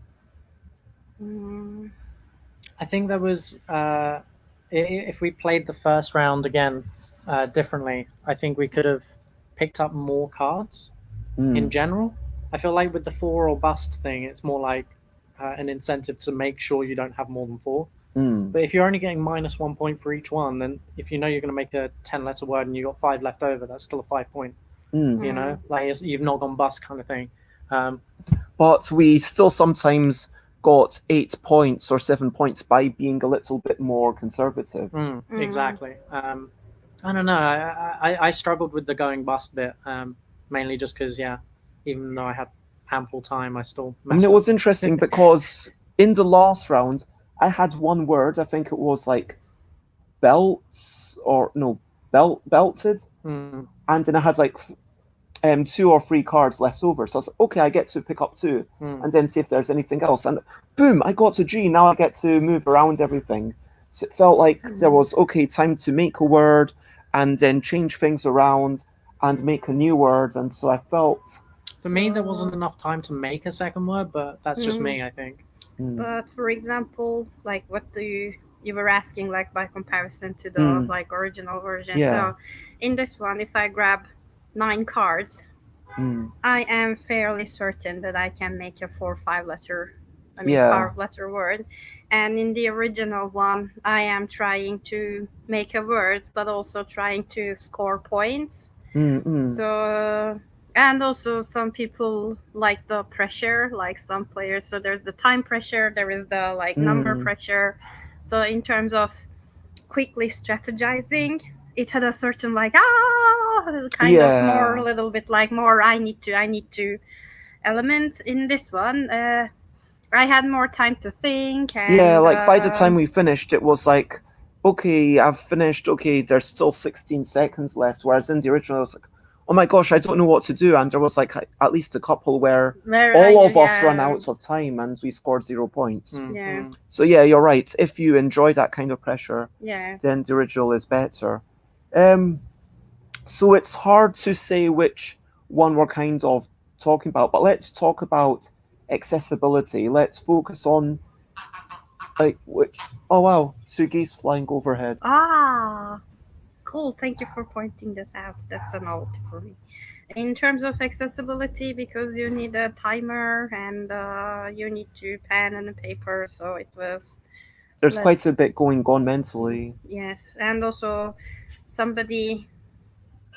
I mean, in these timed version of any games, or where you need to deal the cards, or like for different types of games, the person who needs to do the extra bit, like starting the game or turning the timer over or pushing the button or checking the time or something, that person has a bit more extra, and that's, I think, is a disadvantage to that player. Not only for this game, like it's a very, I mean, I think whichever rule, like it definitely needs the Leila rule of spreading out everything on the table, because I think that was the one thing that everything else, I'm not sure. It's for some people longer is better, for some people the going bust is better, for some people the shorter is better, for some people the -1 is better, but I think the spreading out is, to my mind, I can't see anyone being like, oh, that makes it worse. And also it depends on how precious your cards are. So I played double with different people. Some people really cared about the cards, so by definition we needed to be more polite, of like not, shredding the cards when everybody was pulling and stuff. But some people didn't really care, so things were being spilled over, people were just like tearing the cards apart. So I think the spreading is better in terms of everybody's like. But let's go back to accessibility. No, in terms of accessibility, like like actually that's the thing, because there's a kind of, in terms of accessibility, suddenly, like, if it's in one deck, then, oh my gosh, I might have to touch other people's hands. Maybe I don't want to play a game where I potentially touch other people's hands, especially if there's, for example, some sorts of virus, like COVID, a risk of infection. I know that this is, and it does even during normal times, some people might not be comfortable with that, because they might, whereas touching cards, because it's been like a minute since other people touched them, it's not quite so bad.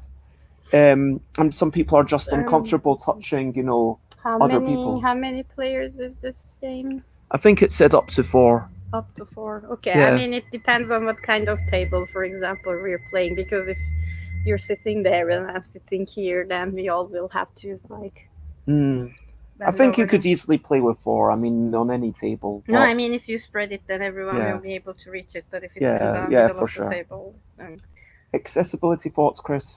Yeah, kind of the same things you kind of pointed out. There's a lot of extra stuff. There's a lot to keep in your mind. You have to be kind of creative, and there's a time limit, so you have to be quick on your toes with your thoughts. And if you're already like struggling mentally, this isn't the game to play, because it's so quick. It's stressful. Okay. So, yeah. Yep, I agree with everything you've said. Differentiation from the other headline games. Leila? I think it's a bit different, that you have to like be like quick, the closest I can think of is Wibble, where you've got to be quick, you've got to make words, but I mean, it's a little bit, different to me.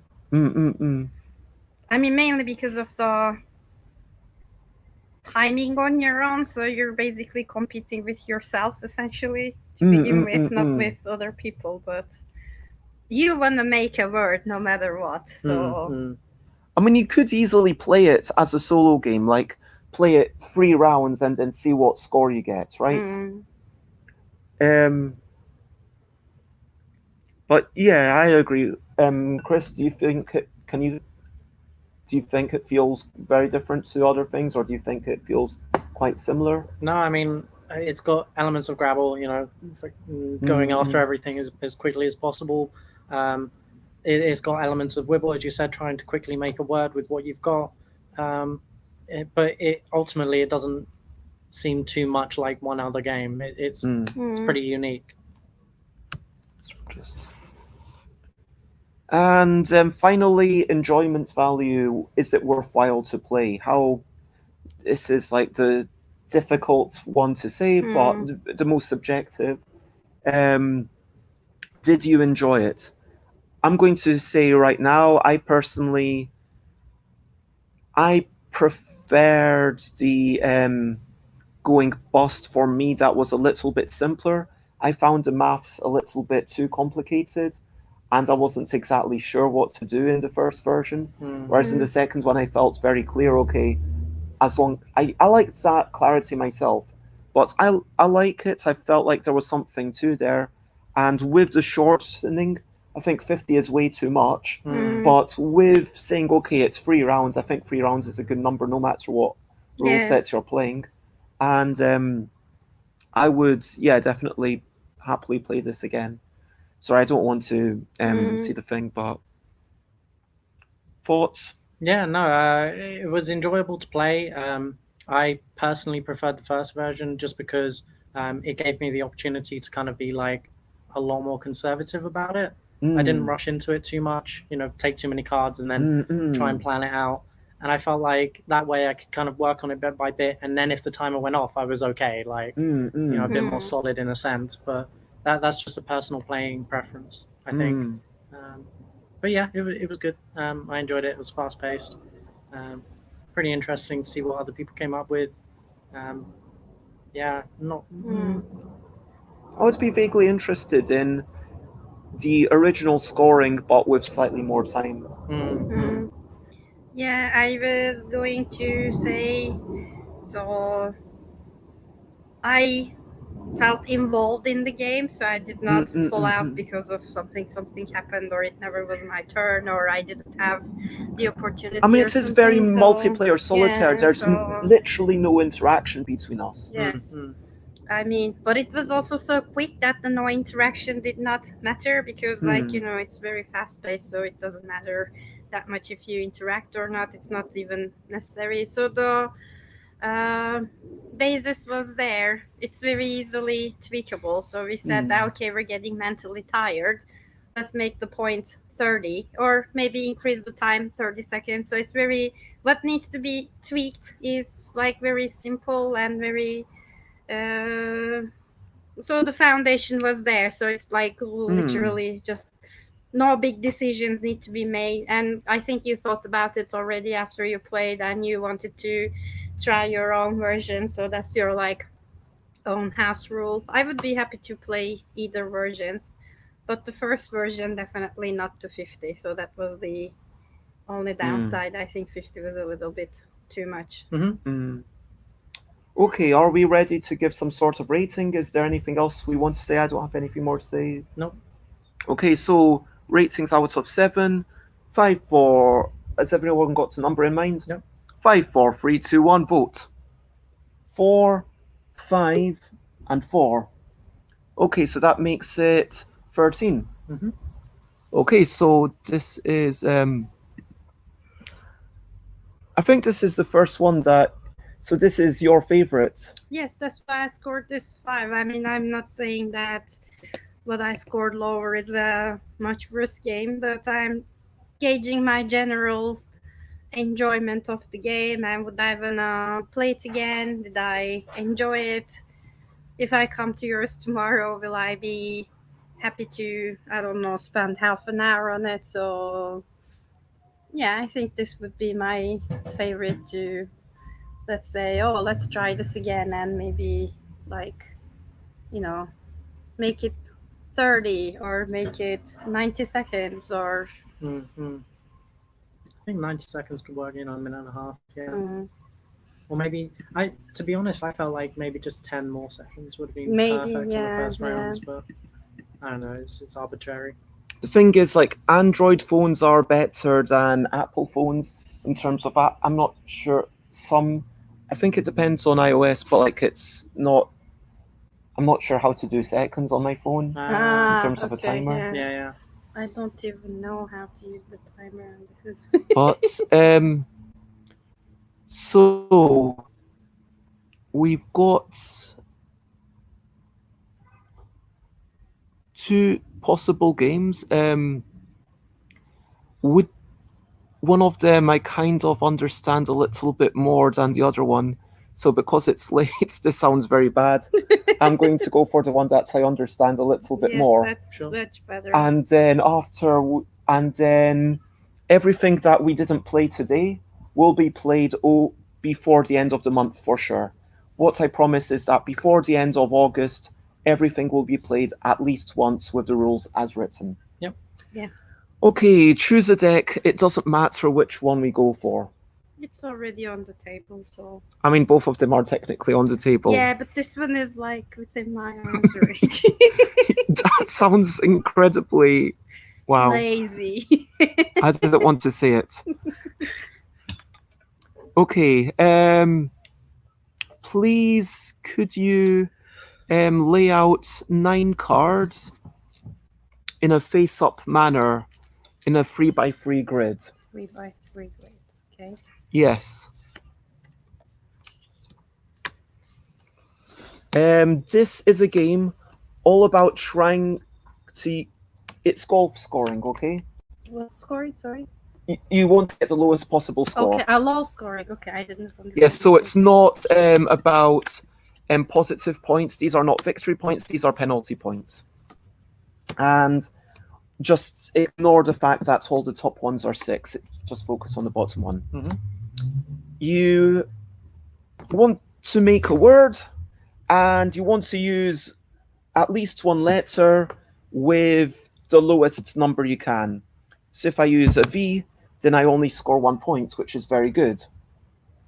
So you want to use? Does it have to be the starting letter or the? Any letter in the. So also it has to be Boggle style. So basically, starting with one letter. So I could do. This isn't a word, but I'm trying to find a word now. Rave. Rave. Okay. I could also have gone for Done, Done, because it can go diagonally from the letter before, if that makes Just one sense. from each card. Yes, you can only use one letter from each card. Let me do. But we all have to use the V because it's the lowest. It's a turn-taking game, though. Okay, so we're not gonna be. Wait a minute. Remove 10 cards, please. Could you do the honors, Leila? Thank you very much. Shuffle them 9 cards. Starting player by any means necessary. Remove 10 cards. Yep, I'll put them away. Rock, paper, scissors. 3, 2, 1. Oh, I meant like 3-player rock, paper, scissors to both of your. So 2 hands. 3, 2, 1. Okay, so Krys killed me. Leila killed me, so I'm definitely Leila lose. wins. Leila wins. Okay. Leila starts. Okay, so. Does Leila want to start? It's a very good question. Okay. I think it might be a disadvantage to start, but having said that, there is a 1 there, so that's pretty good. You can use each card at most once. The word must be 3 or more letters long, and you must use at least 1 letter that was in the bottom. So you can't use all top letters. Yeah, so you can't go tenor, TENOR. That's not a valid word, even though it is a word, because it uses all the top letters. You can't use it. Right. Yeah, that's it. You score 1 of the cards. The one with the lowest letter that you use the bottom letter of, and then you replace it, and then you keep going. And if you make a 6-letter or more word, then you get rid of 1 of your previous cards.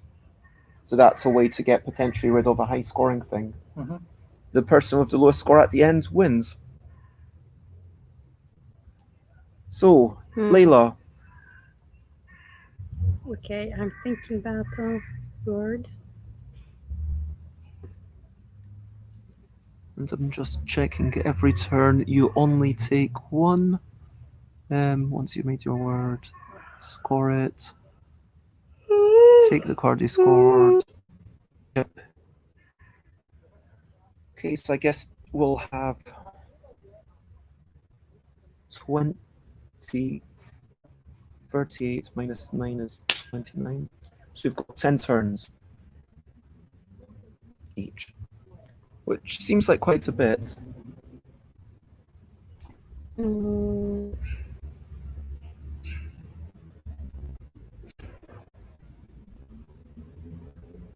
Can it be diagonal? Yep. Okay. Okay, so my word is monk. M-O-N-K. Yes. So you take the 1 because you use the K, you replace it, and now it's my word, and I'm going to do what I said, which is rave, R-A-V-E. Take that. Krys. So Q is the only one that you've got the option of, which is very tricky. Unlucky. Tricky, it's impossible. So now Krys needs to use the Q. Well, or the P or the Y would give you 2 points, which isn't too bad. Ah, okay, so we get the scores for the, okay. For the lower letter, yeah. And it should be minimum 3 letter. Yep. Okay. Pelt. P-E-L... P-E-L-T, okay.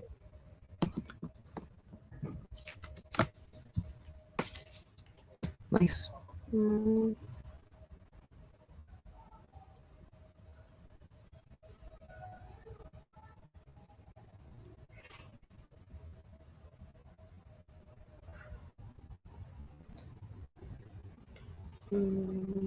And if you can't make a word, then you score the highest thing, I think.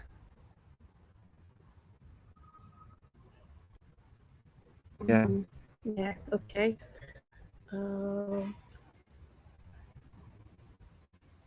Shall we say that if there's something that you make and you're not sure if it's a word, then it gets challenged, and if it's not a valid word, then you take the highest number.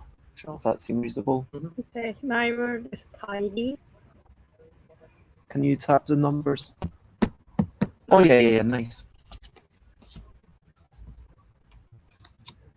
Okay, I think this is a word. Q-A-T. Cat. Yeah, spelled that way. Wow.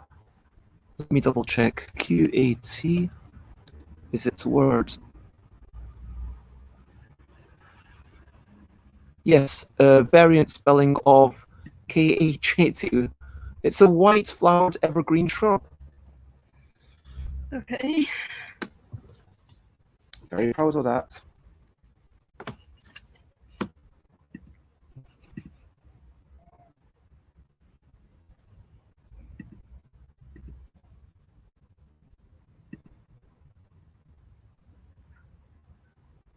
Hmm.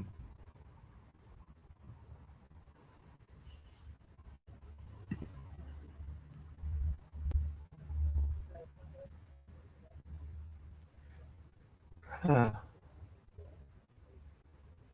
Wow, yeah, all 4s and... Oh no, there's 1 free.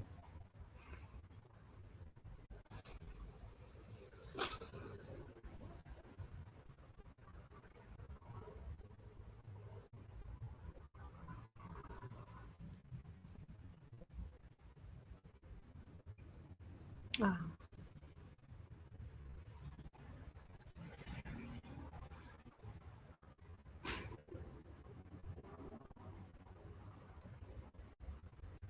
Okay. And if you do make a 6-letter word, you get rid of 1. Mm-hmm.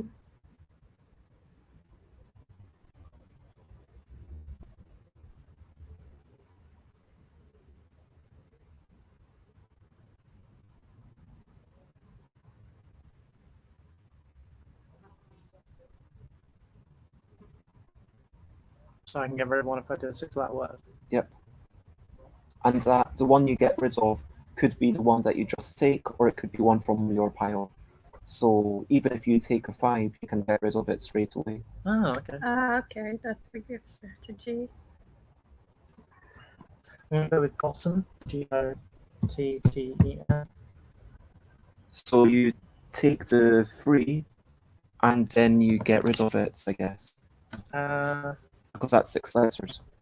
Yeah, why not? Yep.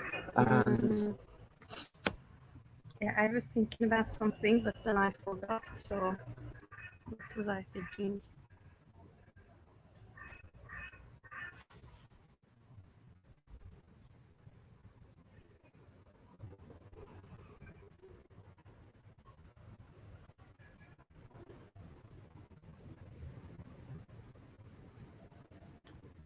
yeah, looking at these cards, this definitely needs to be darkened up, I think. Mm-hmm.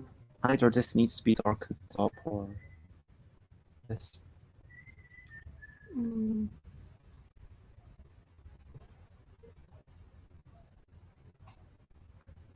Yes. I'm gonna insist that Zane is a word. How do you spell it? Zane. Z-A-N-E. If cat is a word, Zane should be a word.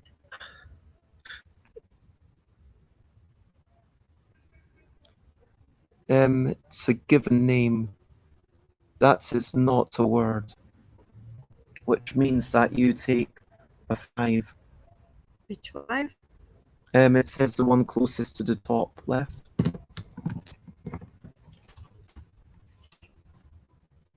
Okay.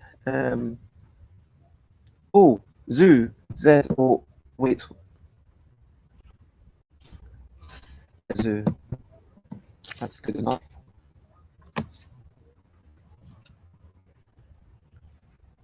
Christian. You do not want to hack her. So I hope that saying your name, hopefully that isn't enough information for people to steal your identity. I hope not. Want to talk about your mother's maiden name? No, I'm good. Do you want to tell us about your first pet's name?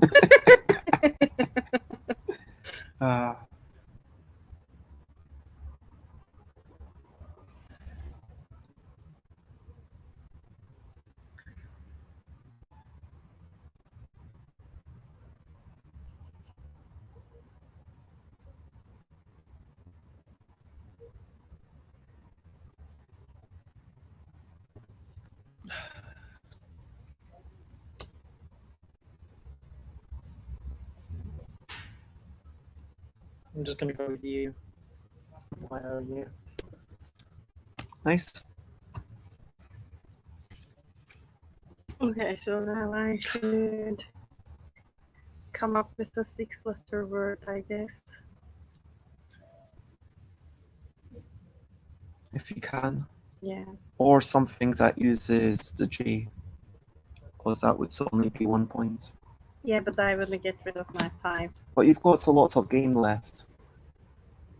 How much? We have, this and... yeah. Oh, okay. So...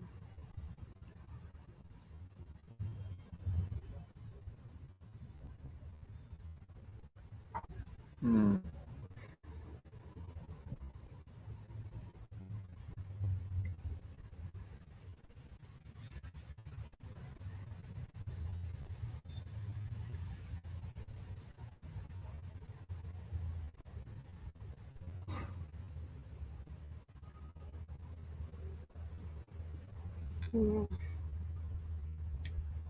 There's definitely finding that there's only so much thinking that I can do during the previous person's turn. And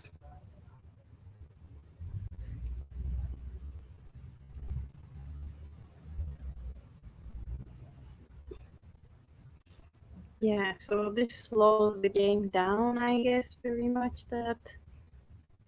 I'm thinking here and you're just waiting for me.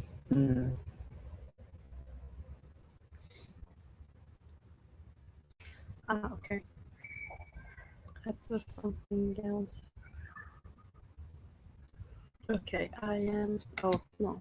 It's a common potential issue with word games. I think Mm-hmm. it's parts of why I really liked Prolix, now known as Wordsy, and why Wibble does have like a strong speed element. Okay, I will just say beta, like the cheese. Oh, nice. So you take 2 points. Yeah, because it's slowing the game down. I'm thinking about I something think with J. I will be jot, able to find that. JUT is a word. That was the one I was going to go for. So.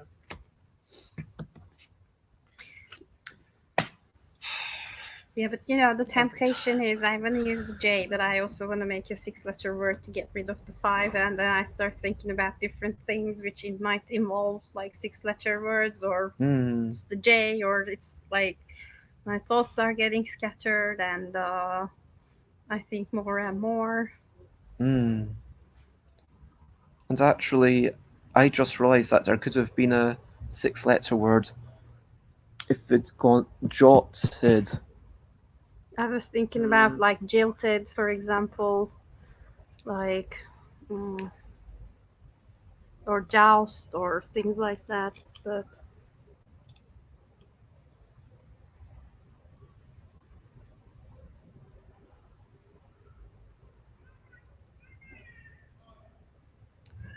I mean,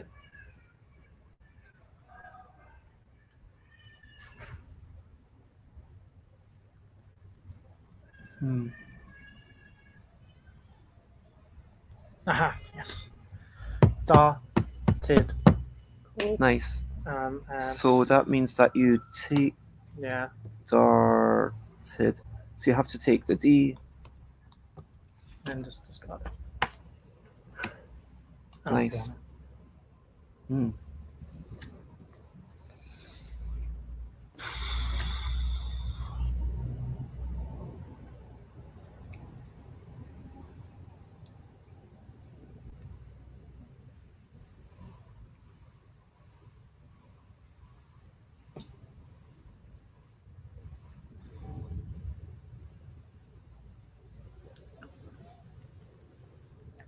And there is also quite a bit of. It feels like if you think long enough, there might quite often be a 6-letter. yes, there will be. But I mean, getting it with the bottom letter is actually very challenging. And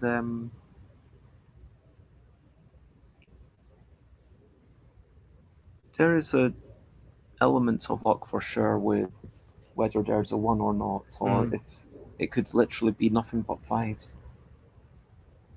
I've only had my first 2 turns have 1s on the board.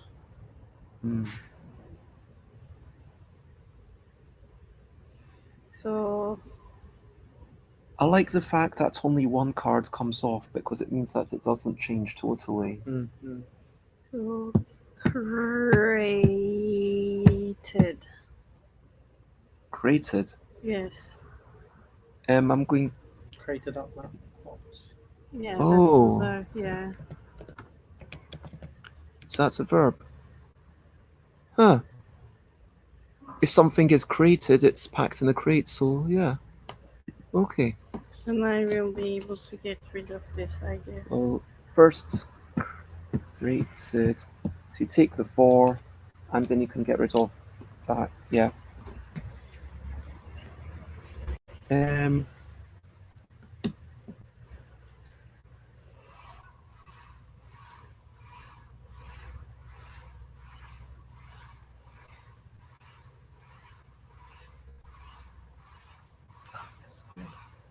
Whether or not it's still there. 1, 2, 3, 4, 5. Oh. Yeah, 6 is a really good choice for. That is where it gets. Yeah, 5 is like, oh, there it is, there it is, there it is. Then you're like 6. How do I get 6? Oh gosh.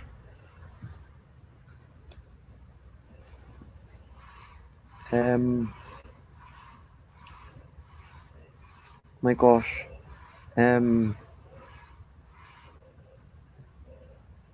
Oh, rutted. Rutted. Nice. Like something's in rot, and I will take this free and then get rid of it. Oh wow. Hex.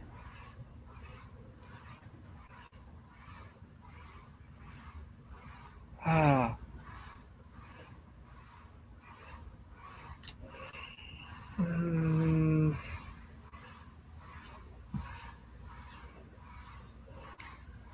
I am going to go with my original answer because it means I can just stick the score I've got rather than trying to take the one.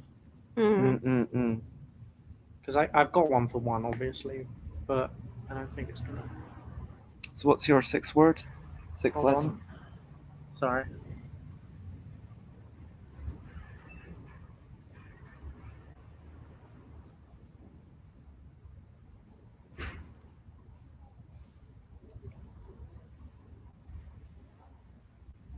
Yeah, I think that's the best I'm going to get is matted.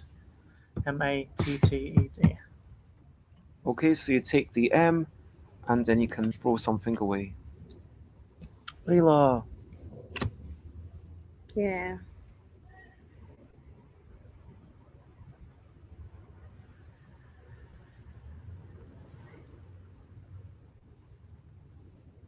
Four, five.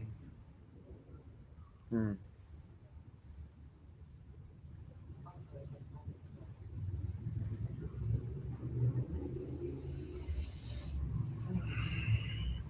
Yeah, 6 definitely seems like the ideal, because then you get to stick.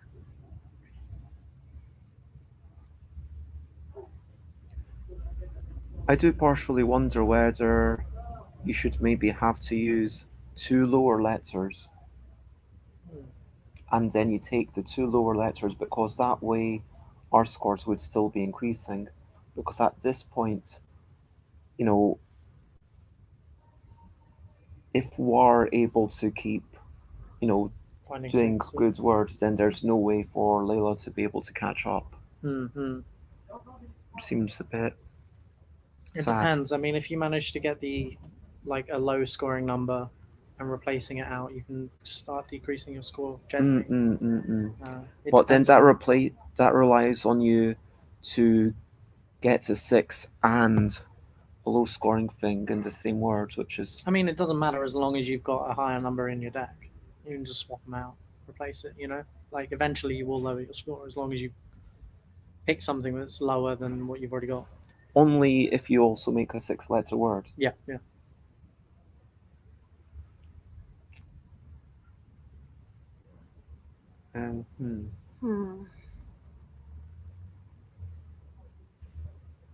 I mean, I'm pretty sure I can make a 6-letter word, but it will give you like half an hour waiting time.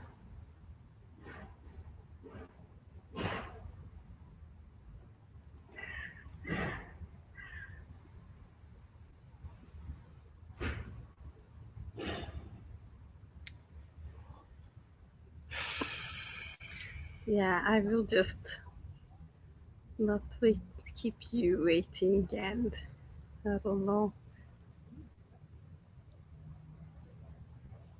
Go with, let's say, 1 or something, like 3-letter. WN.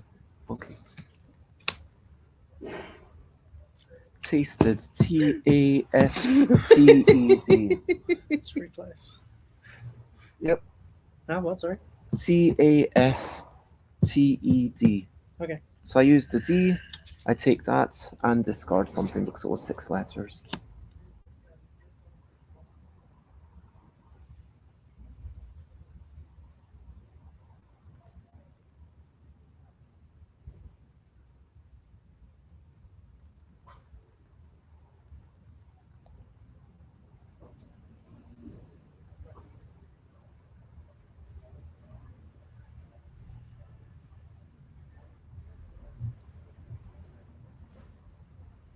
Okay, this must be a word because Yeah, I mean there is a word, but like how long do you want to think? Or I'm going to go with hatters.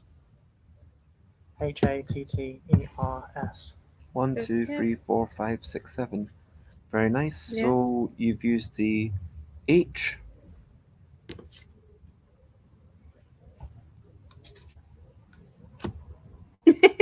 So I'm gonna go with hatters as well. Okay. Just to speed it up. Um,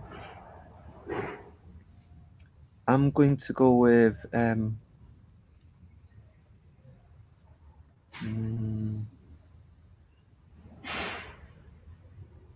1, 2, 3, 4, 5, 6. Master. Master. Nice.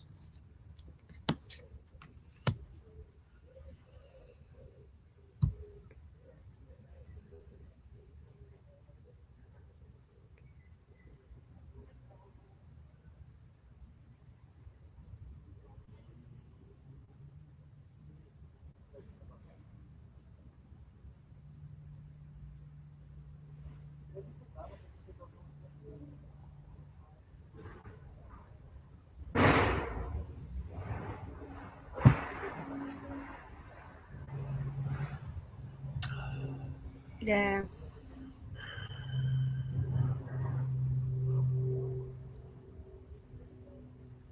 Hmm.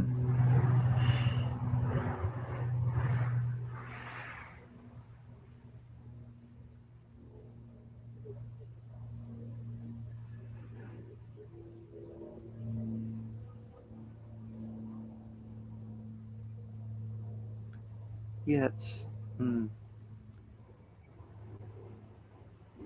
When I'm sitting here thinking about it, and part of me is like, yeah, you know what? I might just take a break for a moment, because 2 cards are going to be on.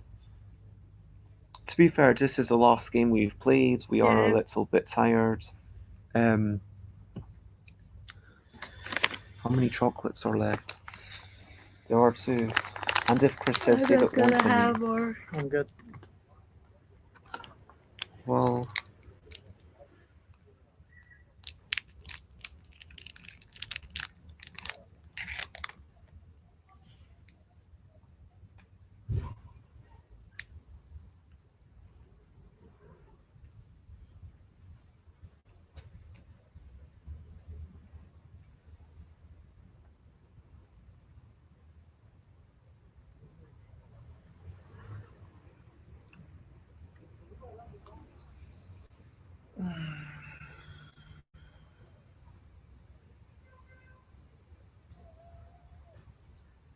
Oh, yes.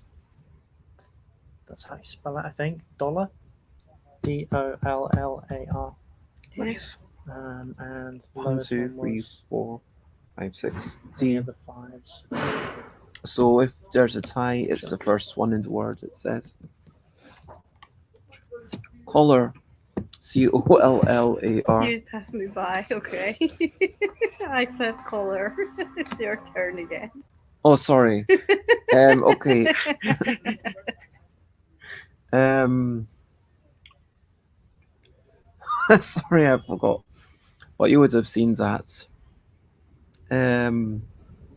Mo- M O L A R S. Wait, MOLARS. Molars. Hmm.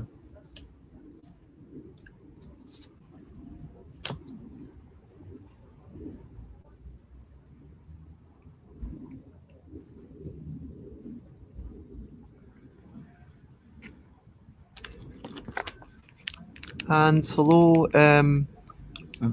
V Manolia. Thank you for following. And yeah, I hope you're having a good day. And if you've got any favorite board games, feel free to let us know. I hope you're generally having a wonderful day. We are just playing this word game, which seems to be basically where now we've all started feeling like we need to make the 6-letter words. Yeah.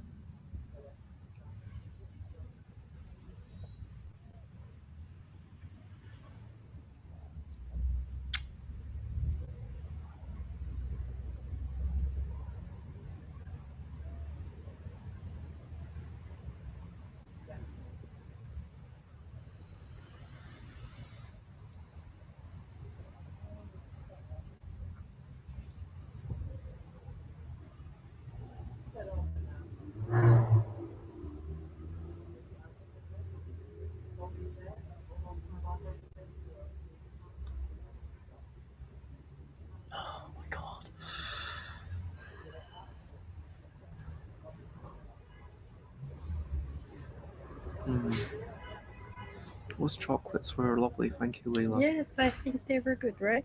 I enjoyed them. And you are very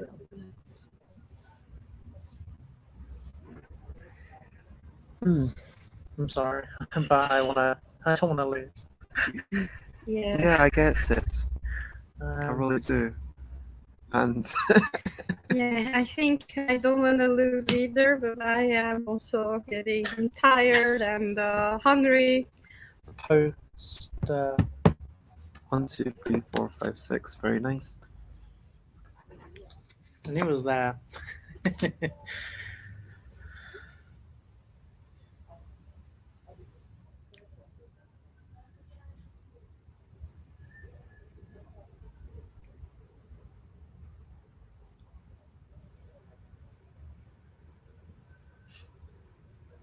Hmm.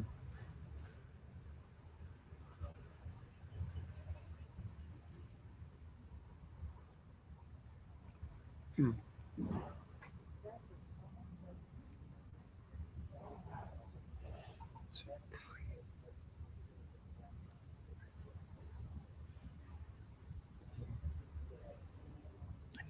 Again. Oh my god, it's terrible. Too much hydration. Yeah. Yeah, I just want to say box and Take the 1.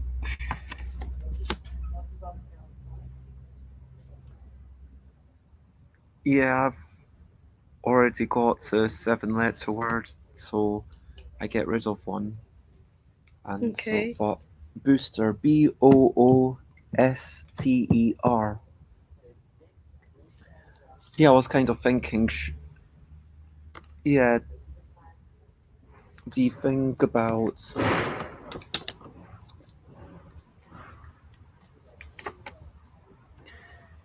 I mean, just to say where I am right now, I enjoy the game at the start, but at this point, just having to make 6-letter words and to score 0, which is the perfect, that's like as good as you can do. It feels quite similar to other word games. So But what I I was, think that, yeah, if I was to say, okay, you need to use 2 of the lower letters, then suddenly it becomes actually quite different. So my problem again with this game is I would like to use as many letters. I don't care top or bottom, so I'm looking for the longer words. And if other people are waiting for me to make a decision, I'm pretty sure that I can make a 6-letter word, like whatever is on the board. But it is stressing me out that other people are waiting, they're getting bored, and I'm losing my initial thoughts. And I think the only tweak I would make this game is I would keep the same rules, but you can use both the top and bottom letters for the same card. So it will, like, you will still make the same decision, try to make the 6-letter word, because that's what we're all trying to do. But at least it will go quicker. And yeah, because it's just stressing me out that you are waiting, and I'm thinking, and I'm trying different combinations of things and getting back to the same thing. Your turn, Krys. Oh, is it my turn again already? Yeah. Oh gosh. Yeah, it's been your turn for a while. Yeah, because Oh, when I went to pee. Yeah. Did you really think of them that quickly? Yes. Wow. Because I don't care anymore. I'm not gonna win, so I'm not trying. And I already had a 6-letter. 7-letter one Yeah. straight away. Okay, fair.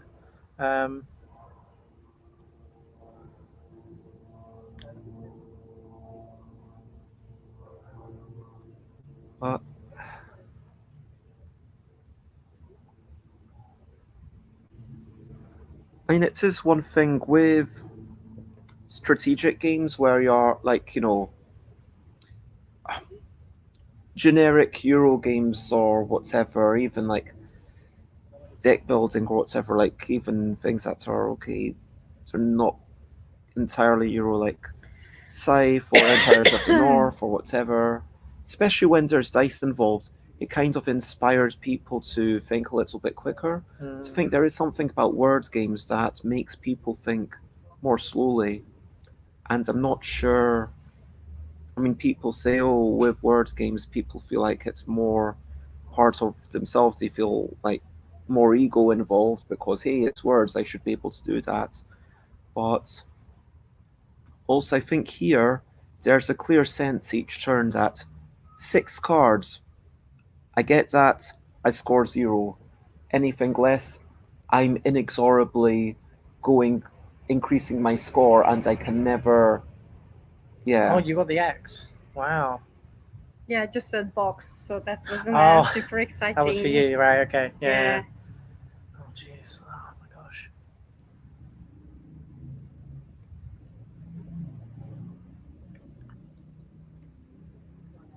I hate that the S and the H are on the same card.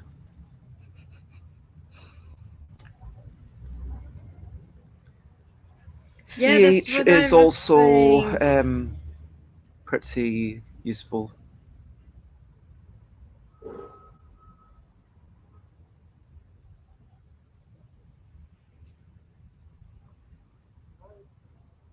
Hmm.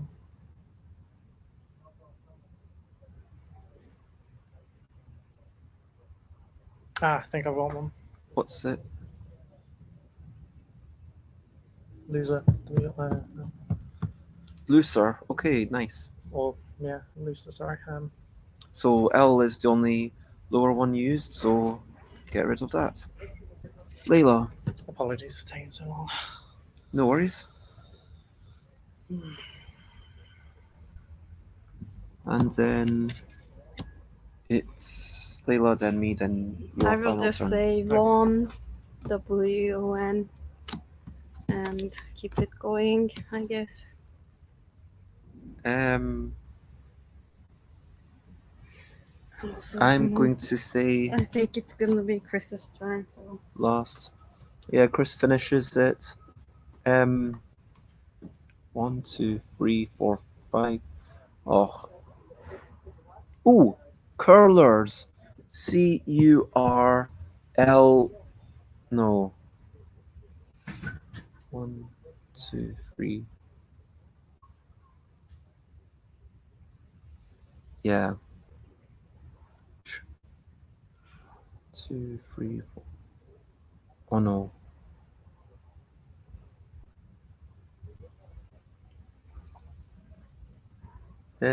Hmm. Yeah, well, we are both competitive people, and we don't want to admit defeat. And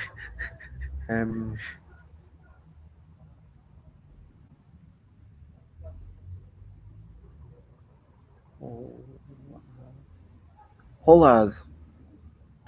That's probably a word, but I'm not going to say it just in case.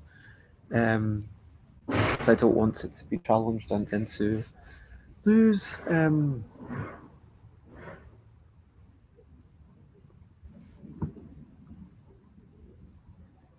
Lose.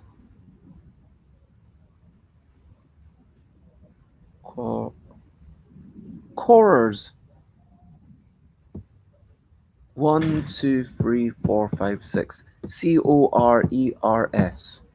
Chorus. Yeah, you know, things that use to core things. Like an apple corer. You could have multiple corers. I'm still going to challenge this. Fine. And that's one issue of the game, that now you can say exactly the same word. Corer, a kitchen tool used to remove the cores of apples or other fruit. There you go. Yeah. Which means, yeah, you could do I exactly don't like the same this thing. aspect of word games that, I said something which could have been a word, but it wasn't, and you said something which could have been a word, and it like cat. Like, what's a cat? Like, it's nothing. I It's knew it just was a word. Yeah, no, you did not. We I needed did. to check. We needed to check, and it's just a different, like, there are maybe at least 6 ways of writing Krys, so all of them are a valid name, or with my name. There are at least 4 versions of. but names aren't allowed. I mean, I can write cat, I can write cat, then I can write quat, so they are all the same word with the. So it's sometimes a hit and miss in these games. Krys, are you going to finish the game? Oh, yeah, I was just going to say chorus again. Yeah. Like, the options there, I'm taking it. Yeah. I mean, it's So just a 1, hit or 2, miss, 3, like, 4. 4. Is this some? This was my last thing. Whatever, I lost anyway. So I knew we were fighting on 4 like the whole time. That's why I just didn't want to not get 6 every time. yeah, you did really well though.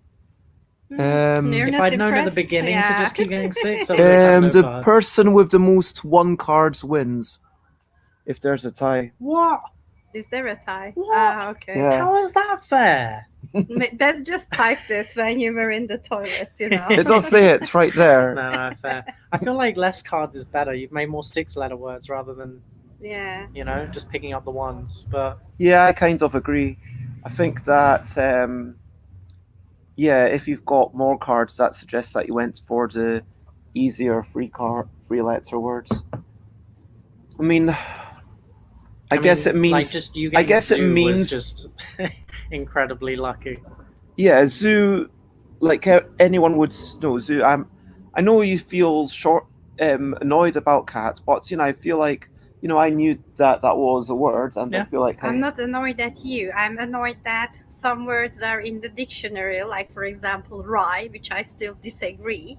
That's from a different game that we play, because that's a culturally specific term, which somehow made its way into the dictionary, but it's not an actual English word. So, for example, like cat. This is not because I'm annoyed at you or whatever. This is about the nature of language, and this is about the nature of building a dictionary, and this is about like. Is that right? Huh? R-H-Y-E. No, it's R-A.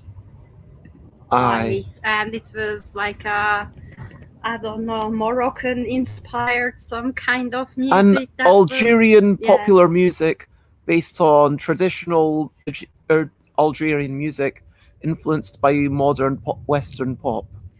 Like, it's very oddly specific. So, okay, it made its way into the English dictionary, obviously, because it has some kind of popularity. I just realized I can spell a word, join. But it was like a hit or miss situation. Like, And also pie is also a valid word, and pay is a valid word if you want to The person that can make the most words wins. Yeah, yap is a valid word. I've made 3 already. I mean, if you are going back with that, then the person with most cards is just messing.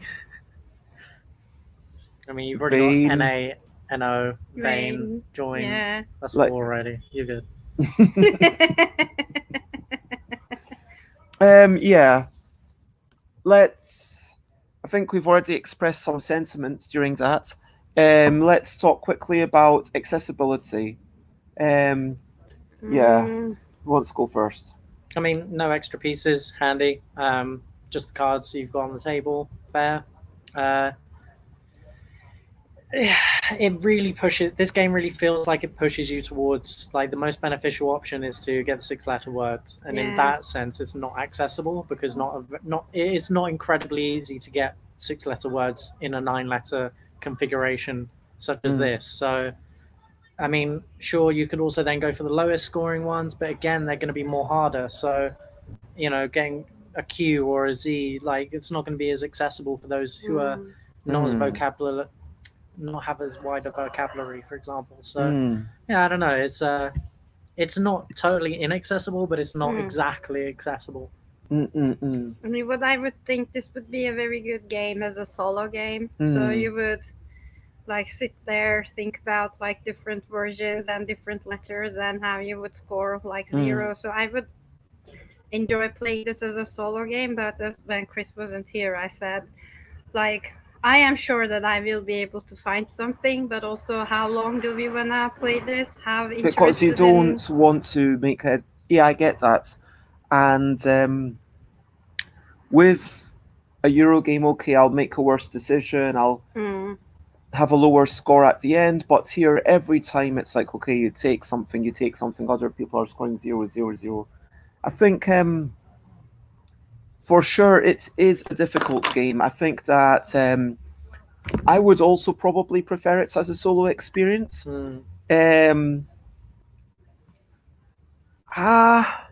Actually, now that I've played it, I'm not sure this is getting into like the worthiness, but it's like, okay, once I've started getting 6 letters, because 6 out of 10 turns, I got 6 letter words. So that suggests that theoretically, now that I know, okay, I'm going to be able to make 6 letters, could I get 10 6 letter words? Let's be honest, probably. Like if we'd started doing it right at the start. I mean, the only reason I picked up those ones was because I just didn't think about doing 6 to begin with. Like, yeah, I didn't think about doing 6 to begin with. Then I got a 4, and you started making 6 letters. And from that point on, there wasn't much point for me to play it. Okay, we played it for the first time. Next time we play, it will be different because I will have the same strategy. And then I feel like that's and like this is getting into the worthiness, but like I feel like just being like, I need to make a 6 letter word, or I feel like I've lost. Do you know what I mean? Like I feel like I have failed. Like I feel like there needs to be more granularity in terms of getting points or scoring 0. Because if you take a card, that's the inexorable. You're going to get more points, and you can't ever get rid of them entirely. I was thinking vaguely, like maybe if you have to use at least one of the 2 of the lower letters, let's say, and you score the 2 lower of the lower letters, but then maybe if you get a 5, if you get like a 5 letter, you give 1 back, a 6 letter you give 2 back, a 7 letter you give 3 back, and so forth. And maybe you start with some amounts in your stockpile anyway. I don't know. This is complicating it a bit. Maybe too much. But it was just an idea. A different way. Like if you have there is no 6 in the no, there is no 6. But if you make a 6-letter word, then you can get. So depending on the number of letters, you can get rid of a lower number. So it would like speed the game up a little bit. So if you have like a 4-letter something, you can get rid of a 3 or less, or a 5-letter a 4 or less, then 6 a 5 or less. So there is still, but yeah, but like what's in your hand, so you will still have. I don't know. I mean, I would make a little bit tweak that you necessarily wouldn't want to score 0 because then it is slowing the game down a lot. So you would still take the points, but would try to take them a little bit more strategically instead of thinking very long and scoring 0. We've kind of skipped past this, but let's talk about the differentiation between this and other games for the ELL deck. How different do you feel this is to other ELL deck games that you have played? I feel like there's another one that uses a grid of this kind, but I can't remember how it plays out. So just for that reason, I'm going to have to say that it's pretty unique in that sense. Like, you know, having to jump around the board to try and find the words that you're looking for. The points are pretty unique in that sense as well. You know, especially being a low scorer game, the better. It feels like it does have a lot of individual characteristics to it. Yeah, I agree with Krys. There are individual characteristics. So low scoring, you already mentioned the grid system. Yeah. Yeah, it feels yeah, like the one that uses a grid is like placeable, where you're making 3-letter words. I don't know if that's the one that you're thinking of. Yeah, I think it is, yeah. And so making 3-letter words is very different to this. I think that obviously this is vaguely reminiscent of Boggle in terms of the moving around, but it works nicely. The scoring system is quite nice, but I feel like it's not working quite as it ideally should, if you know what I mean. Mm. Because when I first thought, okay, you're taking the lower letter, and okay, if you score 6, there's a bonus. That's not quite the way it works out at the end. It's just aim to score 6. And I think that there's a promise here that the game, yeah, isn't quite delivering. And with, honestly, either way, in terms of differentiation, it is different to the other things. Mm. And that gets into the worthiness. And to make it a good game, for me, I I'm gonna think be back it in a needs to be in a situation where it's not just score 6, feel good, make a 6-letter word, feel great about yourself, make a shorter word, get some points. That feels wrong. Yeah, no, I have to agree. Like, there needs to be some sort of change made to, like, at least the the idea behind getting the 6, because if we're really encouraging everybody to try and go for 6-letter words, it's gonna just slow everything right down, which it did. And I think the other issue that does rise with it is that, as you said at the beginning of the game, kind of thing, well, towards the middle, I think, just about the fact that we already knew that Leila was kind of just out of it already. They picked up too many. You had most of the ones. I had quite a lot of the 2s, and the rest had all already come up. So there's just no chance of them being able to get rid of anything lower than, decreasing their score by any means possible.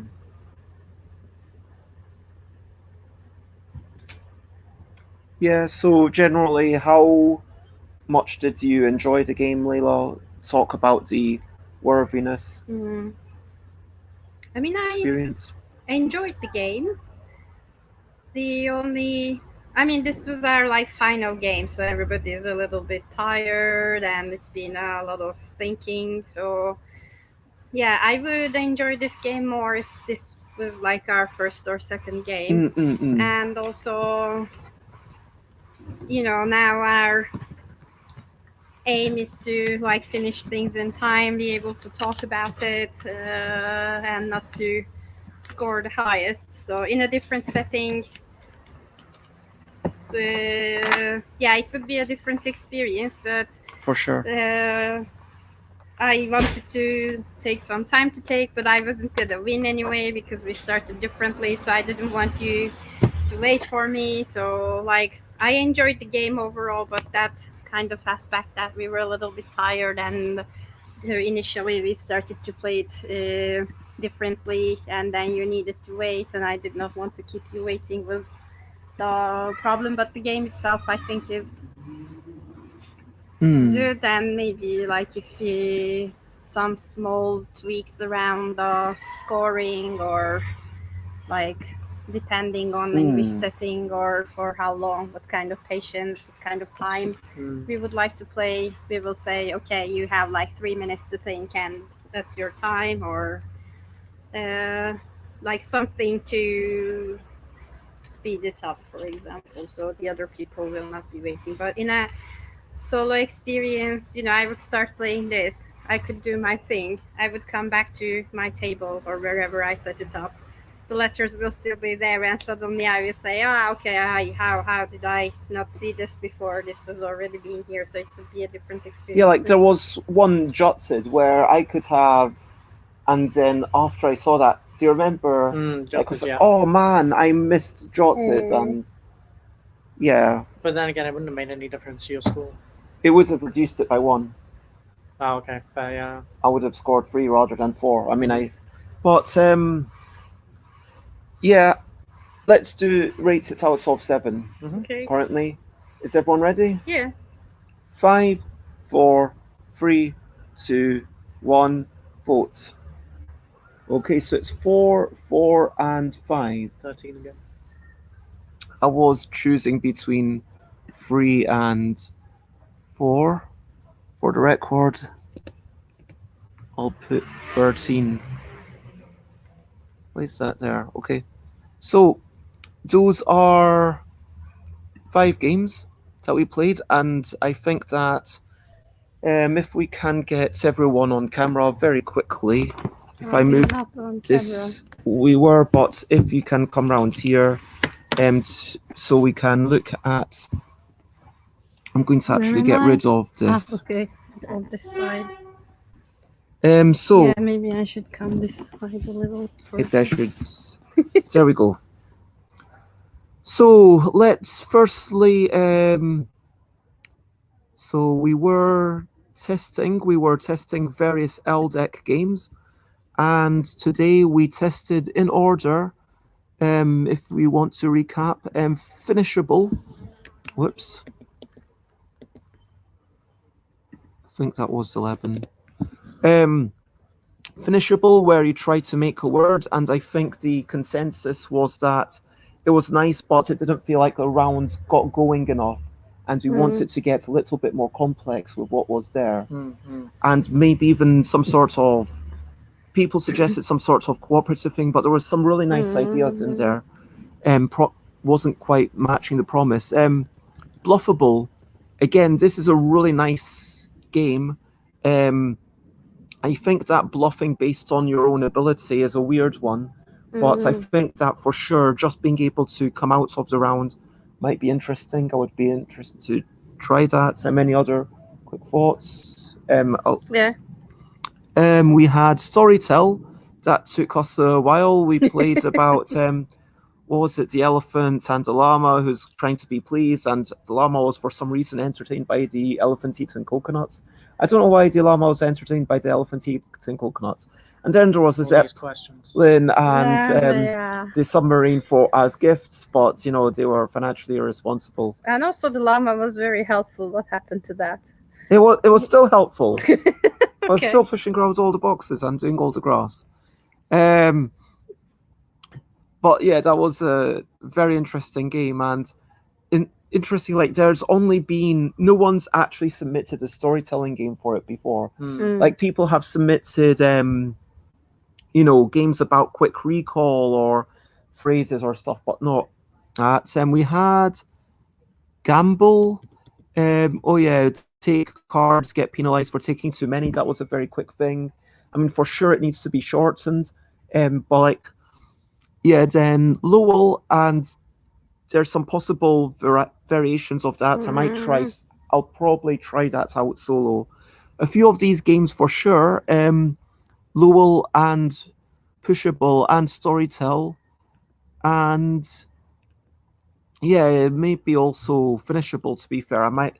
The other two are going to be harder to try solo, but yeah, they're worth me sitting down at some point and trying out some variations. But yeah, do you have anything to say about these 5 games that we got through today? I mean, I enjoyed all 5 of the games, so I wouldn't say I won't play this again, or I will mostly say I will enjoy playing any one of them again. So I think they were all very good contributions, and thank you for the designers for contributing, I guess. Yeah, thank you for reminding me. You know, I do want to you know, mention, actually let me put a wee wrap up about the games and with all the typos. Yeah, thank you to everyone. There we go. But yeah, I do agree that, you know, all these designers have done great work, and you know, as an early design, I think all of them are incredibly solid. Yeah. And I think this is what I was talking to about Krys, because from a design contest, parts of me wants to be like, okay, let's celebrate the thing and get it out into the open, and then let's have a more of a collaborative spirit and get everyone working together. On the other hand, I want to be like, okay, let's celebrate whatever the best thing is, and let's make it all anonymous so that people aren't like, oh, I know that designer, or oh, I know that person, or a friend of mine, and having that slight bias. And yeah, that's a very good approach. But I agree. They are kind of mutually exclusive, which is sad, because I feel like this is a good way to kind of celebrate some people, but at the same time, I would like to be like, okay, let's and I'm going to try and work out, you know, hopefully within the next year, a way of balancing the two so that there can be opportunities for people to sort of work together to say, okay, let's do stuff. And so I just want to say thank you everyone who's contributed games. You have all been fantastic, and I don't want to take that away from anyone. Krys? Yeah, no, I mean, exact same sentiments. Like, you know, none of these games were a flop from the beginning. None of them, I mean, all of the rules made sense. All of we were able to play through them without too much setup, and that in itself is a mark of good designing. You know, yeah, we could get the hang of it. Yeah. And it's really nice to see so many really decently put together games, considering, you know, the environment that we've had this year as well. I'm assuming that a lot of these people that submitted these are probably very few playtests carried out. So, you know, that in itself as well is a really good achievement. So, like this year and last year has been quite difficult. I know that, you know, a couple of them have been tested online, but where is there we go. I wanted to show off this thing. So here we go. So I'm going to now show off the typography.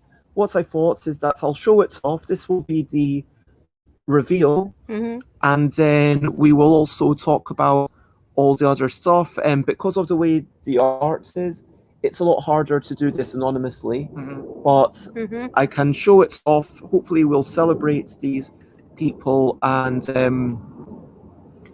yeah. So let's now share this screen and we can talk about what we're seeing on here. Boom. The ELL deck. So for anyone who wasn't aware, there is another typography competition.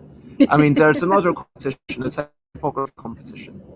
So let's talk about typography contest.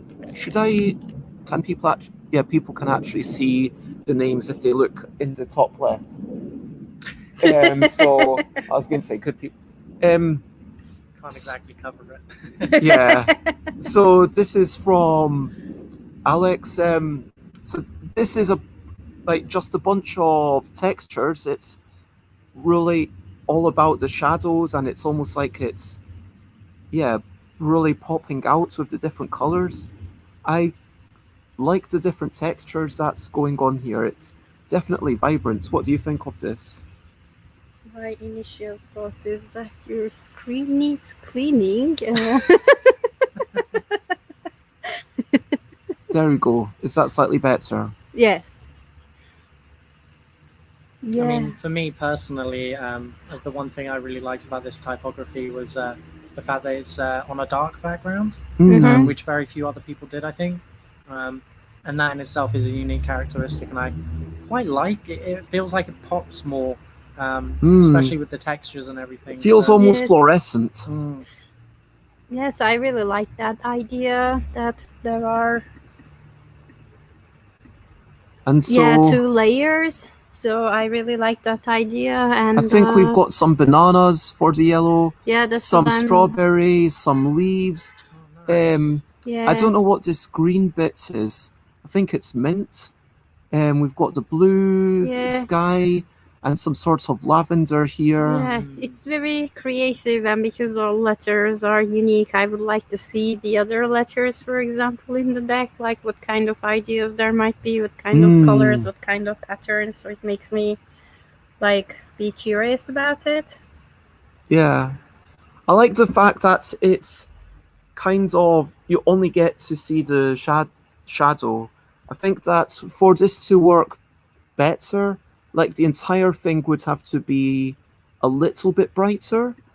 I do think that maybe the top right of the T here is a little bit too dark. I think it's because of the in the stock image where the light is coming from. So the yeah. So maybe just shift it a little bit, and it would be. And also, I felt it was a bit of a shame that the T and K were both strawberries. Because although I do like red, I understand that maybe Alex wanted it to start and end with red, which, if that's what Alex was thinking, I really appreciate that. Do you have anything else to say about this?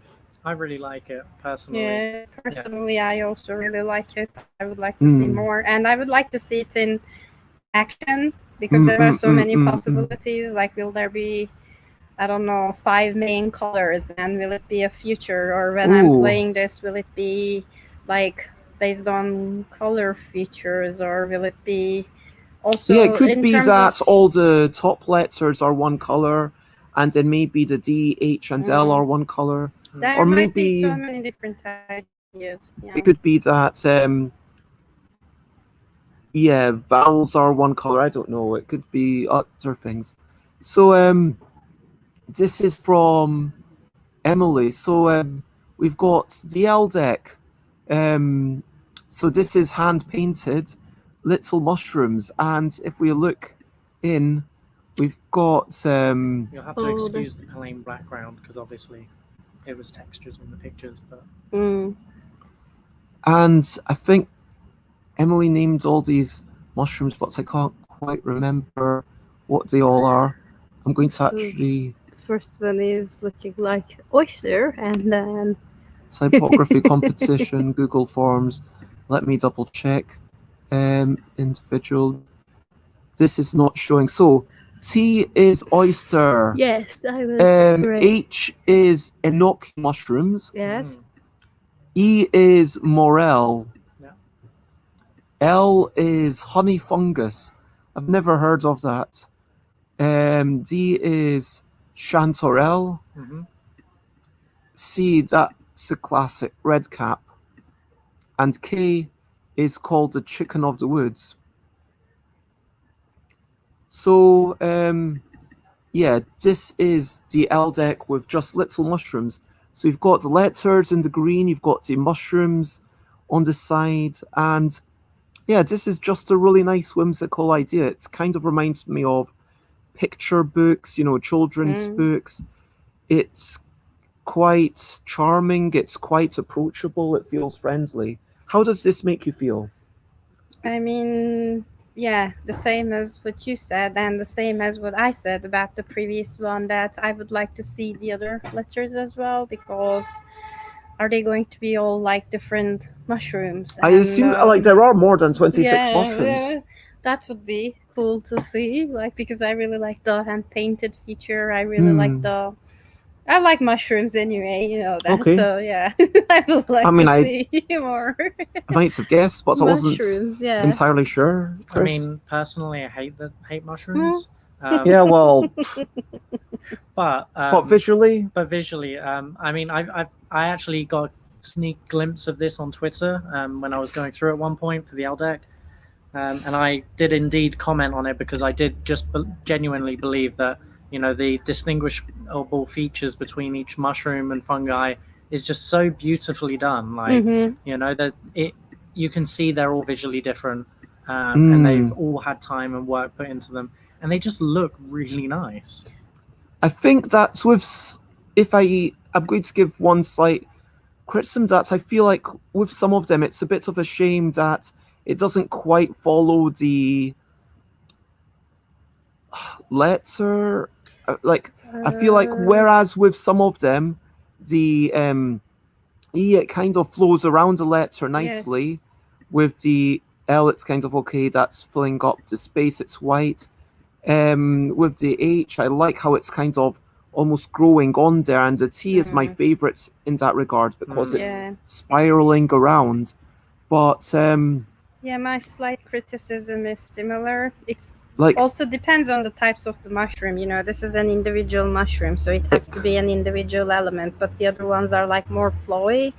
So in terms of the design question, and like the H is looking very crowded, but in the C, it's not looking like as part of an internal element. And from a, let's say, actual playability point of view, this might be slightly confusing. I mean, this could look like a G or something.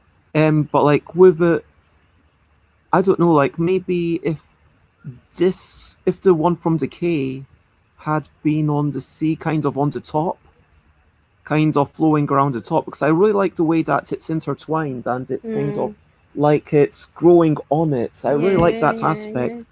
And it's really difficult, this red cap. And maybe if the red cap was, I don't know how you'd fit that on. Would you basically use it as a serif, maybe? Maybe that would be on the end of the E, maybe on the end of the K. No, like the here on the K. Yeah, it's because of the type of the individual mushrooms that they It have. is really different- challenging, yeah, but it's this really is a really challenging. nice. This is a really nice idea, and it's really well done. So the next one that we're going to look at is this one.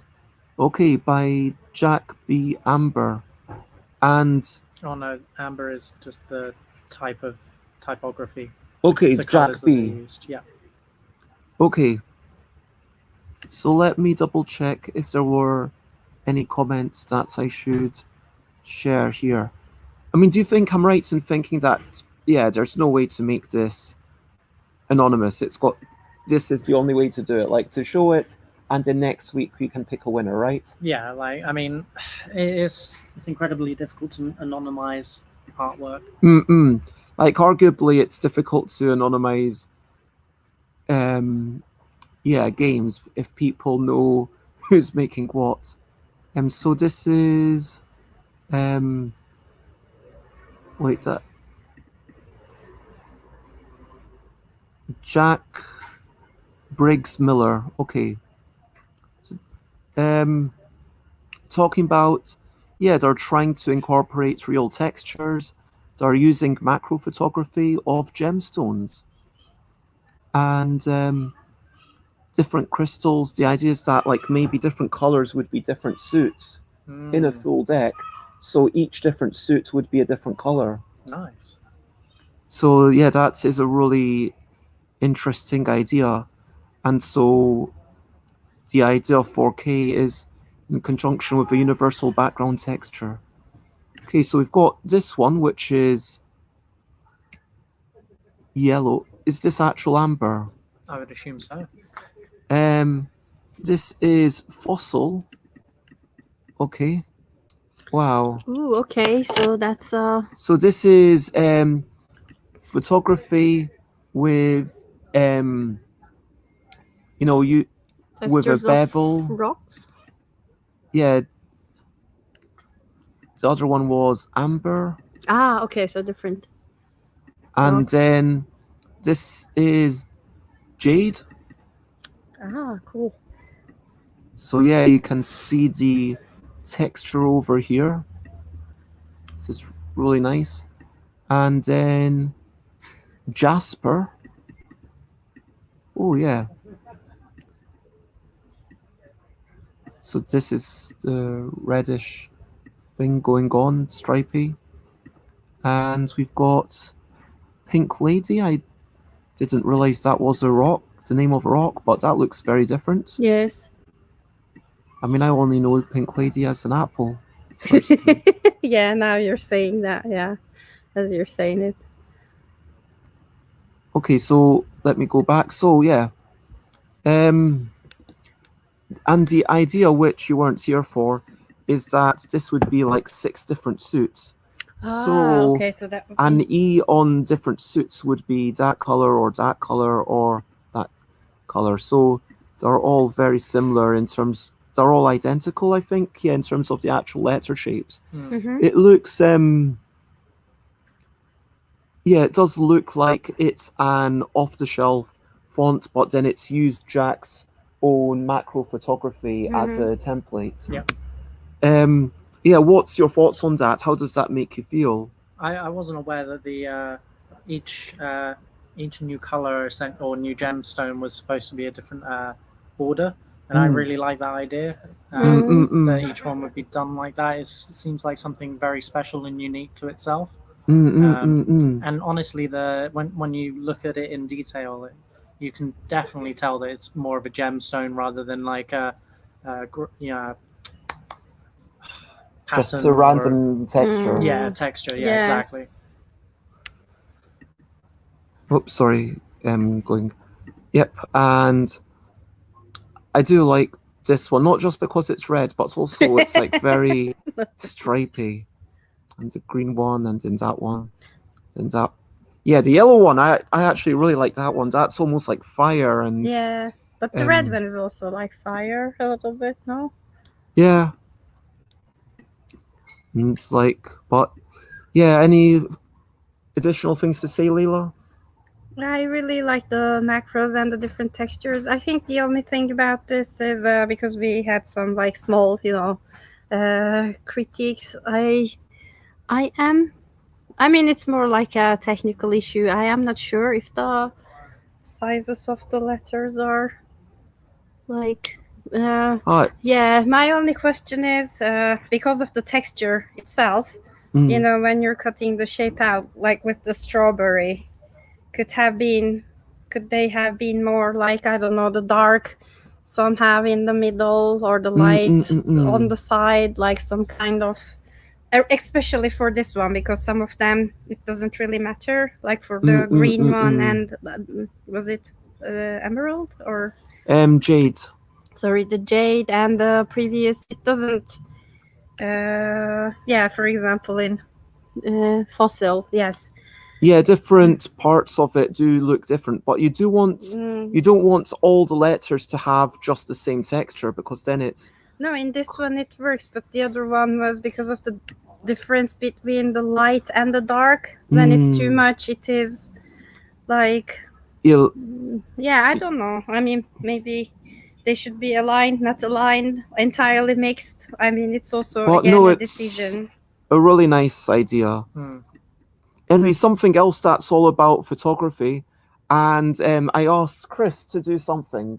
So, yeah, I think that Krys took my typeface for the original deck as a kind of stencil, and then puts in some light, long exposure photography into the background, it looks like. Yep. And yeah, what do you think of this? I mean, to me, this looks pretty cool. I do like how the sea is quite different. I like the spinny lights going on. This K looks a wee bit at odds with everything else, because everything else is like shoom shoom shoom shoom, and then the clay's like loom loom. Do you know what I mean? But no, it's really nice. I think that, yeah. I was mainly trying to just highlight the different kind of styles that I would use if I did the whole deck. Yeah. But again, like with everybody, I think it's always a work in progress. Yeah. I like the dynamism of the letter shapes. Yeah, that's true. Like, because you've got that kind of shoom, there's definitely an amount of energy. Now, so this is Joanne, and so this is Joanne, who's talking about turning everything into a cat. So you can see, I really like this T, how it's like the eyebrows of the cat. Yes. And then, some of them have like the E, it's kind of the entire body, and then the L has like the cat sleeping. It reminds me of letter shapes that I had when I was a child, and then you had clowns, and then little people who were doing all these things. The C is my favorite because I do know many cats exactly in that shape, and it looks perfect. Is there another one here? And so, yeah, I really like these L's as well, kind of. I really like these L's with the. I mean, it's now slightly difficult in terms of the letter typeface itself, but my favorite is the H, because there is this like pose and belly button. I don't know, I found it personally a little bit disturbing, that H. It looks like they're on those medieval stretchers. Oh gosh, Krys, what's going on with you today? It's what I thought when I saw it. I can't help where my mind went. I feel like it's kind of like thinking our cat spreading cat Oscar. You know what? Like always. What's it could be? It could be like cats in boots. If they were like little humanoids, then it could be like, okay, it could have like gloves and like boots. Imagine that. That would be quite fun. Because then it could be like a little bit more humanoid. But then some of them could be like, okay, this cat's with the ball as the L, because honestly, I just love this one with the cats on the balls and this C. No, I Is there totally two agree. different The C, Cs? C works really, really well. Both so, of them, but yeah, that's just a perfect. That's very cat-like. It is a really nice idea. I do think that some of the letters, like the K here, demonstrates how it is going to be really tricky to get some of the things together. But I think that Joanne's just done a fantastic job at forcing things to fit in. Yeah. Next, we've got this from Paul Fitch. And so this is the L deck, and this has squirrels. Is that? Yes. So we've got different animals. We've got squirrels on the T, little birds on the H, a squirrel trying to get some nuts, hedgehog and butterfly. I think they must really like squirrels, I guess. An owl on the C and little rabbits on the K. Let me double check if there's any messages that I missed. So, yeah. Joanne thought that I might like a cat theme, and Joanne was completely correct. And Paul Finch says, yeah, so I will give links to all these people and proper shout outs.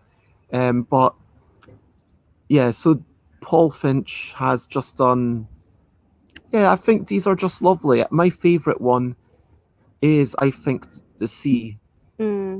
And I do like how everything has this splash of color behind it, so it kind of brings it together. I think I like how the K, the rabbits aren't on the K, but they don't distract from the shape of the K. I really like this one, like because it has squirrels. It has squirrels, and it is like so brilliant. But yeah, I think. Again, the same with the mushrooms and with the sea, for example. Like, yeah, the owl on the sea. It's like from an artistic does make point, it... yeah, brilliant. But we're a little bit like in play. For example, this D would be very confusing if I wanted to see it on a card, and also like with the different things going on the cards. But from an artistic point of view, this is brilliant. This is cute. I want to have, like, for example, a pillow with my name on it with this theme, kinda. Yeah, I could imagine you, like, especially with that E, like, just wanting, yeah, Leila with all this. You wouldn't even want the other animals. You would just want all the squirrels. I would want all of them, because that, like, I imagine condescending owls are also my favorite animals, and the cats are also my favorite animals. Giraffes would work very well in this font, so it is like brilliant. It is very cute. So I really enjoy the sort of illustrative style of it. It's very like child's book kind of. I enjoy it. I like it. Okay, so finally, this, let me actually click. Okay, so now I don't think I'm showing anything confidential if I click through. So these ones, something went wrong with the submissions, but Krys can maybe put it together tomorrow morning if you're down with that. So we've got some C's and some K's here from, oh, this is terrible. I do apologize to this person. Just David Waldman. So David Waldman, so there's different versions. So you've got the outline of the C. Here you've got the one in black. And here you've got the one with the stripes. And then what they've done is they've cut that out and they've put in like a rainbow effect. And I think this is really what they're going for, although I do think that this is also quite a cool thing on its own. Like, I could imagine like a few different ways of colouring that in for sure. Yes. But this does look really fresh and modern. And then when I see, yeah, what David's done with the K. It kind of reminds me of 70s graphics. Yes. And Psychedelic type. yeah, for sure. And how does it make you feel? And I will quickly try and get the other letters, just David's stuff together. So, thoughts? No, I really like this style and font. It's got a unique kind of letter shaping to it. The colors are really bright and vibrant, but also they link in towards each other. You know, they're all unison in their way of design and color, and that in itself is unique for all of these submissions. So I really enjoy it. Yeah, there are a lot of good ideas and all different styles, and this one is again unique. I personally prefer not the outline, not the filled one, but the ones with the texture, because they are. You mean this version that this we're version or the colorful, but the ones that are filled with like some this texture. Yeah, for or sure. The other one. I think this is the most interesting to look at. I think there's no denying that. And let me try and get the other letters up if I can. Yeah, in the meantime, I'll check what I was doing in the kitchen. Just, because I... So there we go. Remove that. Stop screen, share screen, and so fine. Preview. There we go. So if we look at this now, so we've got the D's. So it's a very stylized D. Like how much the left leans in. That is a lot. This E again, it's like really stylized. Like look at that curvature of the inside. I mean, it's almost. I mean, I would argue that this could be mistaken for an M maybe or a W, but then I don't know. It's just Actually, I think I really like this version of it, even though it's not colored. But Krys, what do you think of the coloring? No, I really enjoy the coloring. I like that they're all kind of they're all similar backgrounds, similar textures. But honestly, the shapes and whatnot really kind of sell it for me. Yeah, like this, these spiral textures, kind of, and it's like just ran all these curves and everything, and I think that look, if we look over them, so these have to be composited, but if you can see them, like then where's the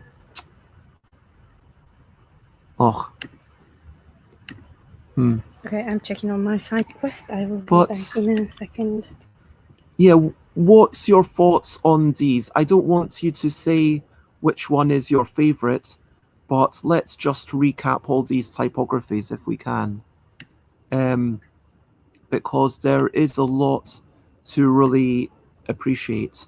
So we've got David Waldman stuff with all the kinds of lovely curves, and I think if we can just say what we love about them, because let's again curves, color, texture. Yeah. Definitely for those. And then we've got where did it go? Is that nope? I do apologize. Which might have too many things open. I feel like Drive. This is not good.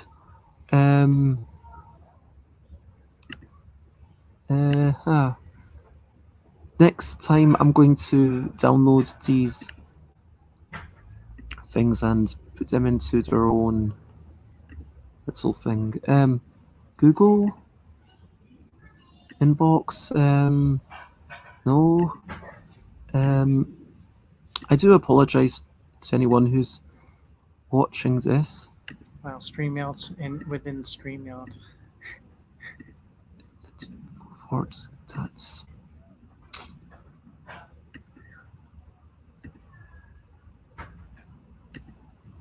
yeah, let me actually put this into StreamYard, and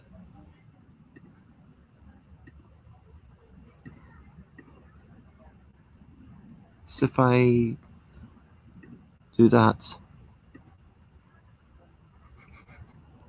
Okay, so now we will see that. So people will be seeing this. I think this is just super cute. It's lovely. I agree. I really enjoy the cutesy style of the illustrative kind of Yeah. children's booky almost. Animals are, yeah, it makes me smile.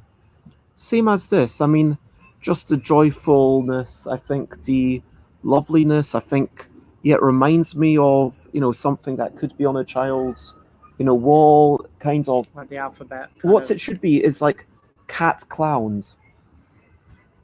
I think that could work, cat clowns. I feel like that's very niche to you, but yeah.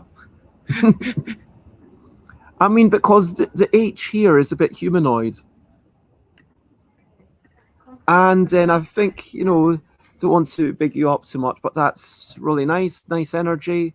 I think that these are really nice things going on. And yeah, I think this is just lovely painted, great work, the mushrooms. And yeah, and I want to appreciate everyone. So I want to give appreciation to Alex Cannon, who, primary colors. Sorry, we didn't give a proper, what's your favorite thing about this? Primary Just the bright, colorful nature of it, yeah. As you say, being on black is cool. Yeah. And what I was going to say, I found it really creative that it's like 2 layers and also has texture. So the 2 layers thing is not that I saw very often. So I really liked it. And I really liked it as a typography because the letters are very salient. So I find it also, in terms of functionality, it can work with it could function in some real action. These ones are, I just love the celebration of mushrooms. I assume that Emily Brown also enjoys mushrooms. And yeah, good on you. Very good, like artistic.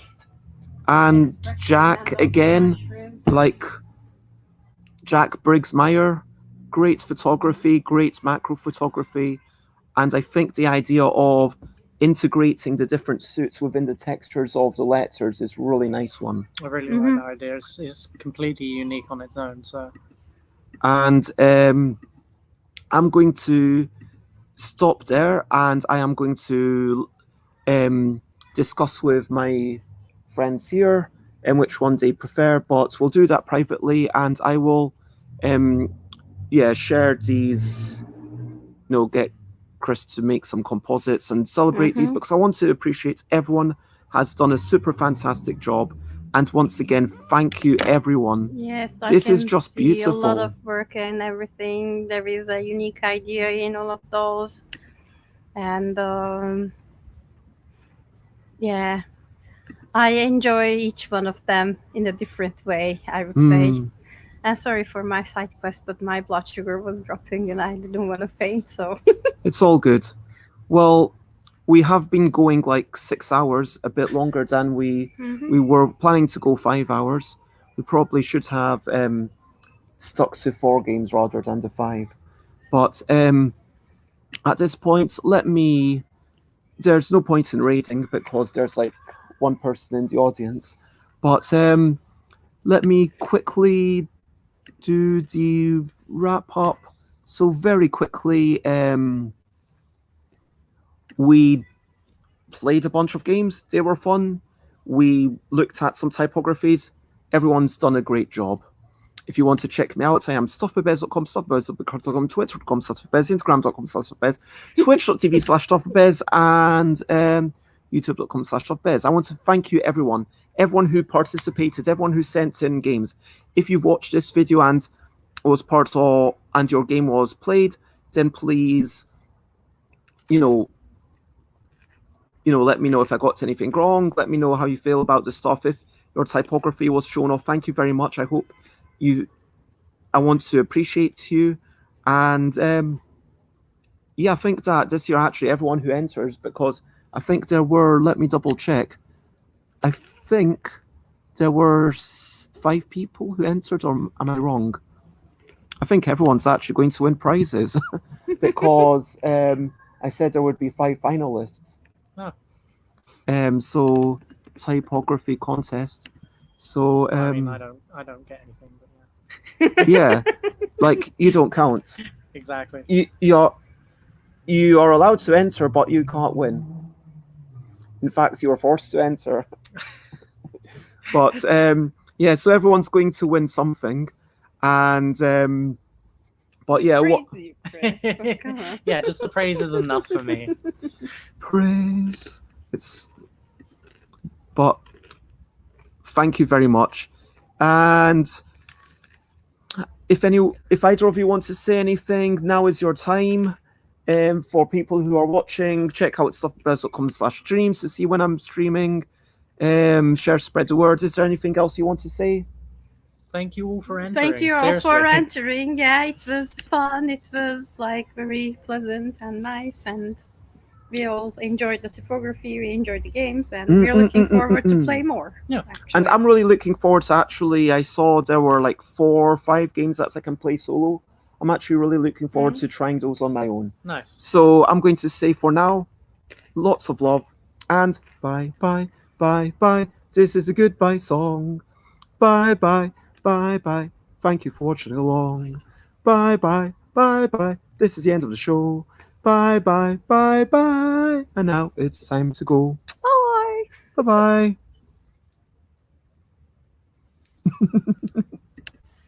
bye.